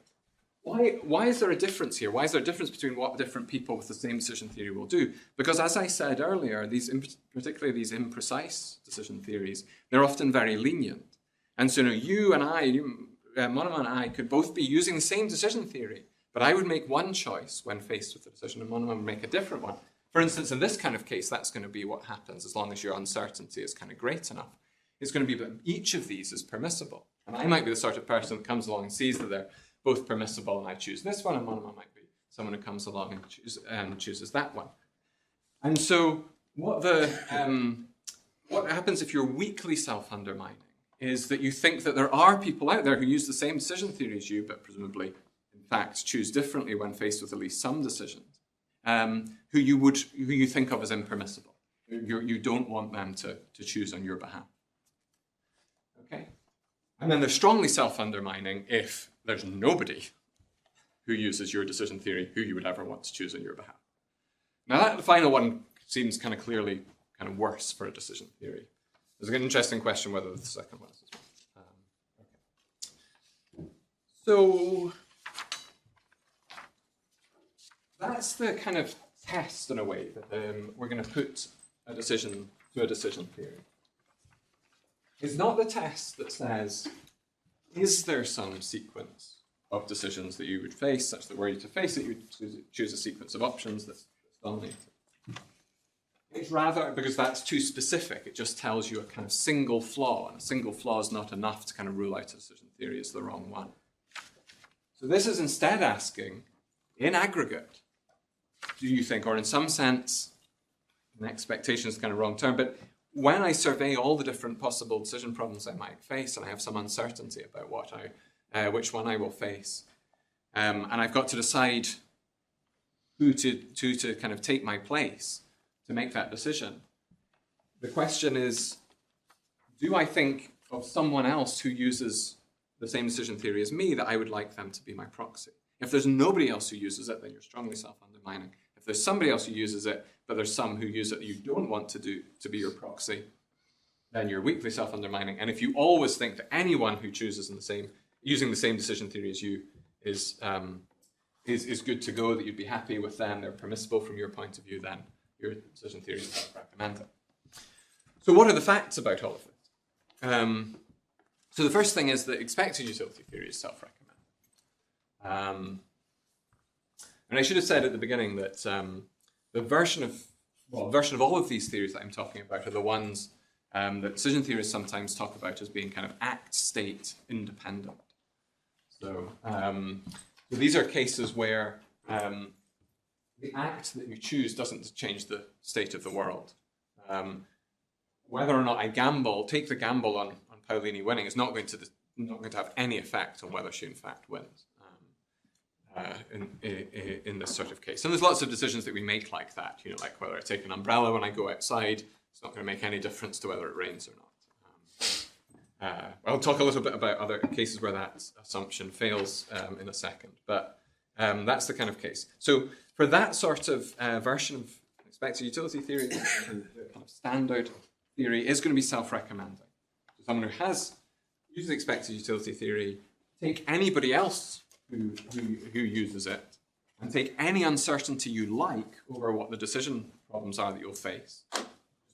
However you put your probabilities over it, you will always expect that person to be as good as you at making decisions. You will always think of that as, and you will think of anyone who chooses in any way differently from you as being worse. Okay, so expected utility theory is very, very strongly recommending. It doesn't just think of itself always as permissible, but it thinks of anything that really deviates from it in any sufficiently large number of cases as being bad, as being something it doesn't want. So it's very, very strongly self-recommending. It's kind of deeply immodest, if you like. So David Lewis has this example, which is kind of relevant to this case, where you imagine a kind of, there's names for them that Americans will know, I think Consumer Reports and Consumer Bulletin or something like that. So these are kind of, these sort of magazines that tell you, which would you want? If you're wanting to buy a washing machine, then which washing machine is the best one to buy? And he's sort of imagining a case where one of these magazines is also reviewing consumer magazines. And it says, well, Consumer Reports, it's kind of dicey actually, I would, not one of the best, I would say. Then he thinks there's something sort of troubling about that as a case. And that's the kind of, the sort of thing that we're getting at with self-undermining. A decision theory that's self-undermining is one that sort of is like the Consumer Reports magazine that says that Consumer Reports is not high on the list. There's better ones to use. So, expected utility theory, self-recommending, very strong sense. The risk-sensitive ones that I mentioned are self-undermining in a very strong sense.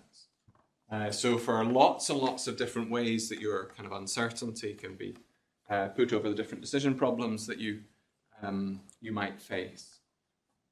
And for lots and lots of different kind of attitudes to risk that these permit, it's going to be the case that the person who uses the decision theory with those attitudes to risk will in fact think that picking someone who uses that is exactly the wrong thing to do, that there's alternative people that they should go to instead to make their decisions. Okay. So they have this kind of strong self-undermining. The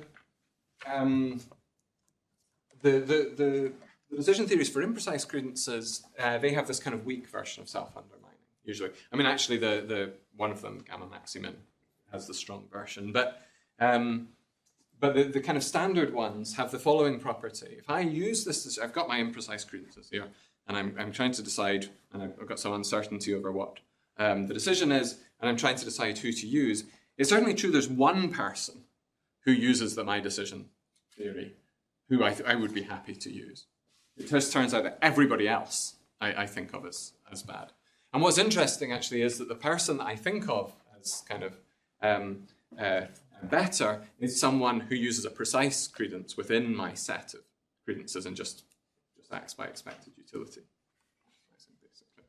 So what the imprecise person says is, yes, in fact, there is someone who uses this decision theory I'm happy to defer to, but it's basically the person who just picks one of those probability functions from within this set and just goes with that. So they act as if they actually have precise credences.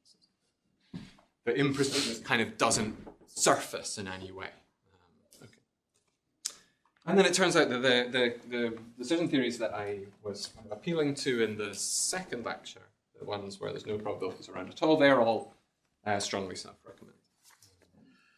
Not as strongly self-recommending, sorry, as in the EU case. They also think that other things are permissible as well, other than just themselves.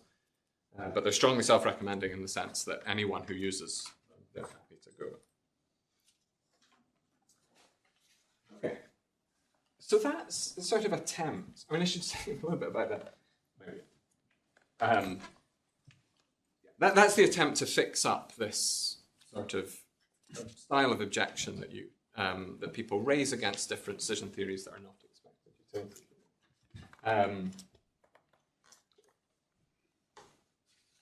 It says that those objections were too specific. And it wasn't obvious, in fact, it's just not true that when you looked more generally, that these ones that you could criticize in this way were also going to still end up looking kind of bad. Certain sorts of uncertainty that you can have over what decision problems you're going to face, such that you're in fact, the decision theory itself thinks of choosing in line with it as the best thing to do. That's what that example at the top of page 3 was demonstrating. Okay, so what's so bad about this feature? So I've kind of claimed that there's this feature that people have often brought up, this kind of diachronic exploitability, and people have said, well, that's a bad feature of a decision theory if it gives rise to this sort of problem. And I said, but actually it isn't a bad feature. Here's this other feature. I'm claiming that this one is a bad feature. So I've now got to say a little bit about what is bad about this case. I think there's two things that you can say about what's kind of seems to be problematic about these cases, and they're not actually so different from what people say in other sorts of cases. The first one is that a self-undermining decision theory kind of creates dilemmas. So you imagine you're one of these people who, say, is a risk-averse person, and you're using one of these say, Bouchek's risk-averse decision theory. And they can make a plan. There's two things that they can do. They can kind of make a plan for how to make choices when they know what the decision is that they'll face. So currently they don't know what decision is they'll face, but you might think, and this often happens in cases where you're uncertain of something, you make plans about what you will do when the uncertainty is resolved. I don't know whether it's going to be rainy or sunny tomorrow, but I'm going to make a plan. If it's rainy, then I'll do this. If it's sunny, I'll go and walk in the parks or something like that. So you might think you can do that sort of thing in these kind of decision problem cases, okay? So I don't know what decision problem I'm going to face, but I am going to make a plan that says if I face this decision problem, I'll pick this thing. If I face this decision problem, I'll pick that thing, and so on. And of course, that's a decision. Which plan you're going to choose is a decision that your decision theory can help you to make. It will have a view about which plans are better than other plans. So you can use your decision theory to make a plan for what you will do. And then once the uncertainty about what decision problem you face is resolved, you then have to decide what you're going to choose. And in cases where the decision theory is self-recommending, there's no the two different viewpoints end up agreeing. The viewpoint that says, well, now just use your decision theory, just face that decision problem, choose whatever it says, versus the viewpoint that says, take that plan that you made before you knew which decision problem you'd face and pick whatever it chose. If you're a self-recommending theory, then they're always going to agree with one, okay? Or they're always going to think of the option that you got is always going to be one of the ones that kind of is considered permissible. If you've got a self-undermining decision theory, on the other hand, you get the following problem. You make a plan using your decision theory beforehand, but then when it comes to actually facing the decision, once the uncertainty about the decision is resolved, you actually have to make the decision, then at that point, the thing that you now want to choose using your decision theory is exactly out of line with the thing you planned. And indeed, the thing you planned you think of as now completely impermissible. You think that's just not one of the permissible options.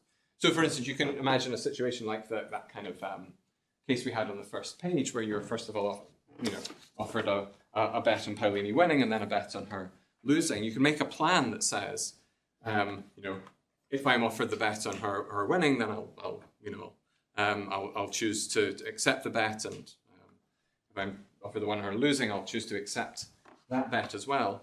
And your decision theory, maybe if you're a risk-averse person, may well think that that plan is the best thing to choose. But then when you actually face the decision, that theory then says, no, that's in fact, each of those is in fact an impermissible thing. It's not one of the permissible things to choose. Okay, so that's one problem. It creates dilemmas for decision. You face a particular decision, and you have to ask yourself the question, what should I do? Should I do now what my decision theory tells me to do? Or should I do what the plan that it would have chosen would have told me to do? If you're a self-recommending theory, you never face that kind of dilemma. So you might think that sort of dilemmas, whatever a theory of rationality does, it shouldn't do it. The other worry is, and this is, I'm not totally sure what I think about this worry, but there's a sense in which, as the name suggests, a self-undermining theory sort of suggests that it can't be right. It's a little bit like, Lewis's Consumer Reports case. It can't really be that these recommendations that the Consumer Reports are giving are good ones if one of its recommendations is that it's not a good source of recommendations. And you might think that something similar is going to be going on here. The theory, so what your decision theory is supposed to tell you, what it's supposed to kind of spit out as its output, is judgments of rationality. Judgments that say, faced with this decision problem, these are the rational things for you to choose. But it then has, as one of its judgments, the plan that would make you always choose in line with me is not a rational plan to make. And so it's going to end up that you have this theory that says of itself, of plans that it says are the best, that they in fact are kind of giving irrational verdicts. And so it's kind of it's undermining in that sense. It's kind of saying of itself that its judgments of rationality can't be correct. Okay, so last 5 minutes, I just want to kind of mention a couple of things. So people who are kind of aware of decision theory literature might have been wondering, well, isn't this something we kind of know about for decision theories when there's dependence between the world and the decision, when the decision that I make in some ways affects the way that the world is. So you have certain sorts of decision theory, like causal decision theory or evidential decision theory, that says something like, you've got to when you are choosing between different courses of action or different actions, you've got to determine how the act that you are evaluating will change perhaps your judgments about how good it would be, change your judgments about the utilities that you'll get from using it. Or in the causal case, it will in fact change the world itself. So sometimes in the evidential case, by considering the particular action, it's going to change your judgments about how likely different cases are, different scenarios are. But in the causal case, the action's in fact just going to change the world itself. And in this case, it's sort of unsurprising in a way that you get some sort of self-undermining. you're always going to be able to set up cases where the decision theory would kind of rather you didn't use it, because the kind of causal structure of the world, say, is such that if you were to use it, then some sort of mysterious predictor would have predicted you would use that and then is going to thwart your actions. And so in some ways, the decision theory is going to tell you that you shouldn't use it in all situations, because if you were to use it in these particular sorts of situations, then you would end up getting thwarted. So is this just a kind of general kind of feature we're never going to escape once we move to the situation, the more realistic situation of act-state dependence, or the kind of more general situation of act-state dependence, where the world can be changed in some ways by the act that you perform? And if it's kind of impossible to avoid it there, why are we trying to avoid it in the kind of act-state independence case? I mean, I think the answer to that is that in that sort of case, it's just inevitable that you can't avoid it.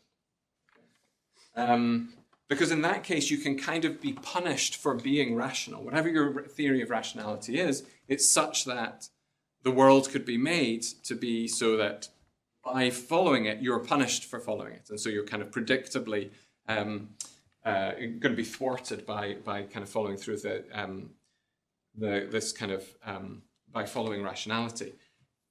And I think in that case, I think you just want to say, since it's kind of, because of the structure of it, since it's sort of inevitable in that case, it doesn't really tell against any particular theory that respects this kind of act-state dependence, that it's going to be self-undermining in this case. The problem for the act-state independent theories,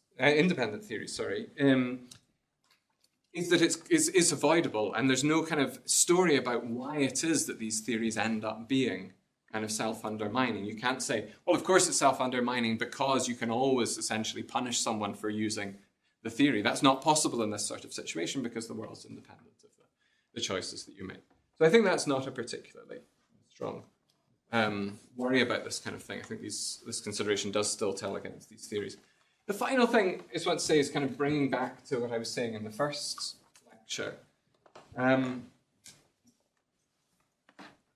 This kind of argument seems to give a different kind of argument against using imprecise credences in the first place. So there's a kind of interesting debate in the kind of literature on kind of representing uncertainty. One question is, should we in fact represent people's uncertainty using these imprecise states? The usual argument is, well, if you use precise states, then that's kind of, it's making them have too many more determinate judgments than they, than people have. So it's kind of unrealistic to in fact think that each person has this kind of precise credal state there that you can represent. But some people think, regardless of what the kind of descriptive facts are, whether imprecise credences are kind of required for descriptive adequacy of people, there's also this kind of normative question. Are there certain situations in which you ought to have uncertainty in this way?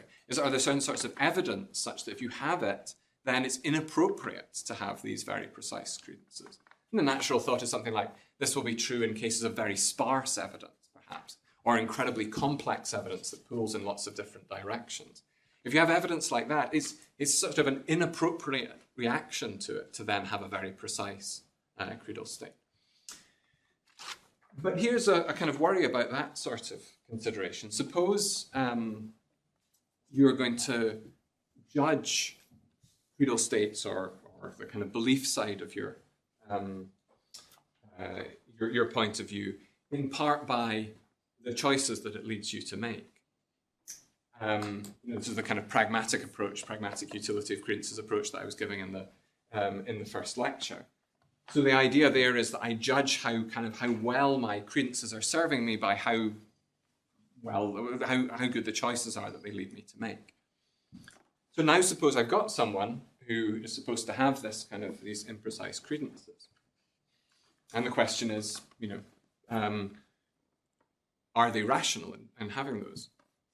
But what these results that I've just been describing seem to show is that someone who has imprecise credences, whichever decision theory they use with it, they would prefer, in fact, to just have a single precise credence function and just use that and maximize expected utility.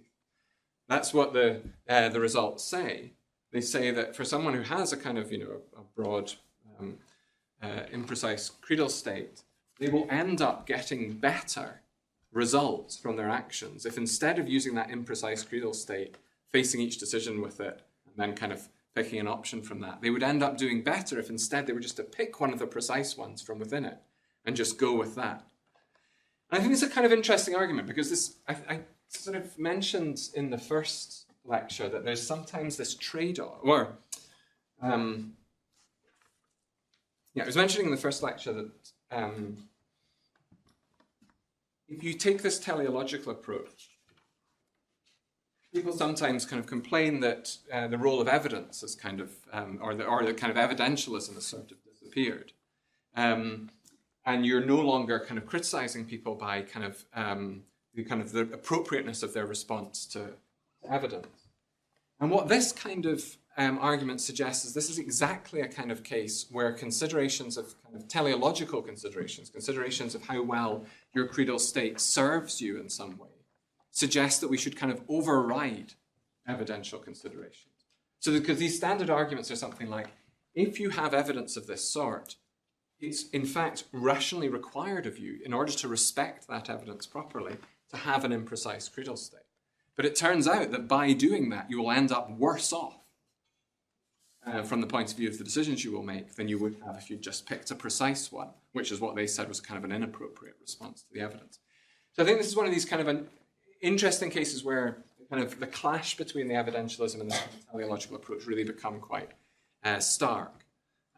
It's a case where, and of course not all evidentialists think that, agree with this fact that there's certain sorts of evidence where the only appropriate response to it is imprecise credences, but that's a kind of claim that's often made. And if in fact it turns out that in those situations they would lead you to have these kind of imprecise credences, but having those imprecise credences will be predictably and certainly worse off, and leave you worse off than you would have had if you'd gone precise, the thing that they said you weren't allowed to, then that seems to kind of tell against them, or tell against the kind of evidentialist claim. Okay, I'll stop there. Thanks very much.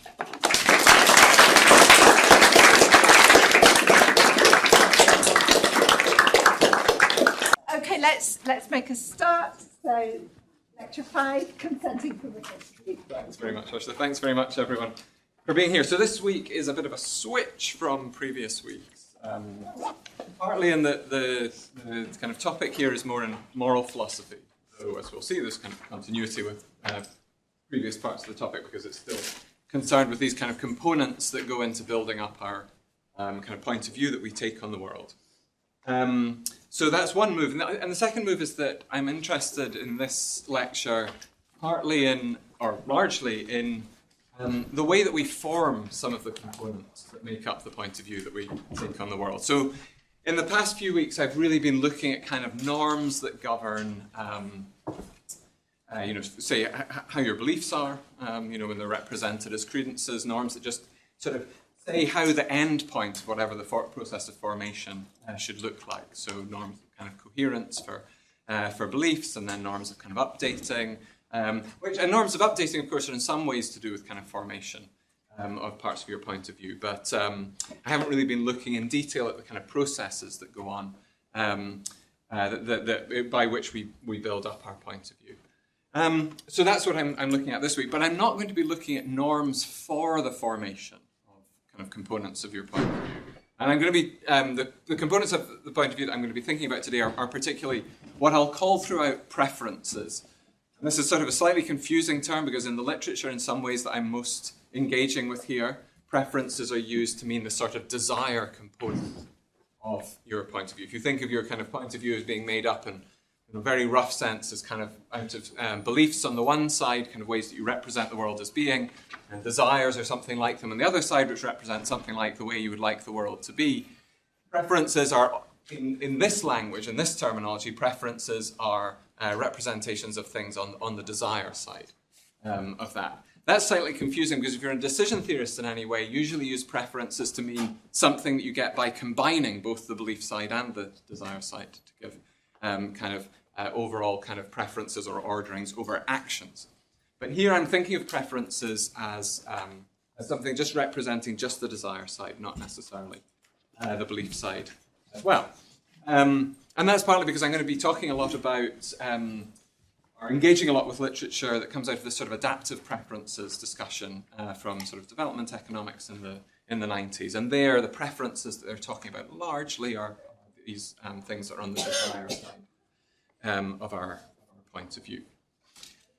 Okay, but I'm not going to be talking about norms that govern the formation of these preferences, these kind of desire components, but rather norms that govern other actions that flow from the preferences that we have, and where the norms are determined in part by the way that the preferences are formed. I'll try to make this a little bit less mysterious. I'm particularly going to be thinking of actions that flow from some of our preferences, that are in a kind of family that I'm going to call the kind of consent family. Now, explicit consent is in some ways the most obvious, the kind of clearest example of this. This is a case where somebody says to you something like, can I stay in your apartment over the weekend? And you say, yes, you may do that.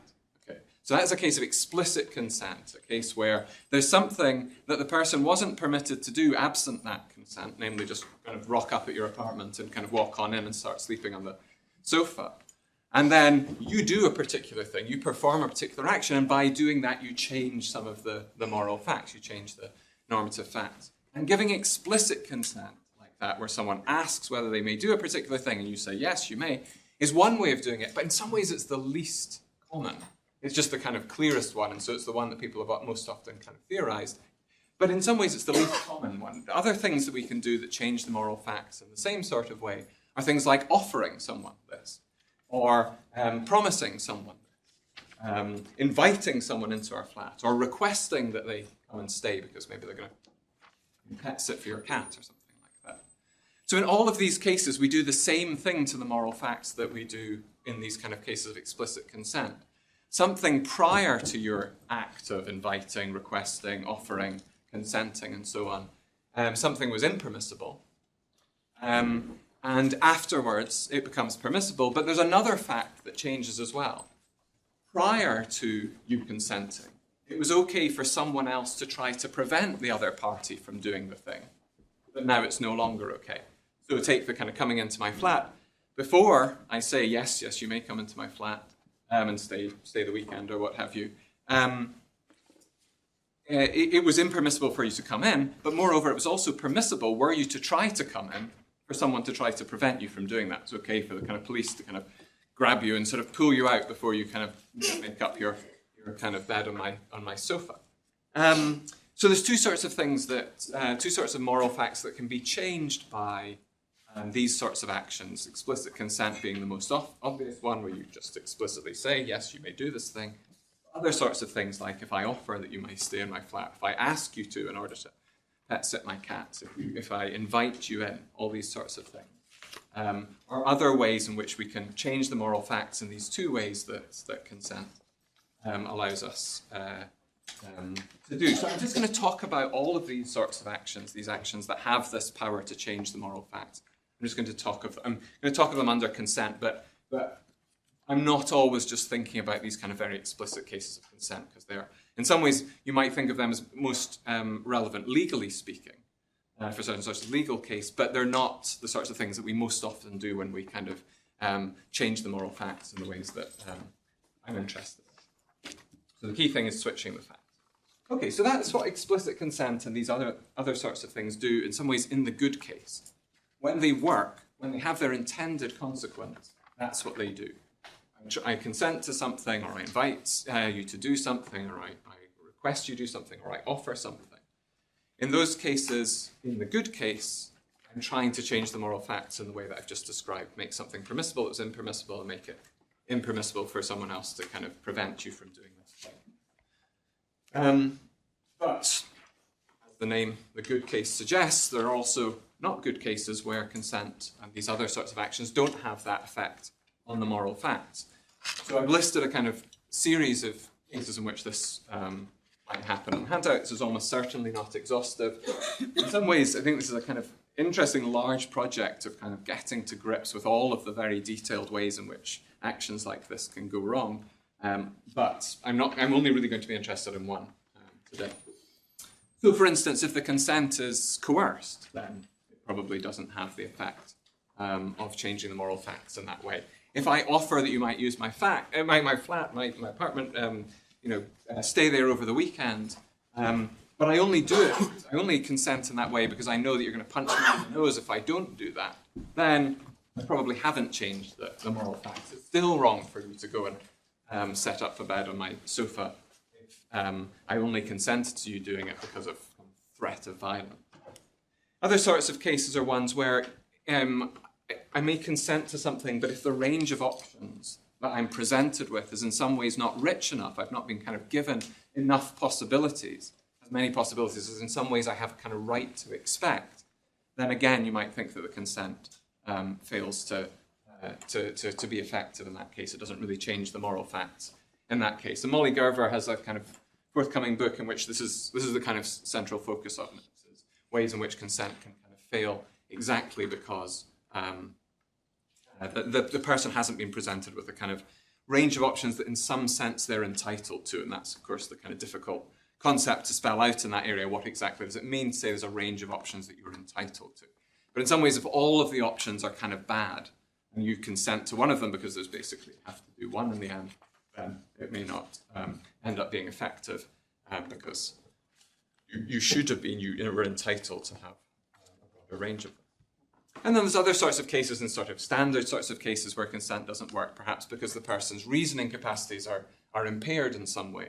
They're not well able to reason from the desires they have, these preferences, as well as, say, their beliefs, in a kind of, in the correct practical reasoning fashion to come to the conclusion. Now, I don't want to say that just kind of small errors in that could give rise to kind of failed consent, because we almost certainly think that people do consent and do effectively consent, even when their reasoning's not wholly rational. But if the person's kind of impaired in quite a severe way, the classic case is sort of if they're drunk, but other sorts of cases if they're suffering from cognitive disabilities, say, late on in life, that might be another case in which someone's apparent consent doesn't change the moral facts in the way that it usually does. And then another sort of case is one where the thing consented to is something that, so I consent to you doing something to me where you have what Alison calls an unwaivable duty not to do that to me. Okay, so there are certain sorts of cases, certain sorts of things that I simply can't consent to you doing to me. Torture is a classic sort of case, enslavement's another sort of case. So however sincerely and genuinely I say that you may do these things, it simply does not become morally permissible for you to do these things because those are duties you have duties not to do those things that are completely unwaivable. Of course, that's controversial. You might not think that, but these are just kind of examples of ways that consent can kind of fail. But here's the case that I'm going to be interested in. It's cases in which the preference on which the consent's based is formed in particular ways that you might think of as giving rise to something like non-autonomous preferences. I think David uses that kind of language. I don't necessarily want to be kind of necessarily say that they kind of equate these preferences that can't give rise to genuine consent with non-autonomous ones, but that might give you a kind of picture of the sort of preferences we've got in mind there. So I'm going to go through some examples of these now, and then you'll hopefully have the idea in mind.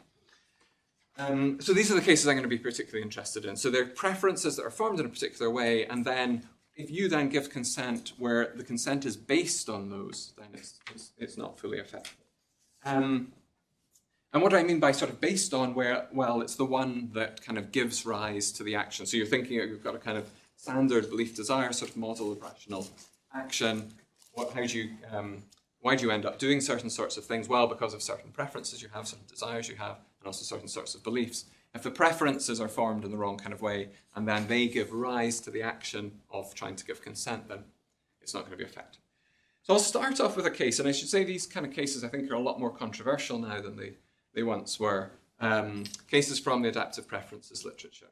And then I'll move to some other sorts of cases that perhaps are less controversial, perhaps are more controversial. We'll see. Okay, so the food inequality case is one that Serene Kader gives based on some field work done by Hannah Papanek. So Papanek's describing field work that she did in Java, working with a particular community, where she learns that women in that community end up eating less than they need in order to kind of nourish themselves fully, in order that their husbands end up eating more than they need in order to nourish themselves fully. So this is a case in which there's no food scarcity involved. It's not a case where someone is sacrificing their kind of well-being in order to help someone else who otherwise would be malnourished. The other person would not, in fact, be malnourished, were they? Not to have the original person not to have sacrificed. So it's a case where we're not talking about that sort of thing, but these women, these wives, eat less than they need to in order to kind of remain healthy, in order that their husbands can have more than that. And Papineau kind of works through, sort of talks through the kind of reasoning behind this situation, and kind of comes to the conclusion, in agreement with the woman that she's working with, that this is a genuine preference. This is not a kind of case where someone's saying something because they kind of feel that society requires them to say that sort of thing. It's a genuine, deeply held preference. And it's also not because they think that they kind of prefer the situation in which they do this thing and get to remain in the community that they're a member of, rather than not do that thing and get thrown out of the community, which is a kind of clear case in which you could end up having preferences for doing the thing, even if you don't actually value the action. It turns out that the evidence seems to suggest that the people doing this are really genuinely wanting to do this and think it's a valuable thing to do. And one example of the kind of reasoning behind it that Papineau sort of describes is that one woman she speaks to recalls being taught in childhood that women are superior to men because they can control themselves while men can't. And so they must subject themselves to kind of rigorous discipline in order to do that, whereas men can't be subject to that sort of rigorous discipline. And so, lo and behold, they get to get more food in the end. So that's kind of the background sort of justification that's given. That's one example. Second example comes from a really excellent essay by Virginia Woolf, and I owe this example actually to Natalie Stalger, who introduced me to it. So Woolf's describing this case where she's got to write a review of a book, a bad book by a man. And she sort of, she wants to write a bad review because it's a bad book. But constantly throughout the process of writing this, or trying to write this bad review, she feels there's this presence on her shoulder she calls the angel in the house. She keeps on telling her, you should exercise more decorum, you should not be so critical, you should kind of, pay due respect to this person, all this sort of thing. And she has this kind of amazing passage from which she says, she's describing this kind of figment of her mind, the angel in the house. She was intensely sympathetic. She was immensely charming. She was utterly unselfish. She excelled in the difficult arts of family life. She sacrificed herself daily. If there was chicken, she took the leg. If there was a draught, she sat in it. In short, she was so constituted that she never had a mind or a wish of her own, but preferred to sympathise always with the minds and wishes of others. So it's another kind of case where you might think that these preferences, like the case of food inequality, are being formed because of, in this case, patriarchal societies in which these, Woolf's sort of early 20th century, kind of reasonably upper class UK, in patriarchal societies that are kind of imposing pressures or kind of creating some sort of mechanism, triggering some sort of mechanism for forming these preferences because of the kind of patriarchal society in which these women are forming these preferences. And you might think, as a result of that, the preferences thereby formed are not such that they could give rise to genuine consent. Now, another case, so the first two there are gender-based. Another case that's kind of class-based comes from this kind of hypothesis by Gramsci in the Prison Notebooks, where he says, the working class of the 1930s Italy accepted the existing social hierarchy that they existed in because the religion in which they were raised and which permeated that society, Gramsci's terms as the hegemonic system, taught that poverty is the dignified state, beloved of God, and they brought their preferences into alignment. They ended up positively valuing their economic situation exactly because they had a belief about its objective value. It was the state that was kind of most dignified, it was beloved of God, so it was sort of a valuable one for them to inhabit. And again, you might think, well, this is a preference that's formed in a particular way, if you judge that society that they were kind of hierarchical society that they were in to be unjust. It was formed under injustice in a particular sort of way. You might think that the preferences thereby formed were not effective. So one way to see it is if you think that were in fact those people to be asked, they weren't, but were they to be asked, would you consent to continue to be governed under a system like this? They may well all consent to continue being governed by a system like this, because in fact they valued the social position they were in. And you might think that that's not consent that could genuinely legitimize a government like that. Natural thing to think. You might disagree with all of these cases, I should say. These are kind of to illustrate the kind of claims. Here's another kind of case that comes from, this is actually inspired by listening to Elizabeth Anderson's Heart lecture last week, but also by this kind of recent discussion in the UK, at least, of assisted suicide. So some people will give explicit consent to very risky medical procedures, or to assisted suicide, or to do not resuscitate orders, because of preferences that are grounded in valuing human life only when it's productive, and in disvaluing any human life the person deems a burden. So you might think that, so people might sort of take very risky surgery, which kind of gives them the possibility of getting back into the workforce, but also risks kind of terrible, terrible injury or perhaps death. And they do it exactly because the kind of middle road of perhaps not getting that sort of very risky treatment ensures that they won't get back into the workforce, that they won't be a productive member of society. And you might think that they consent to that, which seems like an enormous risk, because they think the only sort of life you can live that's valuable is one where you're productive. This is a kind of standard worry that people have about assisted suicide sorts of bills, that people will consider the only sort of life to be one that has a certain sorts of self-reliance or independence, and they certainly don't think that life could be valuable if it proves burdensome to other people. And you might think that those kind of preferences are created, this is what was inspired by Elizabeth Anderson's talk, created in a particular society in which the kind of hegemonic system or kind of ideology that permeates it is a sort of Protestant work ethic, one which sort of suggests that the only sort of valuable life is a productive life. So those are just kind of 4 examples to fix our idea. So again, I mean, in that last medical case, there's very clear sorts of consent people give on the basis of these sorts of preferences. They consent to enter an assisted dying facility, or they give, or not just to enter it, but then to kind of go through with the final procedure, which usually they can't do themselves. Consent to kind of sign do not resuscitate orders, consent to these very risky surgeries, and consent to other sorts of living wills that might end up being sort of troubling in this sense. Okay, so clear cases where people give consent and the consent's based on certain sorts of preferences, and the preferences are formed in a certain way. You might not think that makes them problematic, but that's the kind of case that people have in mind. Okay. And later on, I'm going to talk a little bit about why this might happen, and that's what I'm going to try to excavate here, is the kind of what it is that makes the bad cases, and the good cases good cases. I'll come to that in a second. I just want to talk a little bit about some complexity in this. I mean, I think this literature, I'm talking here about a sort of union of the adaptive preferences literature and the consent literature, but for a long time sort of treated consent in the kind of on-off way that I was describing at the beginning, where what happens with consent is if you give consent or if you do these other actions, then what they do is kind of, all they can do is either switch the moral facts in exactly the way I said, something was impermissible becomes permissible, and intervention to stop it goes from being permissible to being impermissible, or it doesn't do that.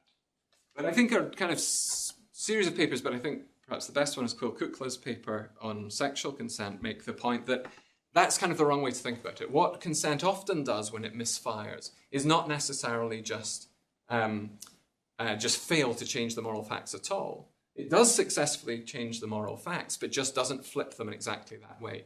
So the fact that someone has consented to something might not immediately make it someone's consented to something and it's misfired in some way. It's kind of not been one of the good cases. It's kind of based on one of these bad preferences, perhaps.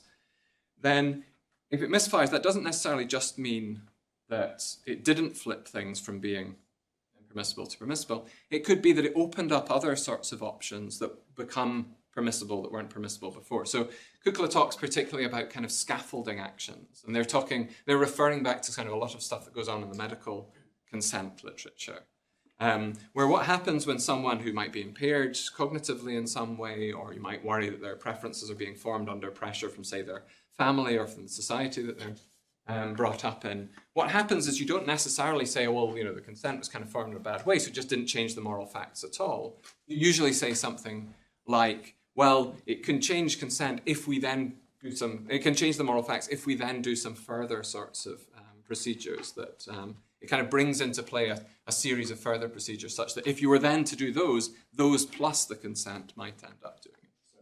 So, the person gives consent initially, you might put in train a series of things like they get to see another doctor, you have to wait 2 weeks, they are asked a second time for the consent, that sort of thing. In fact, that's exactly the sort of thing that happens in a lot of assisted dying cases. So that's one thing to bear in mind, that it's not just as straightforward as I was kind of making out. A second thing to say is that there's a temptation, I think, in this case. Well, there's a temptation in two directions in this case, depending on how you initially hear these cases. The first is to think that we should be very gung-ho about saying that consent fails. We want to be we think of ourselves as being very cautious, or we don't want to kind of permit allow that the consent is effective in lots and lots of cases because, we're kind of protecting the people who are kind of being, raised under injustice, and it's kind of a good thing if we kind of, make sure that people aren't exploiting them by getting them to give this kind of improper consent to lots of things. And you might think that that's the kind of cautious thing, but of course that's not really the cautious thing, because the ability to give consent and thereby get certain things, usually, sometimes in giving consent, you simply kind of give something away, like me just giving my flat over to the person for the weekend. But in lots of cases, it's kind of a part of a reciprocal arrangement or a kind of collaborative interaction with the person, such that me giving consent allows me to enter into a situation where I can get all sorts of goods. And if we just prohibit people from being able to consent, then they're just not able to get lots of the goods that kind of make life worth living. So, and you might think of that exactly in the kind of debate over assisted dying cases. If you're sort of think of yourself as so cautious that you never allow people to kind of give consent to it, if you think that there's kind of any chance that their preferences are being formed under kind of pressure in a bad sort of way, you might think you're being very cautious and avoiding it, but of course you're also denying them the ability to kind of take control of the end of their life. So, and maybe kind of subjecting them to great pain as a result. Okay, so that's another kind of complexity to think about, I think. Third one is just that I think one reaction to a lot of these cases is it's kind of clear what the moral situation is here. We should just remove the injustice that gave rise to these things in the first place. I mean, the problem that all of these cases that I've been describing, I described a kind of unjust society, and then people go, well, it's pretty clear what you do in that situation, make it into a just society. So you're not going to get any pushback from me on that, but you've still got to know what to do in the interim. It's not much good to tell someone, yes, well, wouldn't things be better if we created a just society? Absolutely true, but one, that's going to take a long time. Two, it's probably not in your particular control. And three, even in the interim, if we are moving towards it, people are still going to have these preferences. They're still going to genuinely be their preferences. Okay. So that's just some complexities. Another natural thing, so I'm just now going to kind of start talking about accounts of when consent is successful and not in these sorts of cases. But I'm going to start off with a kind of, you might think of as a perfectionist or a content-based account. So one natural thing to think, and I think this was kind of quite popular in the adaptive preferences literature at one time, was to think, look, it's nothing to do with how the preferences are formed. It's what the preferences are for that's the problem here. It's not a problem, it's not a specific problem, or not a problem for consent at least, the way that in fact the person in the medical treatment case came to have their consent, have the preferences that they're then basing their consent on. What's problematic is the very preferences they have for the thing. And you might think that's a kind of natural response to something like the food inequality case, maybe the angel in the house, or the class inequality case. It's bad for the kind of working class of 1930s Italy to consent to being governed in this way, not because their preferences for that were formed in a particular way, but just because that's an unvaluable state. It's in fact a disvaluable state. And of course, I think that's right in the cases where the preferences are, I should say it's often the case for cases where preferences are for things that are valuable. But I think a couple of things to think about here. One is consent can be ineffective even when it's based on preferences that take to be valuable something that is in fact perfectly permissible to value. So you can imagine something like, think about the wolf, angel in the house case. So of course that's kind of extremely hyperbolic, the angel in the house case. She says the person has never a single thought for their own, for themselves. And you might think that level of altruism is there is actually something kind of impermissible about it. The person is somehow denying their own self. But there's certain levels of altruism that are not impermissible, in fact. We often think of them as very, very admirable. And suppose you have a society in which, along gendered lines, some people end up having kind of permissible but strongly altruistic, self-denying preferences, and some people have much, again, permissible but much more selfish preferences. Again, you might think that there's sort of problems with that, the preferences formed in that situation, even though everyone, in fact, has perfectly permissible preferences.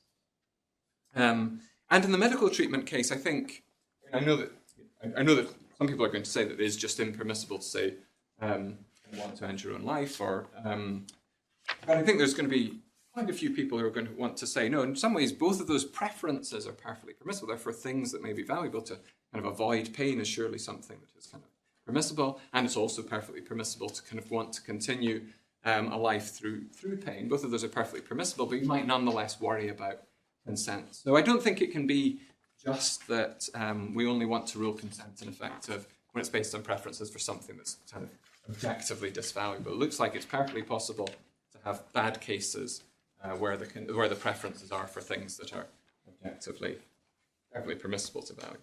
The other kind of problem with the content-based account is it seems that in fact it's actually quite fine often to consent to things that are objectively bad for us. You might think the person's being foolish. You might disapprove of their preference, but if it hasn't been formed in any way kind of under pressure, if they're kind of fully apprised of the situation, if you've told them however many times you like the thing's objectively disvaluable, they know all of the reasons for it and so on, and nonetheless they kind of want this thing, then it seems perfectly okay in lots of cases to do that. So I think that's that kind of account is not going to work. Okay, so I'm going to move on to a historical account. So here I'm kind of starting off with an account that David's given, which is roughly the kind of one that I've been sort of sketching throughout. The problem is preferences formed under injustice in some way, under a pressure formed by living in an unjust society. So living in a society that kind of completely commits to the Protestant work ethic and thereby gives you this kind of valuing only of yourself so long as you're kind of a productive member of the workforce or society and thinks of you as having no value were you to kind of be unable to contribute in that way.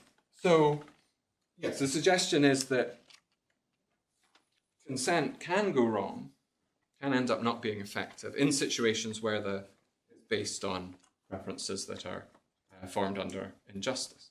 So I'll just quote this bit from David's paper. My suggestion then is that an important class of cases of non-autonomous preferences is those that were shaped in the appropriate way under the causal influence of unjust conditions that violate the rights or entitlements of the rebel. And, okay, so there's kind of natural responses you might have to that. You might think, well, lots of preferences you can form under unjust circumstances that are entirely unproblematic because they're not particularly sensitive to the fact that they were formed under unjust circumstances. David recognizes this and says the causal pathway from the injustice to the preference has to be of the right sort, he says. The shaping of the preference has to be sensitive to the unjust circumstances being, well, unjust.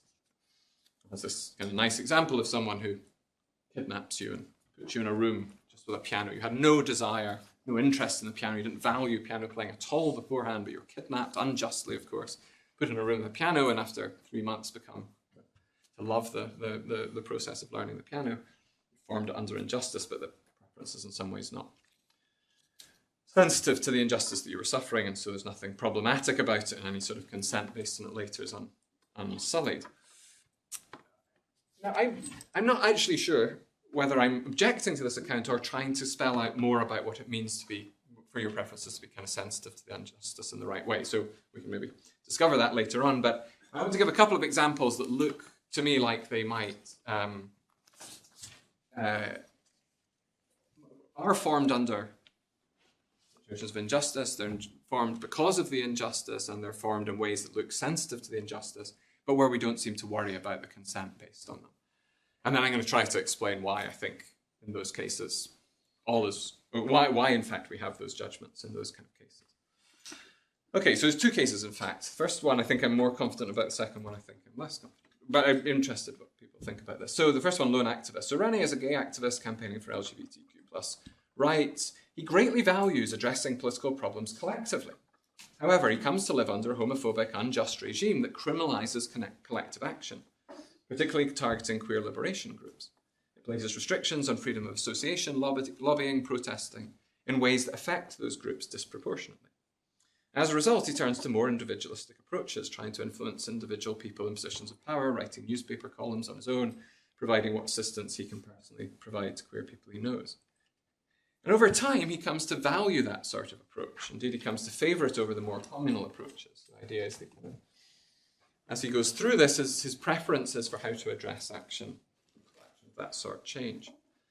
So you might think, okay, it's formed under injustice, it's formed because of the injustice, and you might think it's very, very sensitive to the injustice in the sense that the government that sort of imposed all these things might very much have hoped that people changed their preferences in this way, exactly because they think that this sort of individual protest will be much less effective than collective protest. So protest. And so you might think it's a kind of real win for them if you've changed to starting to value individual protest, because that's what you'll end up doing more of, and they judge that that's less effective.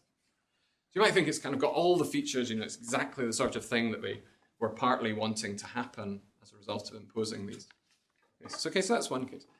So another case which draws on Laurie Paul's work on transformative experience. So the character Holt is pressured very heavily by their partner, family, and society into becoming a parent when their initial preferences are strongly against doing so. There's someone who has lots of things that they really, really value in their life that they know will just disappear if they just because they won't have time to do them if they come to have children, if they become a parent. And they're very strongly against doing it. They've kind of weighed up all the considerations. They've spoken to people and so on who are parents, and they've come to this kind of sort of settled view that this is not the thing they want to do. This is not what they value. But in fact, they're pressured into doing it. And lo and behold, becoming a parent does indeed, as Laurie suggests, transform them personally, transforms their values. So becoming a parent proves a personally transformative experience for them, and their preferences change so that they value raising a child. They're now considering having a second child, and they want to do so based on these preferences. You might naturally say in that kind of case there's absolutely no problems, no kind of worry about consent based on those preferences, even though there was a kind of injustice they were subjected to. Their preferences changed exactly because of the injustice. You might again think that the person who put all that pressure on them exactly wanted their preferences to change in this way, all that sort of. Okay, so what's going on in these cases? Let's talk through a few mechanisms by which we form our preferences. I'm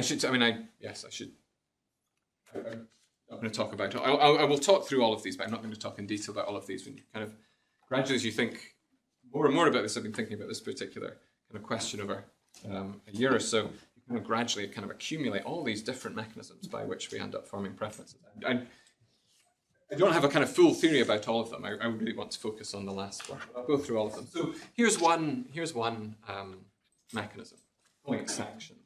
So preferences can be formed or changed because the price of not having those preferences is too high. You might sort of think this is a natural way of understanding what goes on in lots of kind of unjust, oppressive societies. So people are kind of sanctioned for their behaviour that goes against the preference that the society would, in some sense, like them to have. This is the preference that kind of goes in line with the values of the society. So quite often, sort of standard sorts of cases, people being punished for sorts of behaviours that goes against what the society wants. You might think that's what's going on in food inequality or in The Angel in the House. woman living in Virginia Woolf's society who didn't do this kind of self-sacrificing would be kind of sanctioned for it, would be kind of punished for that sort of thing by various things. Could be ostracized, could be kind of, didn't have access to material goods they'd otherwise have had access to.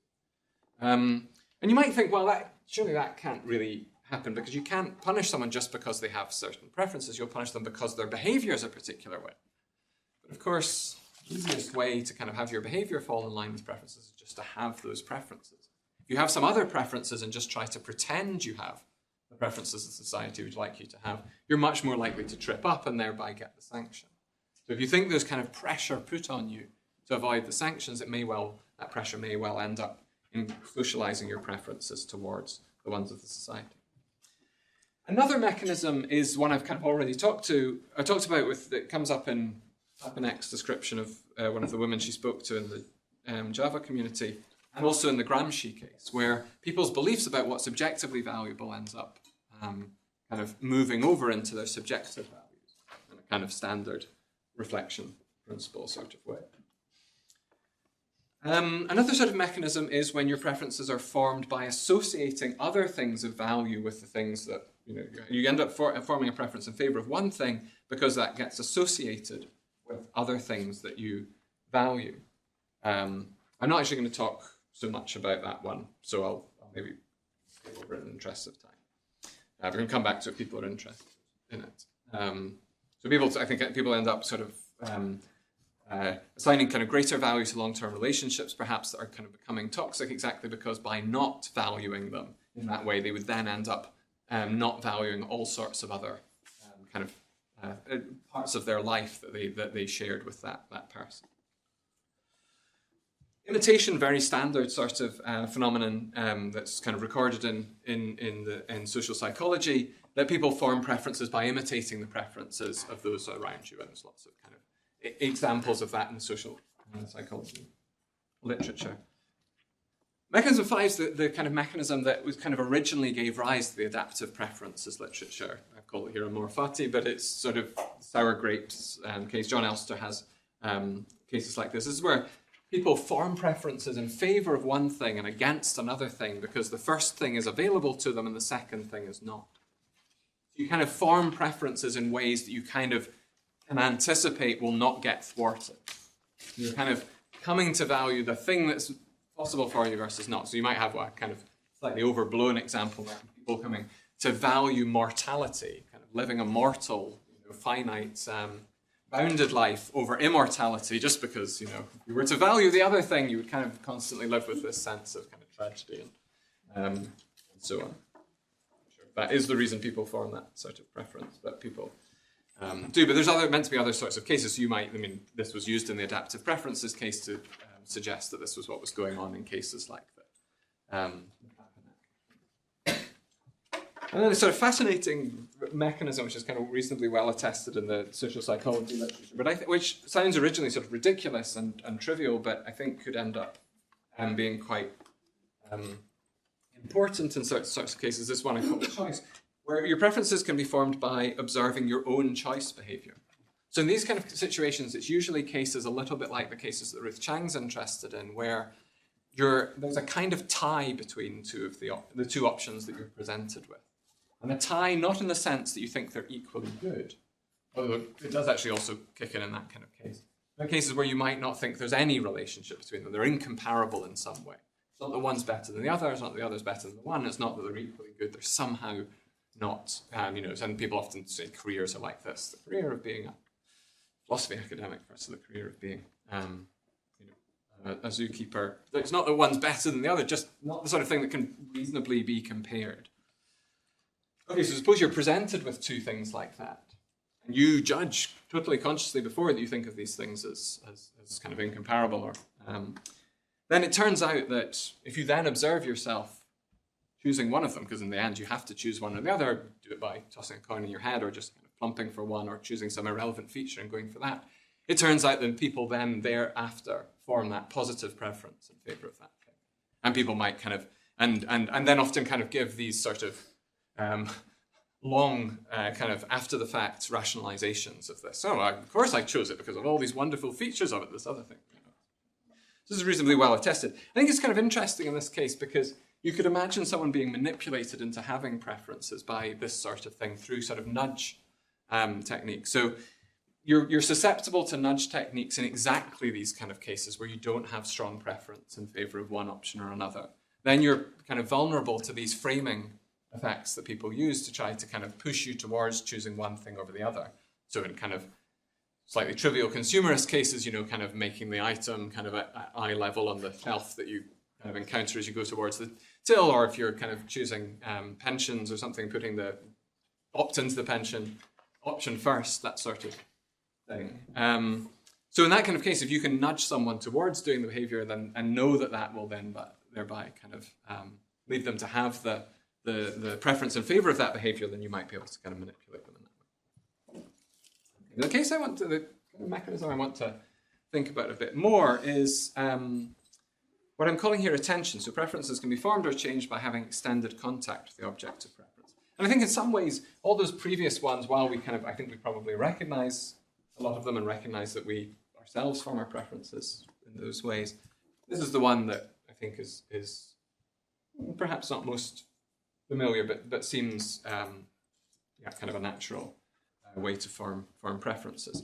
So, and I'm thinking of something like the pressured parent case. I mean, there's an interesting huge amount to say about what happens in the transformative case experience, personally transformative experience cases that Laurie talks about. But one natural thing might be that it's something like the extended contact, it's the extended experience of kind of being around the child and so on that kind of ends up kind of making that child particularly have this kind of great value, and indeed leads you to change all these preferences that were originally kind of in the other direction, makes you kind of value less those parts of your life that you're now no longer able to kind of pursue.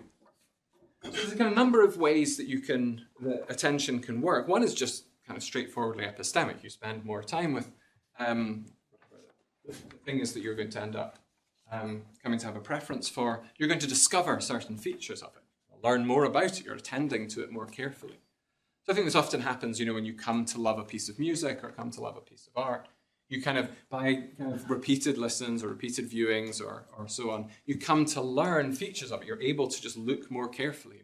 Our attention is very limited when we first of all experience something, then we kind of have this limited ability to pick up on its features. So there is just an epistemic component. But I think there's a more interesting component, which is in some ways more creative, which is it gives you the opportunity to exercise some sort of creative faculties on the features of the object that are accessible to us. And you can use that to sort of construct some of these values. So I'm going to talk in a second about, I think this is the way to understand this kind of famous example from Iris Murdoch of M and D, but I'll come back to this in a second. And then there's just a third way, just to mention quickly. I think one thing that can happen from, and maybe this is also what's going on in M and D, I think there's a bit of ambiguity about exactly what's happened in the M and D. There's cases where you don't really change the values that you have. What you change is the weight that you give to the different components of the value. So you might naturally think that, what value I give to a kind of whole situation, say the situation of being a parent, is formed by the values I give to lots of its components, somehow weighted and kind of brought together in some way.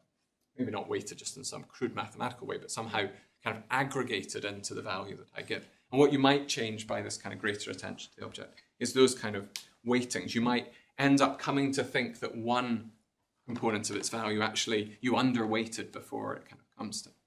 And these are kind of in a sense creative judgments. Nothing in the object requires you to make them. There's no reason that compels you to make them. Kant has this phrase, the kind of free use of the imagination, which is supposed to do something like this. That you're kind of able to make these new value judgments in ways that are not compelled by kind of prior aspects of the thing or by prior features of your own mental state that kind of made freely. Okay, so let me just talk a little bit about the Iris Murdoch case. So I'll just give the example. I often say when I'm talking about this that it probably comes across as rather strange to people who aren't brought up in the UK because it's so incredibly embedded in British class culture. But anyway, I'll describe it and probably you've watched enough Downton Abbey or something, then you'll get enough of British class culture to understand what on earth these words are all, what the connotations of all of these words are. And which ones are supposed to be bad and which ones are not. You may well not in any way share Murdoch's judgments, but yeah, it's going to be in some ways the point, I suppose. So a mother, I'll call her M, feels hostility to her daughter-in-law, who's what's called D. M finds D quite a good-hearted girl, but while not exactly common, yet certainly unpolished and lacking in dignity and refinement. Being common is not a good thing. All these things are bad things. D is inclined to be pert and familiar, insufficiently ceremonious, brusque, sometimes positively rude, always tirelessly juvenile. M does not like D's accent or the way that D dresses. M feels her son has married beneath him. Okay, so that's this kind of setup, this original case. But, there's a kind of peculiarity to Murdoch's case. She kind of says that either the daughter-in-law dies or she's overseas. In some ways, she's away, and the mother-in-law is kind of attending more to her impressions of the daughter-in-law. She's thinking over, and she kind of recognizes that perhaps she got this wrong. She wants to reassess this, and she describes it as follows. M observes D, or at least reflects deliberately about D, until gradually her vision of D alters. During that, I think what's important, the use I want to put this example of Murdoch's to, is that she doesn't discover, there's nothing epistemic that happens in this case, I think. She doesn't discover any new feature that the daughter-in-law has. She rather takes the features she originally knew the daughter-in-law to have and changes something about the valuative judgment of those features. So, she then describes, D is discovered to be not vulgar, but refreshingly simple. Not undignified, but spontaneous. Not noisy, but gay. Not tiresomely juvenile, but delightfully youthful. And so on. I think what's happening here, there's a lot more detail I think that I can go into here about what's going on with this kind of case. But I think in this case, you have certain sorts of behaviour that the person has actively chosen at a previous time, or you might think, in fact, not very actively chosen, certainly just taken on the judgments of the rest of society, chosen or taken on judgments that put certain sorts of behaviour under certain evaluative concepts. Like, are they vulgar, undignified, noisy? So maybe noisy is not evaluative.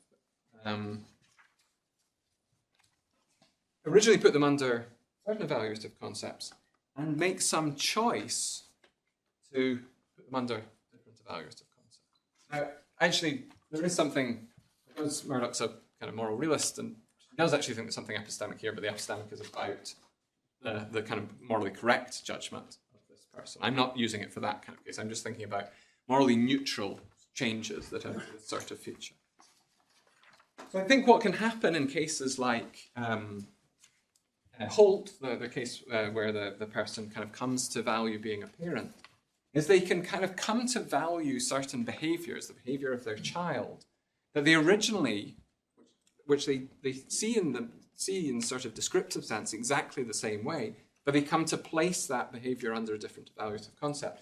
So the game that the child plays just looks terribly repetitive beforehand. They just, as I know, my nephew kind of, sprinting from one end of the room to the other, jumping over some little obstacle and then running back again and doing that repeatedly 50 times during Christmas dinner originally is placed under the kind of category of kind of repetitive or kind of uninteresting or frustrating.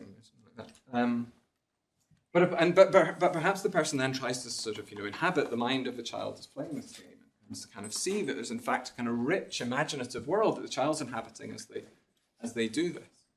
And they come then to take the same features that they took before, and instead of putting them, say, under kind of repetitive, frustrating, and irksome, they put under something like sort of spontaneous and exciting and imaginative. Now, it's kind of an interesting question about how you can do this. How is it possible for you to kind of make kind of free choices about placing things under concepts? Or surely there are kind of rules about how concepts are, these are collective terms that we use, so they're not rules about when something can be counted as falling under one of these sorts of things. I think there are kind of things you can say about this. And I think in some ways this is probably a stretch from Kant's scholarship point of view, but to say that something about this is the kind of free lawfulness that Kant talks about in the Aesthetics, where there are some kind of restrictions on what you can do. There's certain sorts of things I simply can't put under certain evaluative judgment, but there's nonetheless a certain sort of freedom in what I choose to put under those sorts of things. And I think you can witness that to some extent where you come to disagree with someone over whether something was kind of spontaneous or vulgar or something like that, where there comes to a point where you simply can't. There's no further kind of description or way of evaluating where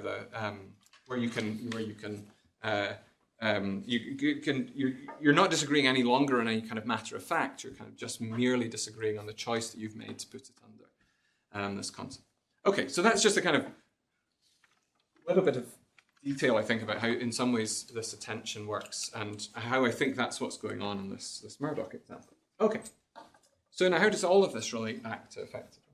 Well, what I want to say is going on in the lone activist case, Rene, remember the queer activist, and Holt, the kind of pressured parent. I think in both of those cases, what's going on, what changes their preferences in a way that once, even under injustice and even under ways that are perfectly sensitive to the injustice. The difference is that what happens is they form those preferences by the mechanism of attention. They do them precisely because they have extended contact with the object that they come to change their evaluation of. They come to evaluate, so Rene comes to value kind of lone activism or kind of self-reliance in your political struggles more than collective action. Rene comes to value kind of things that go along with being a parent and their child's behavior and so on more. But they do that exactly because of attention. So I think one thing that this suggests is that even under circumstances of injustice, even when the injustice is kind of applies pressure in exactly the way that's meant to form exactly these preferences, when the preferences are formed because by this mechanism of attention, there isn't the same changing of the effectiveness of the consent. The consent can still be kind of unproblematic and effective because of that, in a way that isn't true if the consent is based on preferences formed by, say, something like sanctions. So I've got a kind of series of hypotheses. These are probably bolder than I exactly want to say, but go bold and then pull back later. So I'm claiming that in cases where preferences are formed by sanctions, and the preference-inducing sanctions are imposed by unjust external forces, the effectiveness of consent based on them is going to be diminished. Now, that doesn't necessarily mean it's completely removed. This is the kind of Kukla point I was making earlier, that you can have preferences that are less effective than kind of fully effective. That is, they don't change the moral facts in exactly the way that full kind of, best case consent does. But they nonetheless are kind of can change the moral facts so that perhaps more scaffolding is needed than would otherwise be needed before before it's okay for the person to do the thing that's consented to. Same sort of thing I think happens in cases of belief, where your preferences are formed by those. So in cases where the beliefs are formed in an evidential environment that's been manipulated by the unjust external forces, then the effectiveness of consent is going to be diminished. I won't talk about the attention case because I didn't really... I won't talk about the association case, but I won't, because I didn't really talk about that. But in cases of attention, like I say, I think in those cases where that's the way that the preferences were formed, that's the mechanism of preferences, even under kind of unjust external forces, the effect is not going to be diminished. What about the other two, the imitation and the choice case? So the imitation one is where you just kind of take on the preferences that are in the society around you, and choice, that's a slightly weird one where you come to prefer the thing that you kind of chose when you previously thought that the options were somehow on a par with one another. I think what's interesting about those is they both look like cases. Well, let's take imitation particularly. They look like cases where you recognize that it's going to be an exhausting and impossible cognitive task to form all of your preferences by this kind of, in this good way, this kind of, reflection on every single aspect. The number of choices you have to make in your life the kind of complexity of the world that you face is such that you couldn't possibly reflect on every single aspect of your values in the way that you might think of as the kind of gold standard for forming your values. So it's okay in some cases to, offload that preference formation to others. That's what we do, I think, when we imitate other people's preferences. Okay, and I think that's absolutely unproblematic in lots of cases. Even in some unjust societies, that's going to be unproblematic. We form our preferences by kind of offloading to other people in society, by just kind of deferring to them, using them as my kind of proxy for this. But I think they're okay in cases where you weren't forced by the injustice to use this alternative. Because sometimes you're going to be forced to use the alternative because you're not given enough time. There's sort of lots of pressures that are put on you such that you don't have, your cognitive resources are depleted in lots of ways that mean you kind of are forced to offload your kind of evaluation judgments onto other people into your society. And that sort of case, I think, could end up creating problematic preferences. So if people are kind of cognitively overloaded in such a way that they simply don't have the chance to decide for themselves what they value, and as a result of that, have to just kind of defer off to others, then in that kind of case, you might end up thinking that the consent's problematic.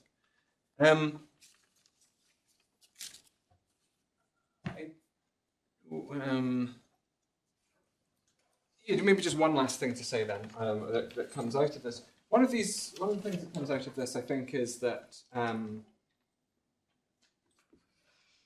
there are two things that happen to our preferences. They get formed. Well, there's three things. They get formed, they can be changed, but even after they're formed, and even if they're not being changed, they have to be in some sense perpetuated. They have to be kind of retained.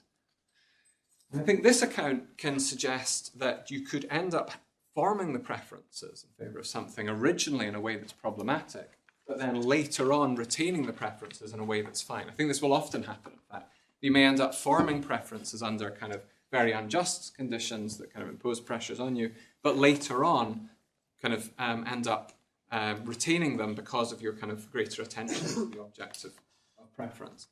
And I think some ways you might think something like this happens, because one problematic kind of worry about some of this sort of stuff is that we seem to moral education looks suspiciously like the sanctions case. You're kind of doing moral education for young people. It looks like you kind of very often try to teach people to have certain sorts of values exactly by sanctioning the values that go against it. Sometimes, of course, you can, perhaps if you're philosophers, kind of, go into lengthy explanations about how the behavior follows from the categorical imperative. But most likely, the way that you kind of, bring up children to kind of have particular kind of good moral values is exactly to kind of sanction behavior that goes against those moral values. Now, of course, that's not necessarily problematic because that doesn't look like an unjust sort of pressure. In fact, like a morally kind of responsible sort of pressure to put on. But you could imagine certain situations in which the values that are inculcated are kind of are good, but the parent is in fact sort of exerting unjust power. And of course, there are people that think that a lot of the kind of sanctions imposed by parents do have a kind of injustice because parents have this kind of unjust power over the children they're bringing up. So this would allow you to kind of get out of that sort of situation. It could be that some people's moral preferences are going to end up being formed in ways that are kind of problematic and don't allow them to kind of genuinely consent on the basis of those. But in the end, they retain them because of their kind of greater attention. So as the child gets older and is able better to kind of reflect on the value, they might come to value, say, sharing things and kind of being more altruistic exactly because they are able to reflect on the value of the people around them and come to value them, what their well-being as well. So I think that can, if you were worried about that sort of thing, you can get around that. Okay, I'll finish there. Thanks very much. Welcome to the final lecture of this wonderful series, Meeting Points. Thanks very much, Ursula. And just wanted to start by thanking the faculty for the invitation originally to come and give these talks, everyone for coming along to them, but also to Carolyn, particularly to Carolyn Nivelon and Sarah Hepworth, who've been sort of assisting on the admin side for this, have made me feel very welcome in the faculty, and I really appreciate it. So this final lecture, so I said the last two lectures were going to be particularly about sort of moral philosophy, which is something of a new area for me. But this particular final lecture is going to be about how these points of view that I've been talking about the last few lectures treat each other and what the moral demands are on how they treat each other. I mean, to some extent that's rather metaphorical. I'm not going to, as we'll come to see later on, I'm not someone who wants to reify these points of view. I don't want to kind of separate them out. I'm going to be thinking of persons alongside everyone else. I'm not an eliminativist about, but nonetheless I think that persons have these points of view, inhabit these points of view, have different ones across the course of their life.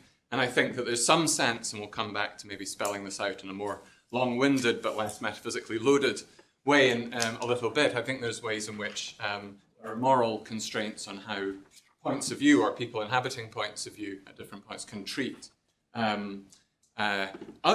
themselves or others inhabiting points of view in ways that are morally significant and where morality makes demands on them. So I'm going to start. So essentially the talk is an attempt to sort of begin to get a handle on the following sort of puzzle. It might not seem puzzling to you. Originally, it puzzles me. And I want to try to persuade you there is something of a puzzle here, and I'm going to try to work through some possible ways of explaining the puzzle or counting for the puzzle, and suggesting that some of the natural ways don't necessarily work, and then suggesting something else that we could try. So the puzzle is this. The first is that there are demands of what I'm calling intrapersonal morality. So these are demands that concern how you, a person inhabiting a point of view, particular time in your life, behave or treat or behave in ways that say affect just yourself, the same person, but at another point of your life inhabiting a different point of view.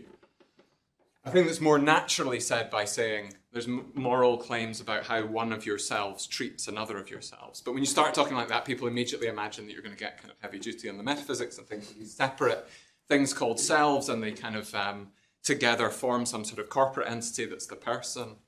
I mean, I'm taking a kind of view that I think, and there's questions about whether, say, Derek Parfit, who talked a lot about these things, he wanted to kind of rest too much on this metaphysics. But certainly I think quite a lot of the reaction that came afterwards, so I'm thinking particularly of Susan Wolf and Christine Korsgaard's reaction, said, although they were vehemently opposing Parfit, saying, thought that none of this depended in the end on the metaphysics. And I want to kind of take a similar view. You might think, and we can get to this in Q&A if people are interested, that I can't get away from talking about the metaphysics. But I think in the end the issues don't rely on this. Okay, so I want to start. The first part of the puzzle is that there are some demands of intrapersonal morality. There are things that you can do, yourself now can do, that affect perhaps only yourself at a later time, one of your future selves, that count as morally wrong. Now, I'm saying all of this sounds like sort of a bit of a mouthful, and lots of other people say these things in terms of you have duties to self, you have obligations to selves, your other selves have rights towards each other. But I don't want to kind of use that sort of morally committing language or normatively committing language of duties and rights yet. We'll come later on to questions about whether some of these moral wrongs are perhaps wrongs that don't involve violation of duties, for instance. So I don't want to assume that up front. I just want to say there are certain acts you can perform now from your current point of view that affect only your other points of view or affect them mainly that are morally wrong in some way. Whether they're wrong because they violate a duty or not, I'm not saying anything about. So that's the first thing I want to say. Then the second part of the puzzle is that nonetheless, these demands of intrapersonal morality are weaker than demands of interpersonal.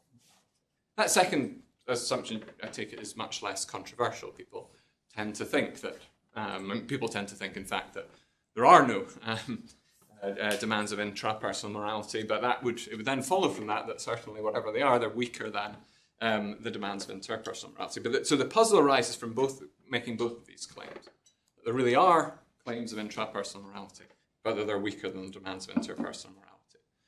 So to spell it out a little bit more, there's burdens that morality permits you to place.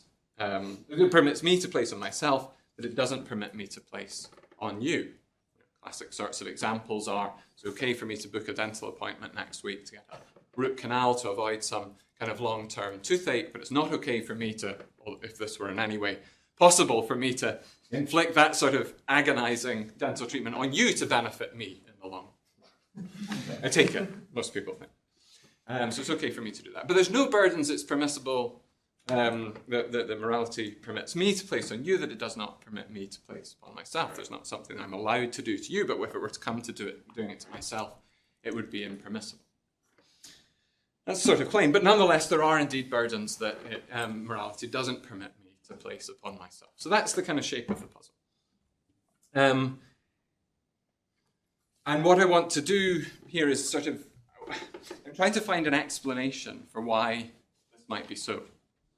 You might naturally occur to you certain explanations immediately, and they are perhaps the ones that I want to convince you don't in fact work. So we'll come to those. Okay, but first of all, I want to do a little bit more to motivate the idea that there are indeed intrapersonal moral demands, because that's, I think, the kind of more controversial of the two parts of the puzzle. So the first thing to say is that it's something of a historical anomaly that often analytic moral philosophers don't think that there are such intrapersonal moral demands. In fact, it was a kind of standard thing for philosophers prior to the second half of the 20th century to think that to take it as kind of given that there are these sorts of moral demands. I mean, certainly, when I was kind of learning analytic ethics, I was sort of taught that ethics was about treatment of others, and something like prudential rationality or something like that was the study of what we owe to ourselves, but they were different, and perhaps they have kind of different normative forces. Morality has this kind of stronger normative force than mere prudential rationality does. But that view, while it was sort of popular in the late 20th century, is historically reasonably anomalous. So I'm just going to quote a couple of passages that speak to that anomaly. And these are really coming from a great book, which I'd recommend for people who are interested in this topic, called Duty to Self by Paul Schofield. And he cites these two cases. The first from Bishop Butler. Butler says, "It deserves to be considered whether men are more at liberty in point of morals to make themselves miserable without reason than to make other people so, or dissolutely to neglect their own greater good for the sake of a present lesser gratification than they are to neglect the good of others whom nature has committed to their care. It should seem that a due concern about our own interest or happiness and a reasonable endeavour to secure and promote it is virtue, and the contrary behaviour faulty and blamable, since in the calmest way of reflection we approve of the first and condemn the other conduct, both in ourselves and in others." So here, what's interesting, I think, is that Butler isn't really giving any argument that there are moral considerations to do with your own treatment of yourselves. What he's asking about is this question of degree, why it is the case that there might be kind of lesser moral requirements on our treatment of ourselves than there are on others. So what's kind of interesting here is not necessarily that he offers any argument that there are, but in fact that he doesn't. He sort of takes this as a kind of given in the argument. And then what's equally interesting is that when Bernard Williams discusses something similar, he similarly takes it as just given that there aren't such things in another context. So here's the Williams quote. "If we have accepted general and indeterminate obligations to further various moral objectives, as modern moral philosophy encourages us to do, they will be waiting to provide work for idle hands, and the thought can gain a footing that I could be better employed than in doing something I am under no obligation to do. And if I could be, then I ought to be. I'm under an obligation not to waste time in doing things I'm under no obligation to do. In this case, certainly, only an obligation can beat an obligation, and in order to do what I wanted to do, I shall need one of those fraudulent items, a duty to myself." So what's interesting here is that so Williams is kind of standard sort of Williams line that the modern moral philosophy kind of creates these sort of obligations to further certain impersonal or general goods that are incredibly demanding on us and can end up constantly kind of thwarting or overpowering our reasons to do things, to pursue our own projects, a standard kind of objection against utilitarianism and other forms of kind of modern moral theories. But what's interesting in this is, in order to argue against this, he just takes it for granted that there can be no such thing as a duty to self. And he says, we'll need one of these fraudulent items, a duty to myself. That's the only way that you could possibly save our ability to kind of act, to pursue our own projects. So he's not really giving any argument for that. He just assumes that all of his readers are going to be on board with the idea there can't be any duties to yourself. So an interesting contrast between Butler, who seems to assume without argument that there are some sort of, maybe you call them duties to yourself, but at least moral demands on how you treat yourself, and Williams, who assumes without argument that there aren't in the course of arguing for something else or investigating something else. Okay, but that's not an argument. I don't want to rest too much, and I certainly don't want to rest too much on Butler's observation that we indeed disapprove of people who don't attend, say, to their kind of future well-being or kind of are derelict in their duty towards them. Because just a mere disapproval doesn't distinguish between a disapproval because the person's being prudentially irrational and a disapproval because they're being immoral. So these aren't arguments in themselves. Okay, so moving on to sort of more arguments, or at least kind of intuition pumps to get you thinking that perhaps there are duties to self. I think we can start off by wondering why people have been so convinced that there aren't such duties. So one natural sort of argument, and it sort of emerges in the mid-20th century, whether it's causally responsible for this general view that morality is really about treatment of others and something like rationality is to do with treatment of self. I'm not sure, but certainly this kind of argument emerges and is kind of considered quite successful. So it's an argument that I think is an interesting parallel with Wittgenstein's private language argument. The argument goes something like this. Look, if you had a duty to yourself, it would be impossible to violate it. Because any attempt to violate it, that is, any act that you did that would be in violation of the duty, by doing the act, you would waive the duty that you had not to do the thing. So I have a duty to myself not to behave to myself in a particular way. I try to violate it by doing that thing that I'm not supposed to do, but by doing it, I somehow automatically waive that duty. In the way that, you might not have a duty to kind of pinch my arm, but if I said to you, yeah, go ahead, pinch my arm, I'd have waived your duty not to pinch my arm. You would think by me doing certain things to myself, I would automatically have waived that duty. So it looks like a kind of case where surely we can't have a duty if there's a sort of in-principle impossibility in violating it. Just as Wittgenstein thinks that, well, on one controversial reading of the private language argument, I never want to say it's what Wittgenstein said, it's one possible reading of the 10,000 he might have been meaning, but one natural reading of it is something like, if you had a private language, they would have to have rules that couldn't, in principle, be broken, because by attempting to break them and use a word in a way different from the rule, you would automatically alter the rules. So it's a little bit like that. So one way to identify some sort of ways in which we can act morally badly towards ourselves is to see cases where this sort of argument breaks down. So one kind of case, which is identified by Alison Hills, is a case where it's in fact impossible to waive the duties. You have certain duties to yourself that nothing could waive.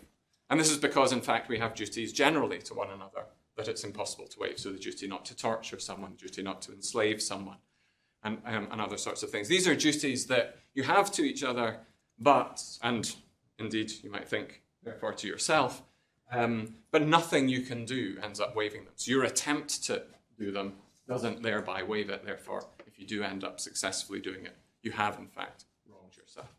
That's one natural thing to think. I think that's right, in fact. I agree with that, but I don't think it covers all of the ways in which, not saying that Alison thinks it does, but it doesn't cover all the ways in which you behave morally badly towards yourself. So other sorts of cases that Daniel Munoz and Nathaniel Barenschmidt have suggested is cases in which your consent fails, and perhaps in sorts of ways that I was talking about last week, actually. So if you think that what happens when you kind of have duties towards yourself, but when you act, you thereby waive them, and that action that you kind of do that sort of attempts to violate them is somehow involves in it some sort of consent, then you might think that the consent misfires for the sorts of reasons that I was talking about last week. There's all sorts of reasons that consent can misfire. Maybe they're based on preferences formed in the sorts of problematic ways I was talking about. I think that's a much less obvious sort of case. I'm not going to talk about it too much in the interest of time, but I think it's much less obvious that this sort of thing happens. For instance, they have examples of kind of, if you got drunk, you end up kind of wronging yourselves in all sorts of ways because you're unable to kind of consent to treating yourselves in the ways that you then do. Seems much less obvious to me that that's what's going on.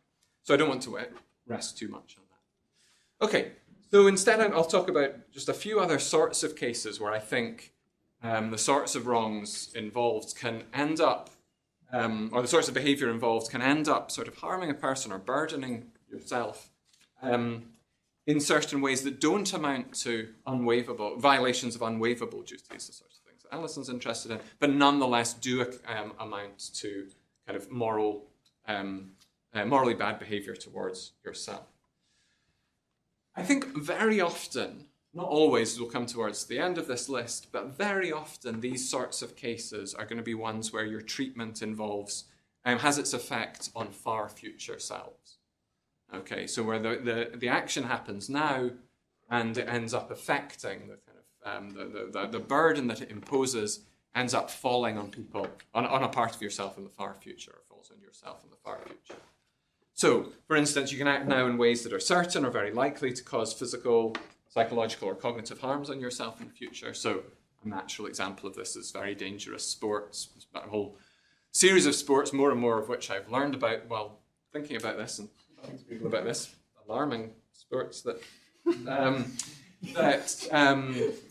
that cause kind of long-term cognitive damage.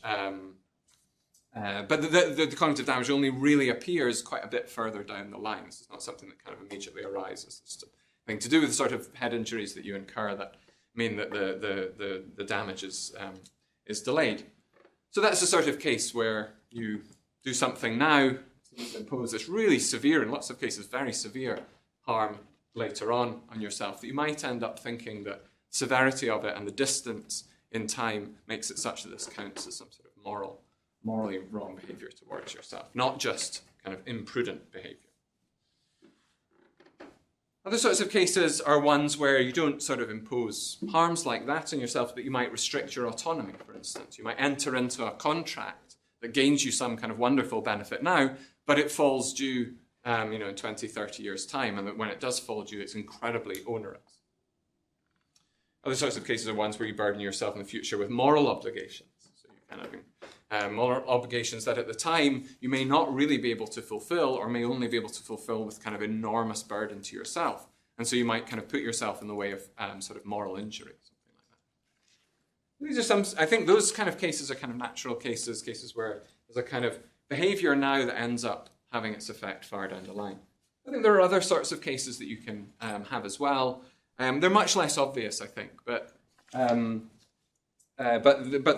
might be instances of it.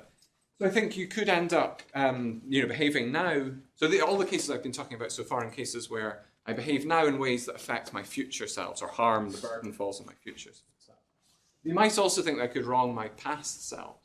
For instance, if my past selves, kind of have over a long period of time made enormous sacrifices in order to kind of pursue a project over a long period of time, that I then later come to completely disvalue and end up destroying in a kind of fit of pique against my former self who's kind of spent all this time, so much of their life kind of devoted to it, you might end up thinking that something like that is immoral.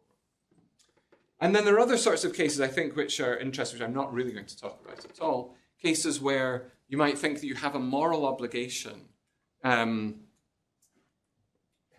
to resist attempts to treat you badly, or at least to kind of give yourself sufficient weight when you're thinking about kind of trade-off cases with others, where there's cases where your own kind of goals are being weighed against others. And very often, think about it, for anyone who's here last week, think about these kind of angel in the house cases, the Virginia Woolf case that I was talking about last week, where someone has kind of internalized this very self-denying, sort of extreme altruist norm. You could think that that person ends up wronging themselves by not kind of valuing themselves enough. This is the sort of thing that Kantians might easily think, that you're not kind of giving sufficient value to yourself or not kind of respecting your dignity sufficiently. So Carol Hay has a really interesting discussion of people's duties to resist oppression. That a failure to resist oppression amounts to kind of not valuing yourself. Okay. One of these really moral sorts of cases, one thing that sort of convinces me that something moral going on is that it looks like there's an asymmetry between cases where someone burdens themselves now in order to get a benefit later on, versus a case where they take the benefit now and predictably as a result get a burden later on. So cases where you kind of put yourself through suffering, perhaps deep boredom, perhaps frustration, perhaps kind of opportunity costs like not interacting with friends or not forming kind of close relationships in order to pursue this project, in order to get some big benefit later on. People end up kind of having a reasonably approving attitude to some of that sort of thing. Whereas if you do something now that gets you lots of benefit over the the near future, but ends up kind of placing a burden on you in the later, at a later point, people end up seeming to disapprove of that. Why would that be if all that there was going on was some sort of prudential rationality? In those cases, it looks like the weighing up of different parts of your life should be pretty equal. The cases look like they've just kind of had the kind of benefits and burdens swapped round, but nonetheless we seem to judge them differently. And that suggests to me at least that there must be some further consideration going on, and I think that could easily be a moral consideration. Okay. The next section actually talks a little bit about kind of larger project this is a part of, which is a kind of project to think about, I'm calling the units of morality. I'm not sure it's the best term for this, but I'm thinking about the kind of the items, to try to use neutral, but in the end probably too impersonal kind of language, the items or entities in terms of which we state our general moral theories or our local moral principles. Do we state them in terms of persons, or do we state them in terms of something more like selves, something like kind of persons inhabiting a particular point of view? In the interest of time, I'm not going to go through too much of this, but I think the arguments I'm going to talk about here are going to kind of push us towards thinking of these general moral theories and local moral principles as more appropriately being stated in terms of something more like selves or persons inhabiting a particular point of view. So in that sense, I'm kind of getting at a similar sort of conclusion to the one that I take Parfit to be trying to get at with the Russian nobleman case. This example, I think it's from Tolstoy, of a kind of young, idealistic, socialist Russian nobleman who's set to inherit in 10 years' time some large amount of money, but he thinks in 10 years' time it's likely that he's going to have lost his socialist ideals, or at least possibly he's going to lose his socialist ideals, and at that point he'll just keep all the money for himself. So he creates this kind of complex, and the whole scenario is somewhat complex, creates this kind of complex legal instrument that means that when it comes to him inheriting it, this money will kind of automatically go to the peasants who farm the land rather than to himself. But for some legal reason, it has to be kind of get out. There has to be some way of avoiding this, and that's going to be his wife has the ability to void this legal instrument. So he includes this, but he asks her to promise him that she won't void it, even if he desperately begs her to. And right enough, 10 years pass, and he does lose all his socialist ideals, and now he does, in fact, he inherits the money, and he wants to pass it on to himself, to buy sorts of paintings of himself and so on. And so he asks his wife, he said, well, you're the only person who has the legal possibility of voiding this. And she says, no, I promised you that I wouldn't do this. He said, yes, but it's always okay for a person to then release you from a promise. And she said, yeah, but you're not the person I made the promise to. In some sense, you're not the person I made the promise to. So I take it what's going on with the Parfit case there is he's trying to argue that some sort of principle concerning when promises are still binding after a period of time should be stated not in terms of persons, because if it's stated in terms of whole persons, then it gets this case wrong, but in terms of something like selves. You could think, well, that argument just kind of establishes that, so nothing more to say. But I think one problem with this argument is that people's reaction to it really change depending on the kind of moral status, the moral direction of the Russian nobleman's travel. If he starts off as the person who wants to take the money all to himself and makes the wife promise that she won't void it, even if he becomes a socialist later on, people have very different reactions to it. It really seems to be tracking just whether you kind of think the socialist is the right thing to do. Okay, so it shares something in common with what Parfit's doing. Also shares something in common, I take it, with the kind of moral view that Monima Chadha and Sean Nichols have been kind of working out over a series of papers that kind of look at in the Buddhist context, how you might kind of gain moral principles when... this is a more extreme version of kind of moving from the person to an even less committal kind of metaphysics, but a similar sort of view to that, I take it. Okay, So let's try and give some explanations of what's going on in these cases. So one sort of account I think that naturally occurs is that what's going on in these cases where it's kind of, possible to wrong myself, kind of naturally falling into the wronging myself language. I'm not meaning the kind of strong sentence there, but the kind of behave morally badly towards myself. It's possible to do that, but it's less easy to do that just because it's easier to gain consent from yourself to do certain sorts of things. It's not always possible. Alison's unwaivable duties case show that, and maybe there's other sorts of cases as well.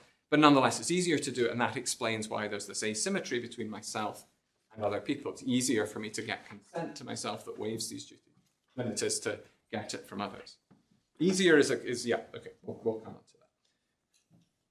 So there's a kind of interesting line from this book by Paul Schofield that I was talking about that suggests something like this. He says, it's only natural that Kant became the modern era's most forceful defender of duties to the self. For Kant, wrongful action most often stems from an impulse to make an exception of oneself. And so you might naturally think that a Kantian is going to take the view that you must think that you have similar sorts of duties, perhaps even exactly the same duties of yourself as you have to others, because to think anything else is to make an exception of yourself. And that's exactly the sort of situation that Kant thinks, where morality, where people kind of go wrong. And indeed, this is sort of the view that Daniel Munoz and Nathaniel Baron-Schmidt end up taking. So they have this thing they call the self-other symmetry. One has exactly the same basic rights against oneself as one has against anyone else. But they think sort of that seems extreme, a very extreme view. Surely I don't have all of it exact. I have a right against you that you don't kind of pinch my arm, to do this without anyone kind of accusing me of some deeply immoral action. Well, that's fine because it turns out that I end up kind of waiving that right in lots of cases. Okay, so this would clearly sort of explain the puzzle if it were to work, because it would of course give the possibility of behaving morally badly towards yourself, but it would also kind of give the asymmetry where the moral demands on your behavior towards yourself are weaker than the moral demands on behavior towards others. Not because they're actually the fundamental ones are weaker, they're exactly the same because of this self-other symmetry, but because it's in fact much easier for you to get consent. And so in a lot more cases, you're able to do things you wouldn't be able to do to others. So one worry that naturally comes up when you think about this is, in fact, you don't go around consenting to yourself. You don't obtain consent from yourself very often. You don't, at almost every point during this talk, I was sort of doing something, kind of clasping my hands, touching, my body in sorts of ways that would be kind of violations to myself. At no point did you hear me sort of whisper to myself, may I do this? Yes, or something. Yes, you may. Okay. So how do we resolve this kind of problem? One problem is, one response is to say something like, well, no, it's true that you don't, in fact, get consent from yourself. But you nonetheless are better able to predict that you would get it were you to act. You say, yeah, okay, I don't in fact consent. In all of these cases, give explicit consent, but it's easier for me to predict that I would give consent than it is for me to predict that others would give consent. I think a big problem with that is that this just isn't how we treat consent in interpersonal cases. It's not okay for me to do something to you just if I predict that you'd be okay with it. It's not okay for me to just kind of, I was giving examples last week, just kind of go and sleep in someone else's flat just because I thought that were I to ask them, they would say it was okay. That doesn't seem how it goes. The other problem is that we aren't particularly good at predicting whether we would in fact give consent in kind of far future cases. We don't really know what our far future selves would be. So the answer that Munoz and Baron-Schmidt themselves give is that what happens, so this kind of comes back to something I said at the beginning last week, that there's a growing consensus, I think, in the consent literature that people have put far too much weight on explicit acts of consent. And while these are sort of important in very certain legal contexts, like, say, taking property, large pieces of property or expensive pieces of property, and sexual consent, and informed consent in the medical context, and certain sorts of things. In fact, most of what happens in our day-to-day interactions is nothing like, explicit requests for consent followed by explicit granting of consent. There's all sorts of other things that we do. And one thing that's been pointed out in the sexual consent case by John Gardner is that you consent, or you might think that something similar to consent happens when you embark willingly and kind of clear-eyedly on a joint project with someone where there's a predictable consequence of that joint project that you will have to do a particular thing, or that someone else will have to do a particular thing to you. So if you kind of embark on a joint project with someone, knowing that at some point they'll have to kind of take some of your property or kind of, encroach on your space in various sorts of ways, then by embarking on the joint project, as long as it was predictable that something like this would happen, you thereby give consent. And Munoz and Baron-Schmidt think that something like that's going on in the case of consenting to waiving rights against yourself.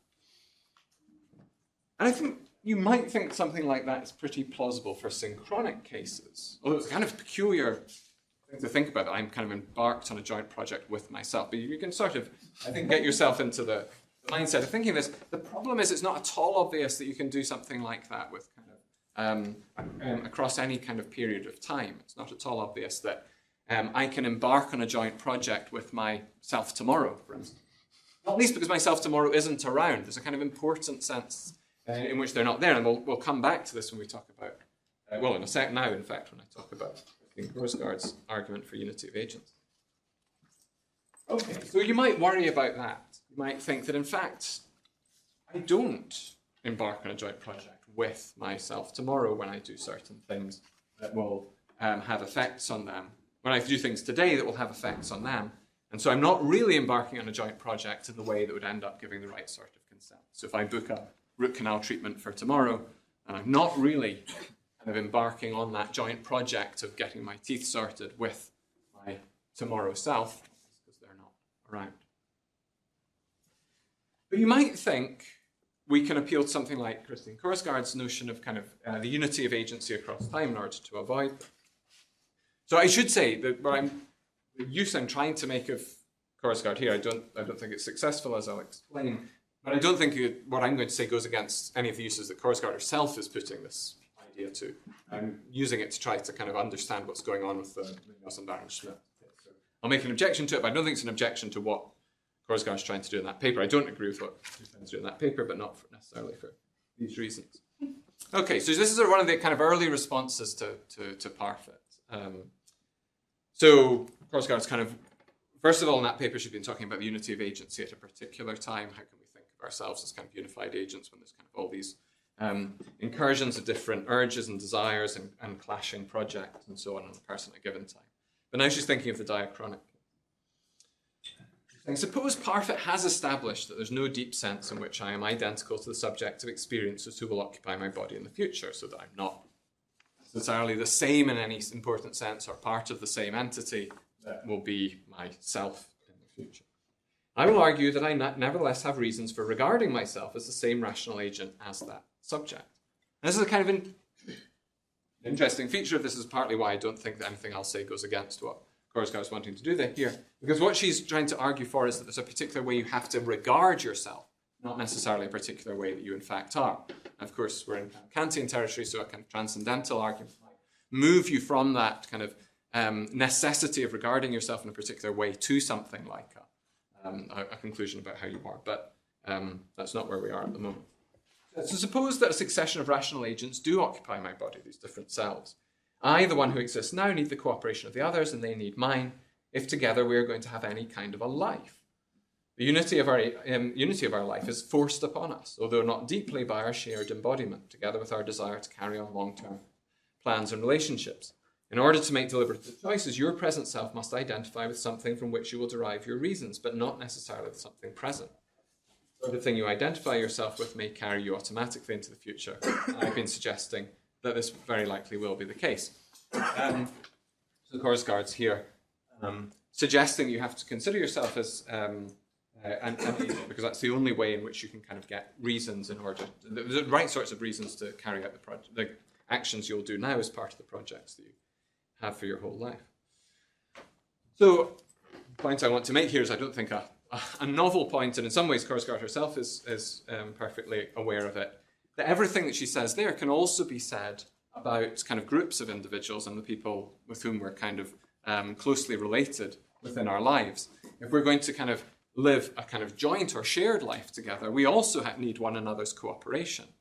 And just as, my current self now and my future self share this particular body and as a result are kind of thrown together in some way, she says not deeply, but this kind of shared embodiment, nonetheless, similarly, I and the kind of people that I, share my life with and build my life with are also sort of thrown together in a geographical space that we have to share, and as a result are kind of put into relations with one another, which requires that we need this kind of cooperation.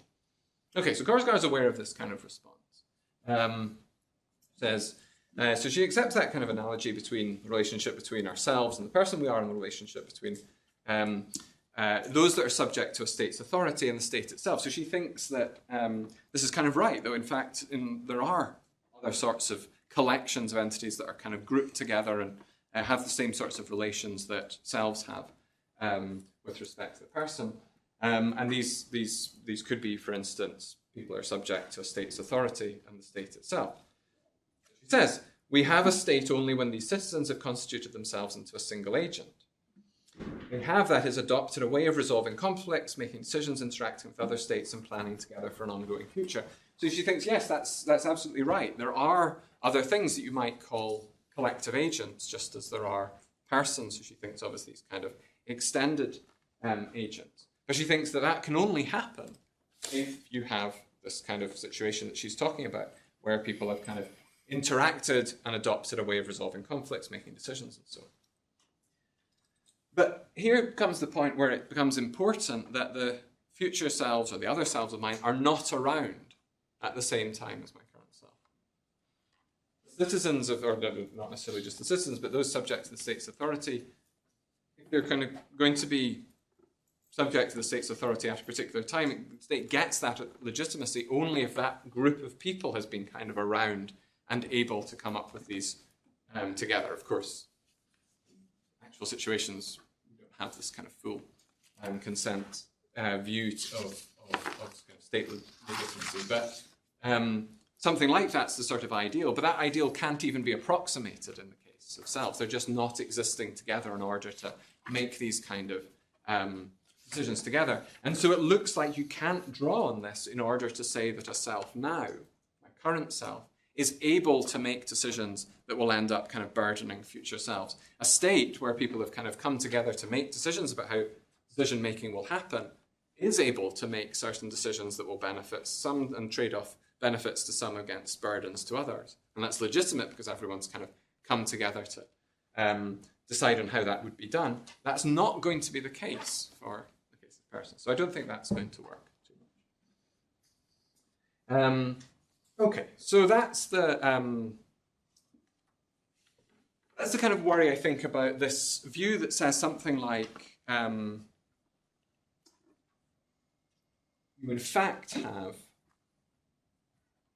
this exactly the same, or perhaps very similar duties to others that you have, duties to yourself as you have to others, but the reason we have this kind of asymmetry between the intrapersonal and the interpersonal is because it's kind of more possible for you to or more likely at least, or more often the case, that you will have kind of waived the rights that you have against yourself than it is that you've waived the rights against others, or others have waived their rights against you.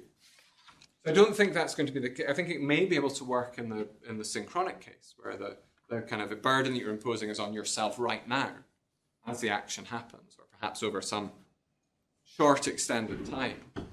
But it doesn't seem to be possible to do it in ways that can kind of end up burdening yourself far in the future. And nonetheless, we do seem to think, well, I was saying that there are going to be cases in which you can morally wrong yourself by burdening yourself in the far future. There are also going to be cases where it's okay to burden yourself.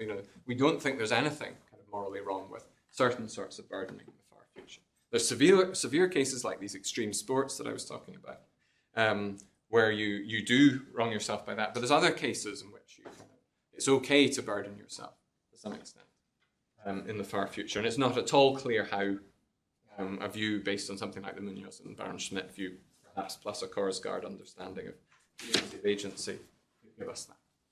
Okay, so let's move to the alternative, which is there's no duties to yourself, and so there's no need for release. But nonetheless, there are other ways in which you can behave immorally towards yourself that are not violations of duties.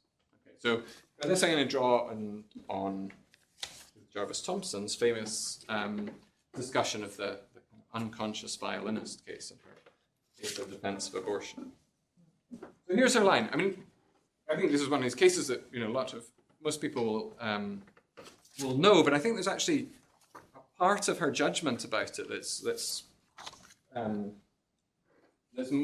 less often discussed, and I think might give a kind of possibility here. But I think in the end, perhaps it doesn't fully answer our question. Okay, so this is the original case, just to remind people of it. You wake up in the morning, you find yourself back to back in bed with a famous unconscious violinist. He's been found to have a fatal kidney ailment, and the Society of Music Lovers has canvassed all the available medical records and found that you alone have the right blood type to him. They therefore kidnapped you, and last night the violinist's circulatory system was plugged into yours, so that your kidneys can be used to extract poisons from his blood as well as your own. The director of the hospital now tells you, look, we're very sorry that the Society of Music Lovers did this to you. We would never have permitted it if we'd known, but still they did do it, and the violinist is now plugged into you. To unplug you would be to kill him. But never mind, it's only for 9 months. But then he will have recovered from his ailment and can be safely unplugged from you. Is it morally incumbent, this is Jarvis Thompson now, is it morally incumbent on you to accede to this situation? No doubt it would be very nice if you did, a great kindness. But do you have to accede to it? I think what she's asking at this point is, do you have a duty? Does the violence have a right against you? You must. And her answer is famously no. She thinks that's our natural reaction to it. But she goes on a couple of pages later. Quite a few pages later. So my own view is that even though you ought to let the violinist use your... Sorry, I should say. This is a little bit later, 10 pages later. At this point, she's considering a version of it where it's just for an hour. As the violinist just has to be hooked up to you for an hour. She doesn't think that changes anything about the duties involved. She doesn't think that there's some point of time at which you gain a duty to do this for the violinist. But that doesn't mean, she thinks, and this is the important part, it doesn't mean that there are no moral considerations in this case. Because she doesn't think that the moral considerations are exhausted by what you have a duty to do and what you don't have a duty to do. So she says, she has this kind of wonderful case of, she's imagining herself having some ailment that can only be cured by Henry Fonda crossing the room and putting his cold hand on her brow. And she says, even that. So this is a case where someone literally has to walk 15 paces across the room and do something. Even in that case, he doesn't have a duty to do it. But she doesn't think that the moral considerations are exhausted by this. She says, so in my view is, even though you ought to let the violinist use your kidneys for the 1 hour he needs, we should not conclude that he has a right to do so. We should say that if you refuse, you are, and she has a series of kind of judgments against the person, self-centered and indecent in fact, but not unjust, so not violating a right, not violating a duty. The complaints are no less grave, they are just different. So you might think that something like this is going on in the case of future selves. So I'll just quickly sketch a kind of analogous case to the violinist case that might talk about the future selves, and say how we would have an analogous judgment to the Jarvis Thompson judgment about that. Okay, so in the altered case, it's a flautist who's hooked up to you. It's important that they're flautists, though, because they're as light as air. Turns out this is a feature of flautists. They're light as air, and they're currently unconscious. They're going to remain hooked up to you and unconscious until the day you die, at which point they'll wake up cured, they'll detach themselves from you, and they'll live their lives.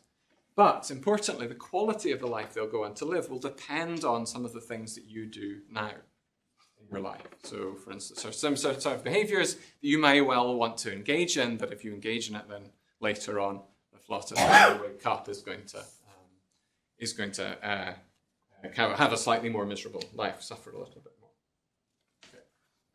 Okay. So the question is, do you have to refrain from those sorts of behavior, or do you have any sort of, well, two questions. It would be morally wrong for you to engage in those behaviors that will end up having this effect. Secondly, do you have a duty not to? Does the Philosopher have a right against you not to? So you might, by analogy with the Jarvis-Thompson case, say no duty. But again, by analogy, you might say that nonetheless morality places demands on your treatment of it. You might think, yes, it would be, in Jarvis-Thompson's case, words, self-centered and callous and decent, in fact, but not themselves. So again, this would give a kind of explanation of this asymmetry between the intrapersonal and the interpersonal, because in the interpersonal case, we do have a duty not to do certain things that will predictably make somebody suffer, actively do something that will end up kind of making someone else suffer. But in the case of the Philosophers, we don't have that duty, but it may nonetheless be kind of morally bad for other sorts of reasons.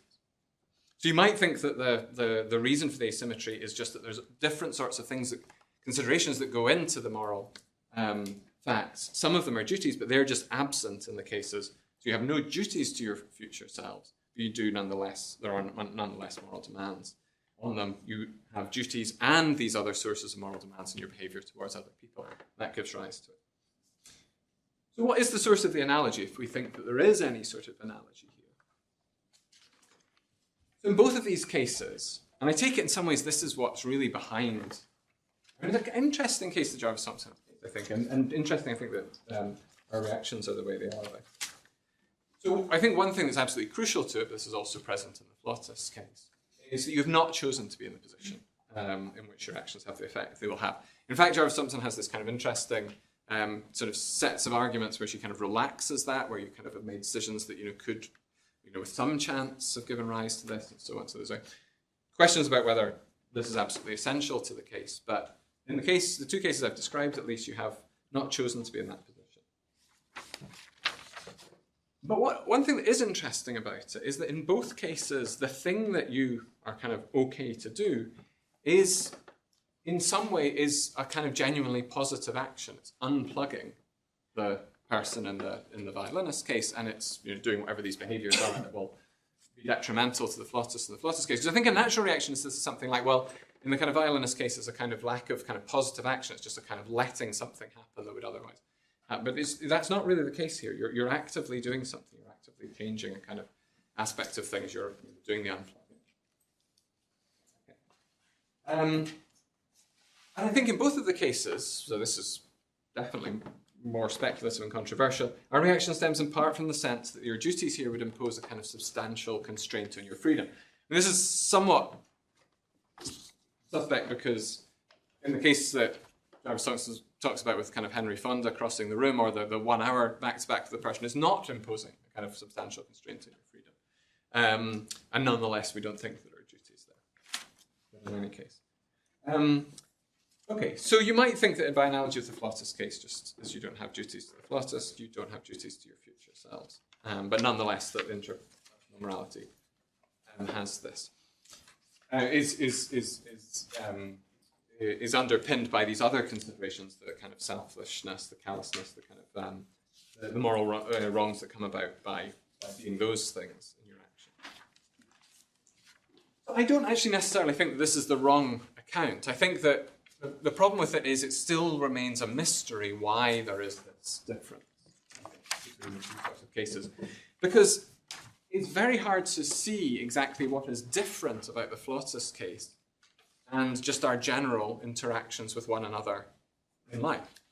It's also the case that I didn't choose to be in a causal nexus that makes certain things I do have certain kind of bad effects on people that I interact with. But nonetheless, I'm here, I'm in it, and in fact, I do have moral requirements not to behave in certain ways. There are certain things, like pouring poison into a glass or something like that. I didn't choose to be in a world where this particular substance in my hand was poison, but given that I was, I have a, obligation not to do that sort of thing. So one problem here is it's just very hard to separate out the kind of the causal links or the chosenness of the thing to separate out these two cases. So in some ways, you might want something a little bit more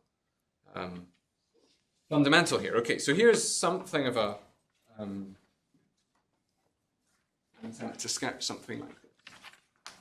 So I think certainly my experience of talking about this topic with people is when you mention that you're thinking about kind of duties to self, as one person put it when I started talking to her about it, she said, oh God, that would just be so exhausting. I'm already thinking about all these kind of duties I have to other people. And that's, it's kind of, places a lot of demands on me, but, I'm happy to because, they seem like important other people. But now I also have to consider all these kind of other parts of myself. I thought that was one domain in which I was safe. And I think there's actually, so I think it's a sort of deep truth to that what people feel is that, certainly, suppose you were in a situation where you really did have exactly the same duties to yourself that you have to others, and that it really was quite tricky to waive them when the others who will be affected were sort of, some distance down in the future, sort of maybe a week, maybe a month, maybe 6 months. In that kind of case, it would very severely limit your freedom. You might end up thinking that is very troubling. Okay, so this is the hypothesis. The heart of the reaction to the violinist case and the flautist case is the judgment there's a kind of sphere of influence over which a person has primary jurisdiction, their dominion, and they get to say what goes on within it, up to a point. So this is not going to become a kind of Nozick style absolutist version of self-ownership. But I think there is a sense in which that's something of our reaction.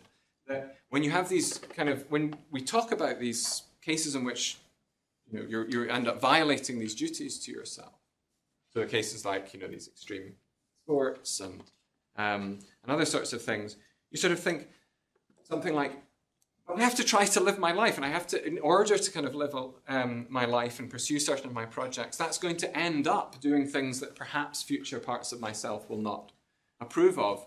But the only way in which I can get a certain sort of value is by having the ability to use, say, the body particularly that I inhabit for certain sorts of, freely for certain sorts of purposes. So many of the projects that we pursue, Korsgaard has this line, which is obviously right about that, in order to pursue certain long-term goals you have, she says you need the cooperation of others, and in particular your own past and future selves in order to live a certain sort of life. But you don't just need that sort of cooperation, you also need a kind of lack of active intervention or prevention of you pursuing these goals.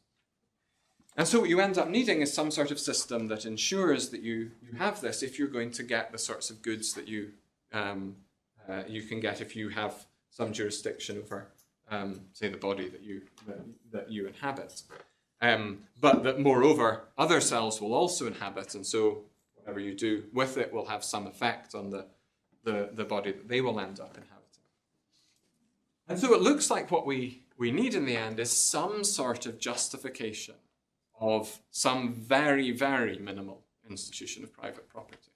So I'm not here talking about the kind of institution of private property that, say, for instance, Nozick was interested in justifying, or even the kind of ones that were being justified by, say, Locke and so on, where you're not just thinking of the kind of use of your body, but also, say, the use of anything that you can create as a result of using it in particular ways, and then with questions of sort of appropriation of non-person resources. I'm just interested in a kind of very minimal constraint where you have a certain amount of jurisdiction to use the body that you've been given to pursue your own end. Okay, and so what are the sorts of justifications that are given for any sort of institution of private property? Well, one natural one is a kind of instrumental one. It's sort of the one that I've been sketching out.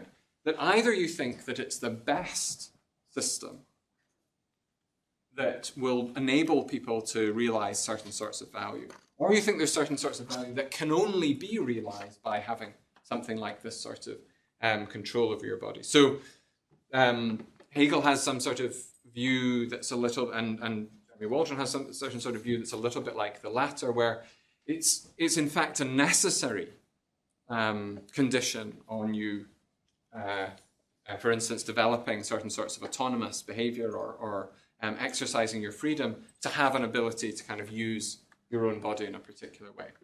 But you might not take it strongly as that. You might not think that it's all about, that the argument concerns a necessity. You might just think the best system of rules that we could have that would end up kind of allowing for the kind of greatest kind of realization of value is for people to have a certain amount of jurisdiction over their current selves, to have a certain amount of jurisdiction over the body that they inhabit, even if that means using that body in a way that when it comes to be inhabited later on by one of the later selves is going to end up kind of causing some suffering for those later selves. But, and this is kind of typical of these instrumental or kind of consequentialist arguments, but there's going to be limits on that, because it's going to turn out that the best system, the system that kind of best realizes the kind of the balance of getting these goods, but also avoiding people kind of suffering too much, is going to be one that puts some limits on how you can use it. So it's not okay to use the body that you have in such a way that when it comes to be later on inhabited by someone else, it involves enormous suffering over a long period of time. That's the sort of thing that these rules would prohibit. But they would nonetheless permit something that does impose some sort of suffering, because that's that in the end is the best system of rules for balancing out the possibility of getting goods and the possibility of getting these bad consequences. So I think something like this has got to be at play. One reason to think that something like this is what's going on is that our judgments about these cases are not absolutist. We don't have this sense. I mean, so Nozick has this kind of view that you just have complete self-ownership, and so at any particular time you can really just do whatever you like with your own body. That just doesn't seem to match up with the intuitions we have, but there really are things that we can do that will end up kind of affecting ourselves in the future in such a way that they end up just being wrong. You don't have that kind of absolute you don't have absolute property rights currently over the body that will end up kind of being inhabited later on by others, but you do have some, and you have some more rights over this body than you certainly do over the bodies of others. Okay. So that's the sort of, I think, at least the beginnings of an account of explaining this puzzle, that there are demands that intrapersonal morality places on us. It's not okay to kind of just behave towards yourself in any way whatsoever. But those demands go a little bit beyond just not violating the kind of unwaivable duties that Alison talks about there. There are other ways in which things that intrapersonal morality forbids that are not just violations of these unwaivable duties. But nonetheless, these demands are weaker than the demands that morality places on our interactions with others. Okay. Thanks very much.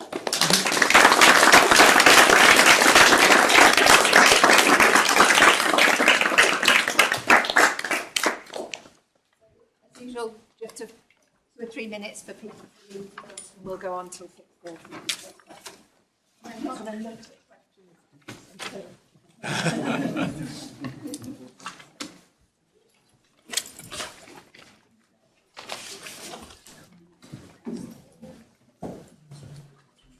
See you later.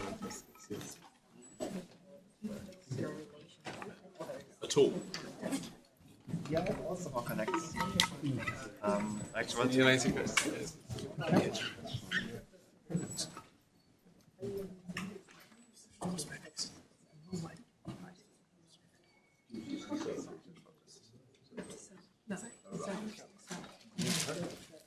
Okay, now you can put your hands up. Okay, I'll start with Ofra. Thanks, Richard.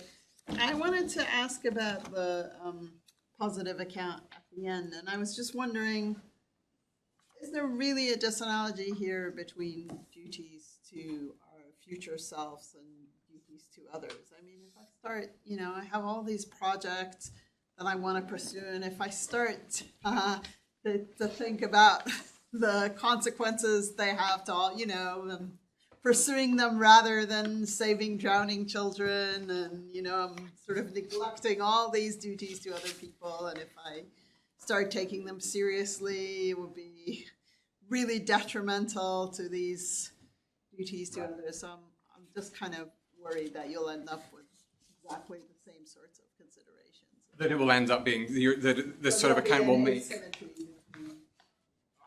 So that it won't be any more demanding. Your treatment of others won't be any more demanding. It will just and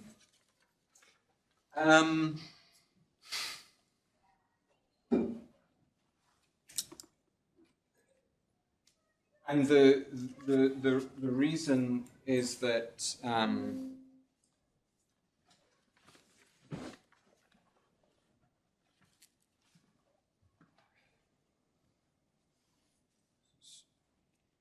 so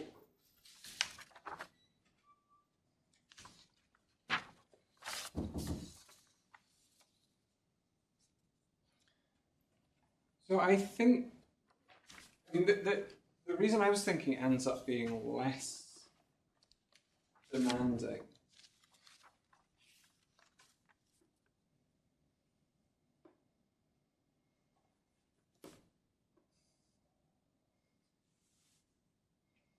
so I take it some of the reasons people give for why you don't have a duty in sort of these duties of you don't have full duties of kind of beneficence, that you can end up using some of your resources or time or whatever to pursue your own projects rather than saving lives you could save or improving lives that you could save by using money is something like this sort of argument.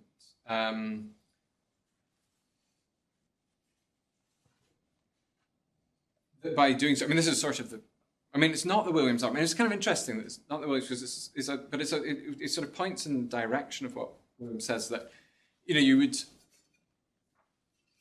A problem with these very demanding views is that you might end up with a situation in which nobody's really able to pursue any of the things that end up kind of giving positive value, that everyone's sort of looking to do things for others and not pursuing some of their own duties. I'm actually on record as thinking that we should do a lot more of we do have stronger duties of beneficence than a lot of people argue we do, but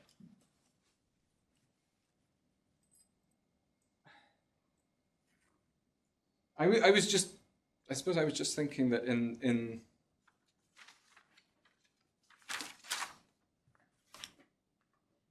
I'm just thinking it's not just drowning children, right? Sometimes pushing someone to get to the front of the queue would really help me to pursue my project, and it's not a huge harm to them. But I see. Okay.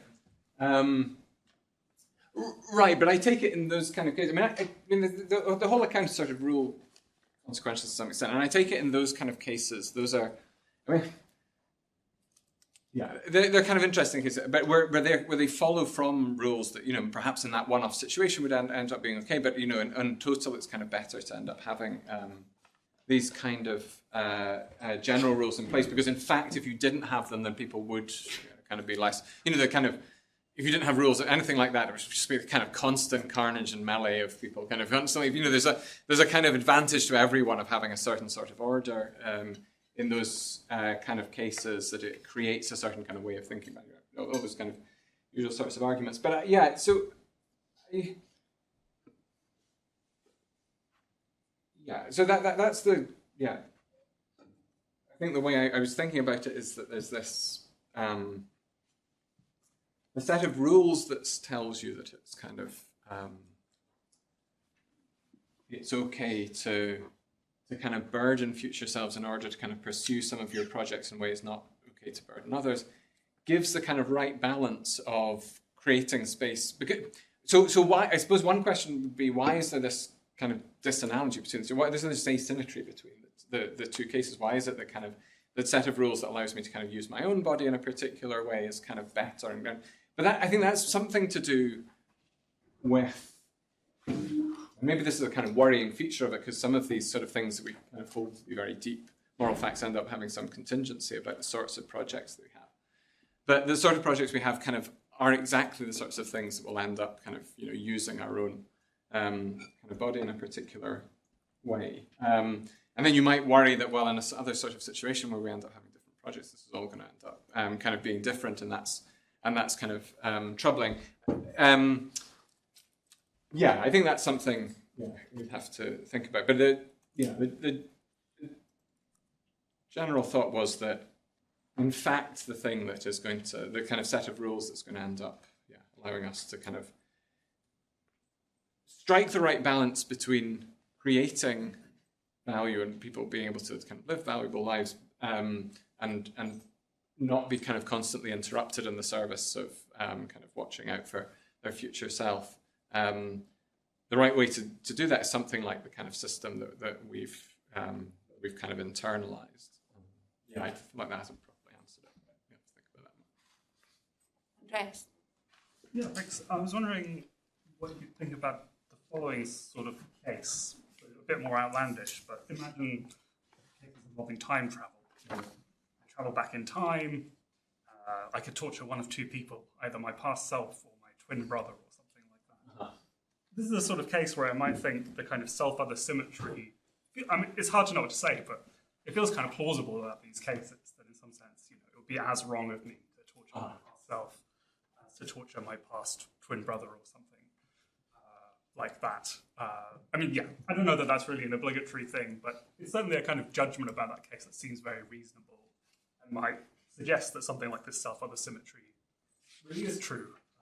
We just really need to exercise our imagination to really put oneself in relation to oneself in the same way one ordinarily relates to others.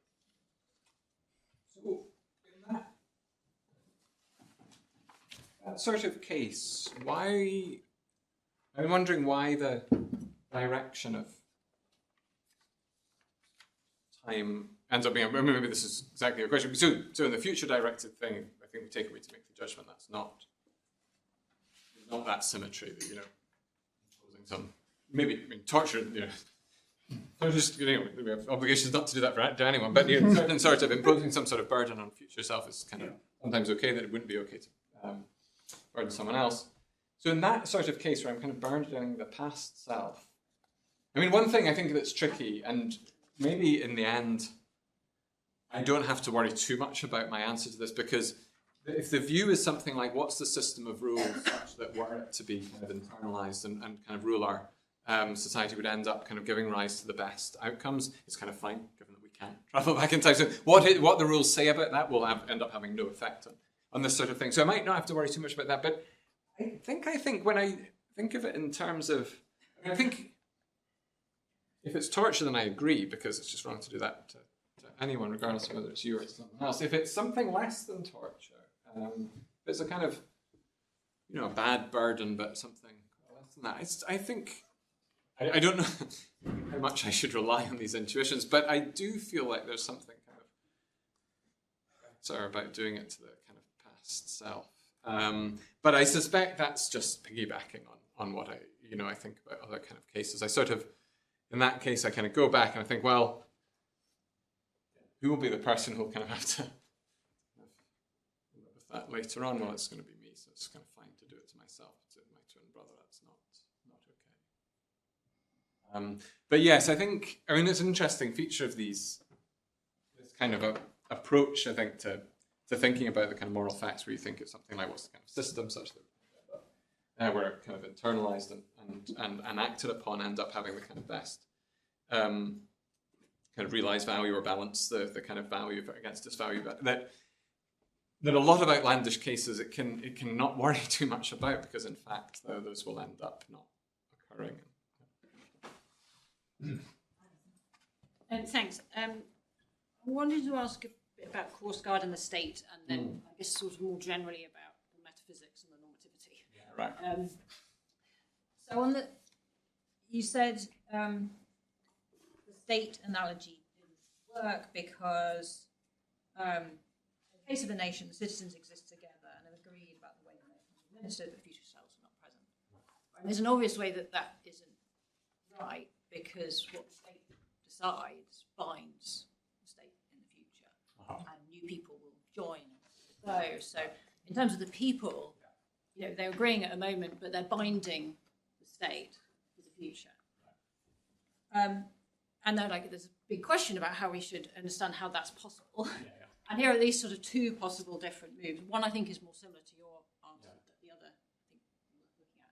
So one is to say, well, if you weren't able to make, say, a law that binds in the future, this would be chaotic. You couldn't make treaties, it would just so for consequentialist type reasons, we have to sort of pretend that we can do this. The other way would say, well, no, there's the state, and that's an entity that exists through time. So when the state makes a treaty, even though people come in and out, it's bound itself into the future. Right. So what's going on in the personal cases is not, well, there's myself, and then there's this future self, which is this other self, but I turn into the future self. I have bound myself in the future. So that's the difference. Whether you understand that in a normative way or metaphysical way, I don't know, but that seems to be an alternative picture to the one you've got, and I wonder what you thought about that. Yeah, so I think that's right. One reason I think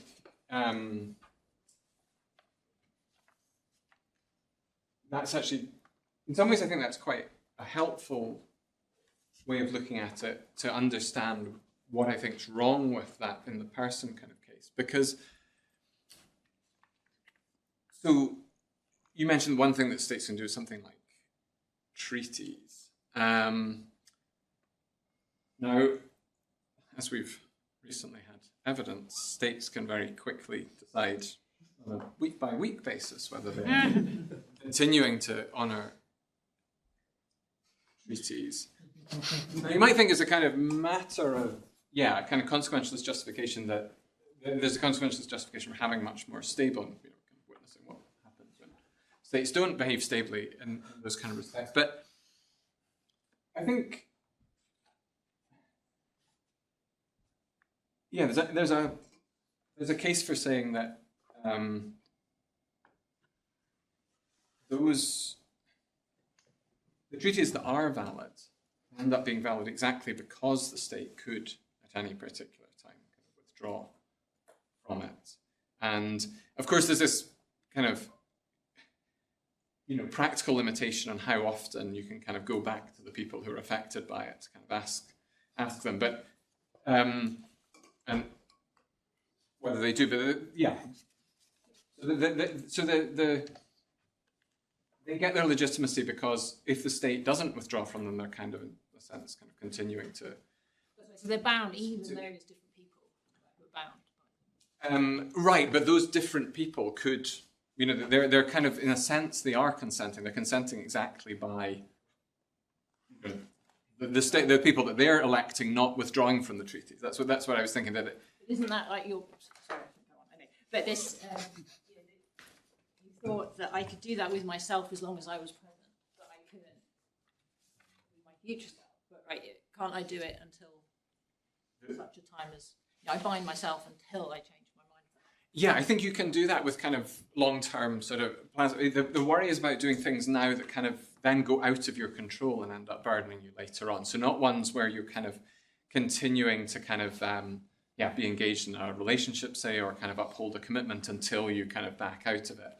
I was more thinking of things where, so one thing I think we would really worry about a state now doing is something that would end up kind of, which we do in fact think in the climate case and use of fossil fuels and so on, is doing things now that would end up kind of burdening, making the choice now to burden future generations when they're not around to consent to. They're not around in order to kind of determine the decision-making procedures that would end up kind of having this kind of detrimental effect on them. And that's why I think the sort of treaties cases, if you're entering into treaties that would end up being kind of very burdensome to future generations, then you might think that that's not actually something that states should in fact enter into. It's tricky because in fact states do something like this, but exactly people's complaints about some of the kind of use of fossil fuels and something like this. Cheers, Rich. This is partly from Kantian backgrounds thinking about some of this. So I'm guessing you were talking about the demands of interpersonal morality being weaker. Yeah. But at least the way Kant introduces it, some of them are meant to be stronger. So duties to oneself in terms of developing one's talents and so on. And there's this weird comment in the Metaphysics of Morals where it says, without duties to the self, there'd be no external duties. That's right. So I want to know whether you were happy to allow that duties to the self can be stronger in some cases to duties to others, and how that fits in this framework. So I think I don't agree with that. I certainly don't. I think there's an interesting. Of course, Kant isn't really thinking this, but there's an interesting split, I think, between cases in historical literature where people think the duties to self somehow come from an obligation you have, not necessarily to a creator, but somehow that arise from having been bequeathed a certain sort of gift, something, the gift of being alive and inhabiting it.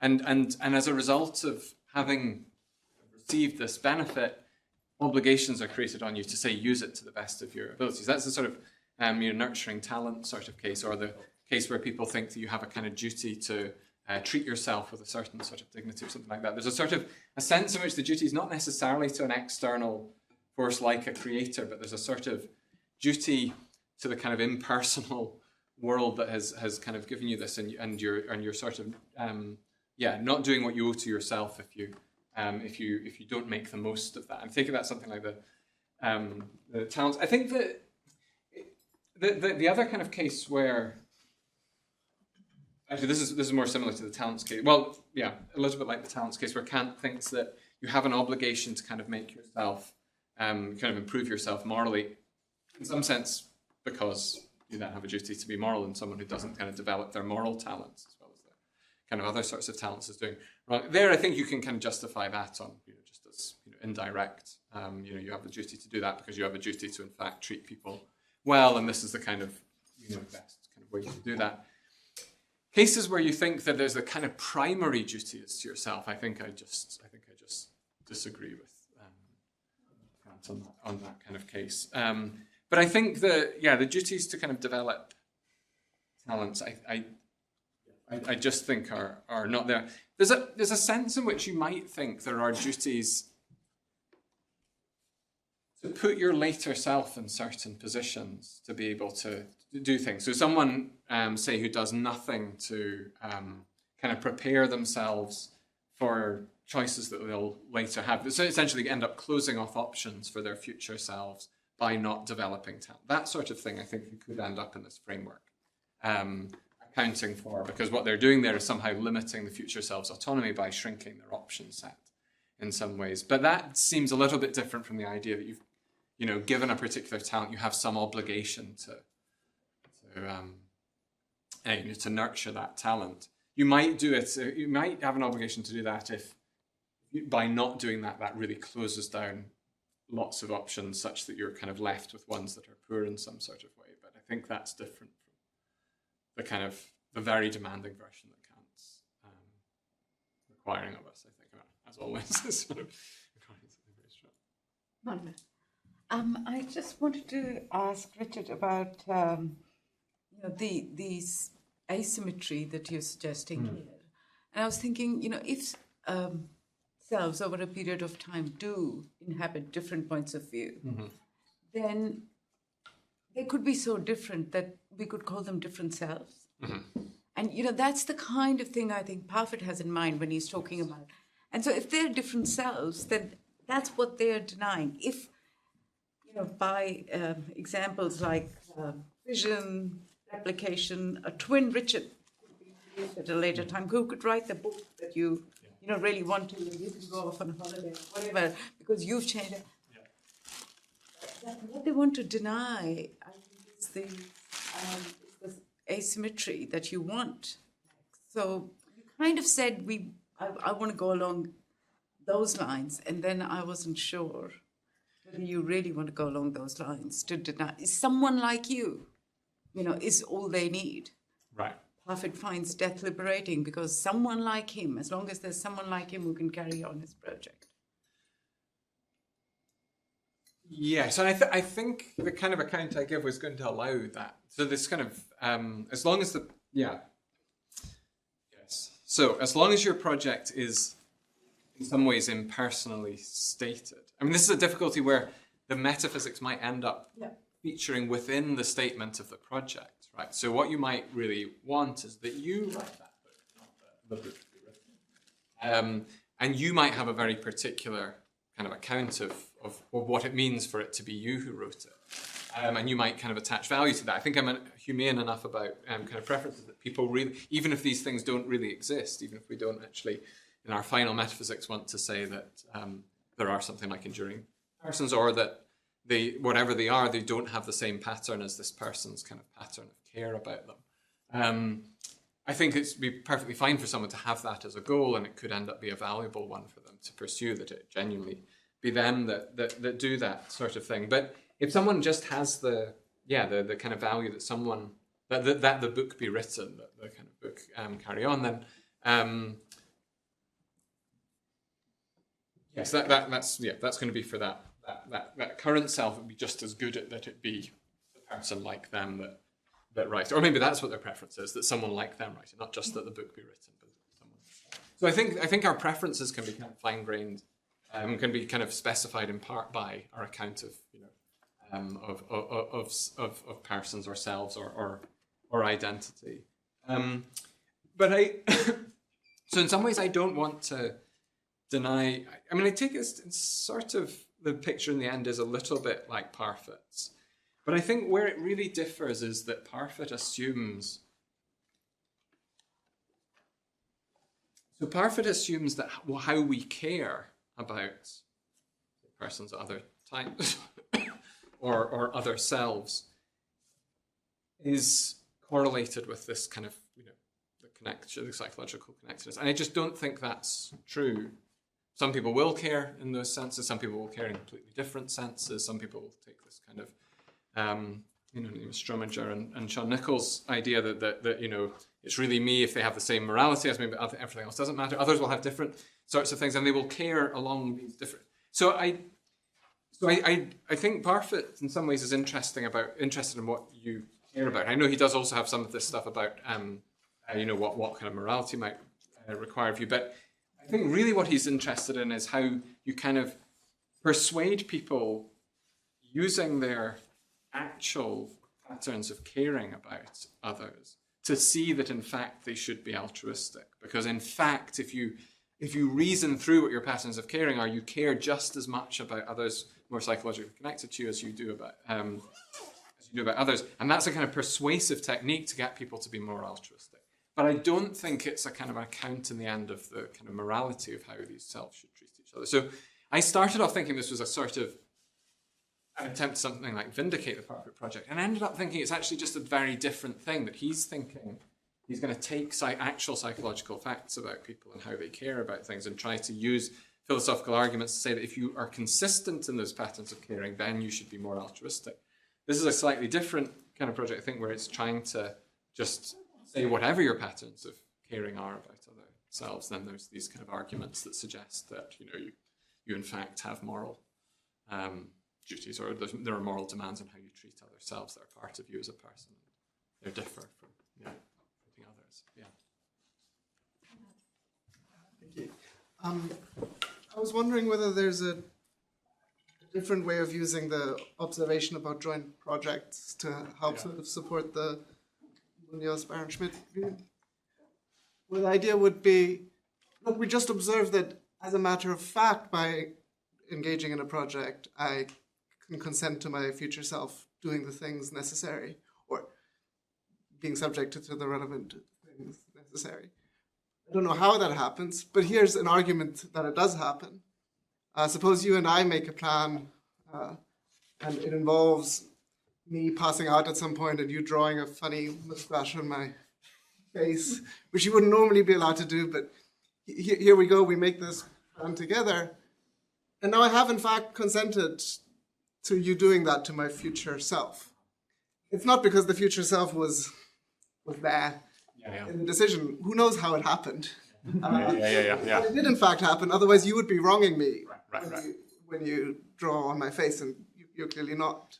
Yeah. And so we can sort of take the observation about the consent being effective without having to think, or without, that can just be our sort of starting point for the, I see. Yeah, for yeah. the account, and then digging into how or why that is, interesting question, but since it's so clear that it does in fact happen, Yeah. you don't have to answer it. Yeah, so I think what's troubling about that kind of thing is it doesn't, that same, you might think this is just wrong, but that same claim doesn't seem to work if you're separated in time by too much. So it seems right if, we make a plan now to kind of go out, drink a lot, and then, if you pass out, then, that's, what you really want is by the end of the evening to have a moustache on.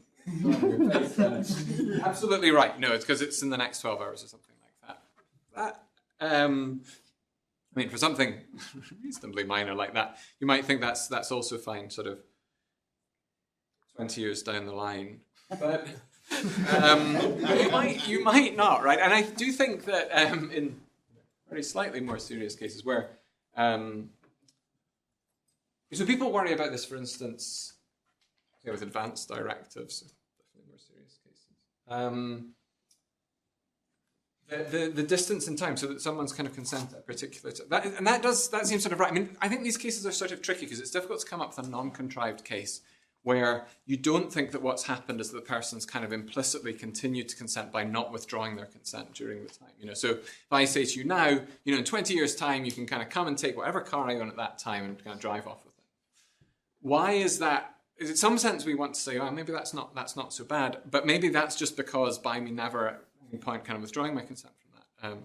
But I do think there's something kind of troubling if what you do in 20 years' time is just come and without asking, we've been completely out of touch for the intermittent 20 years, there's been no possibility of me communicating to you my withdrawal of the consent. Then at that time, you're just kind of coming and kind of taking it.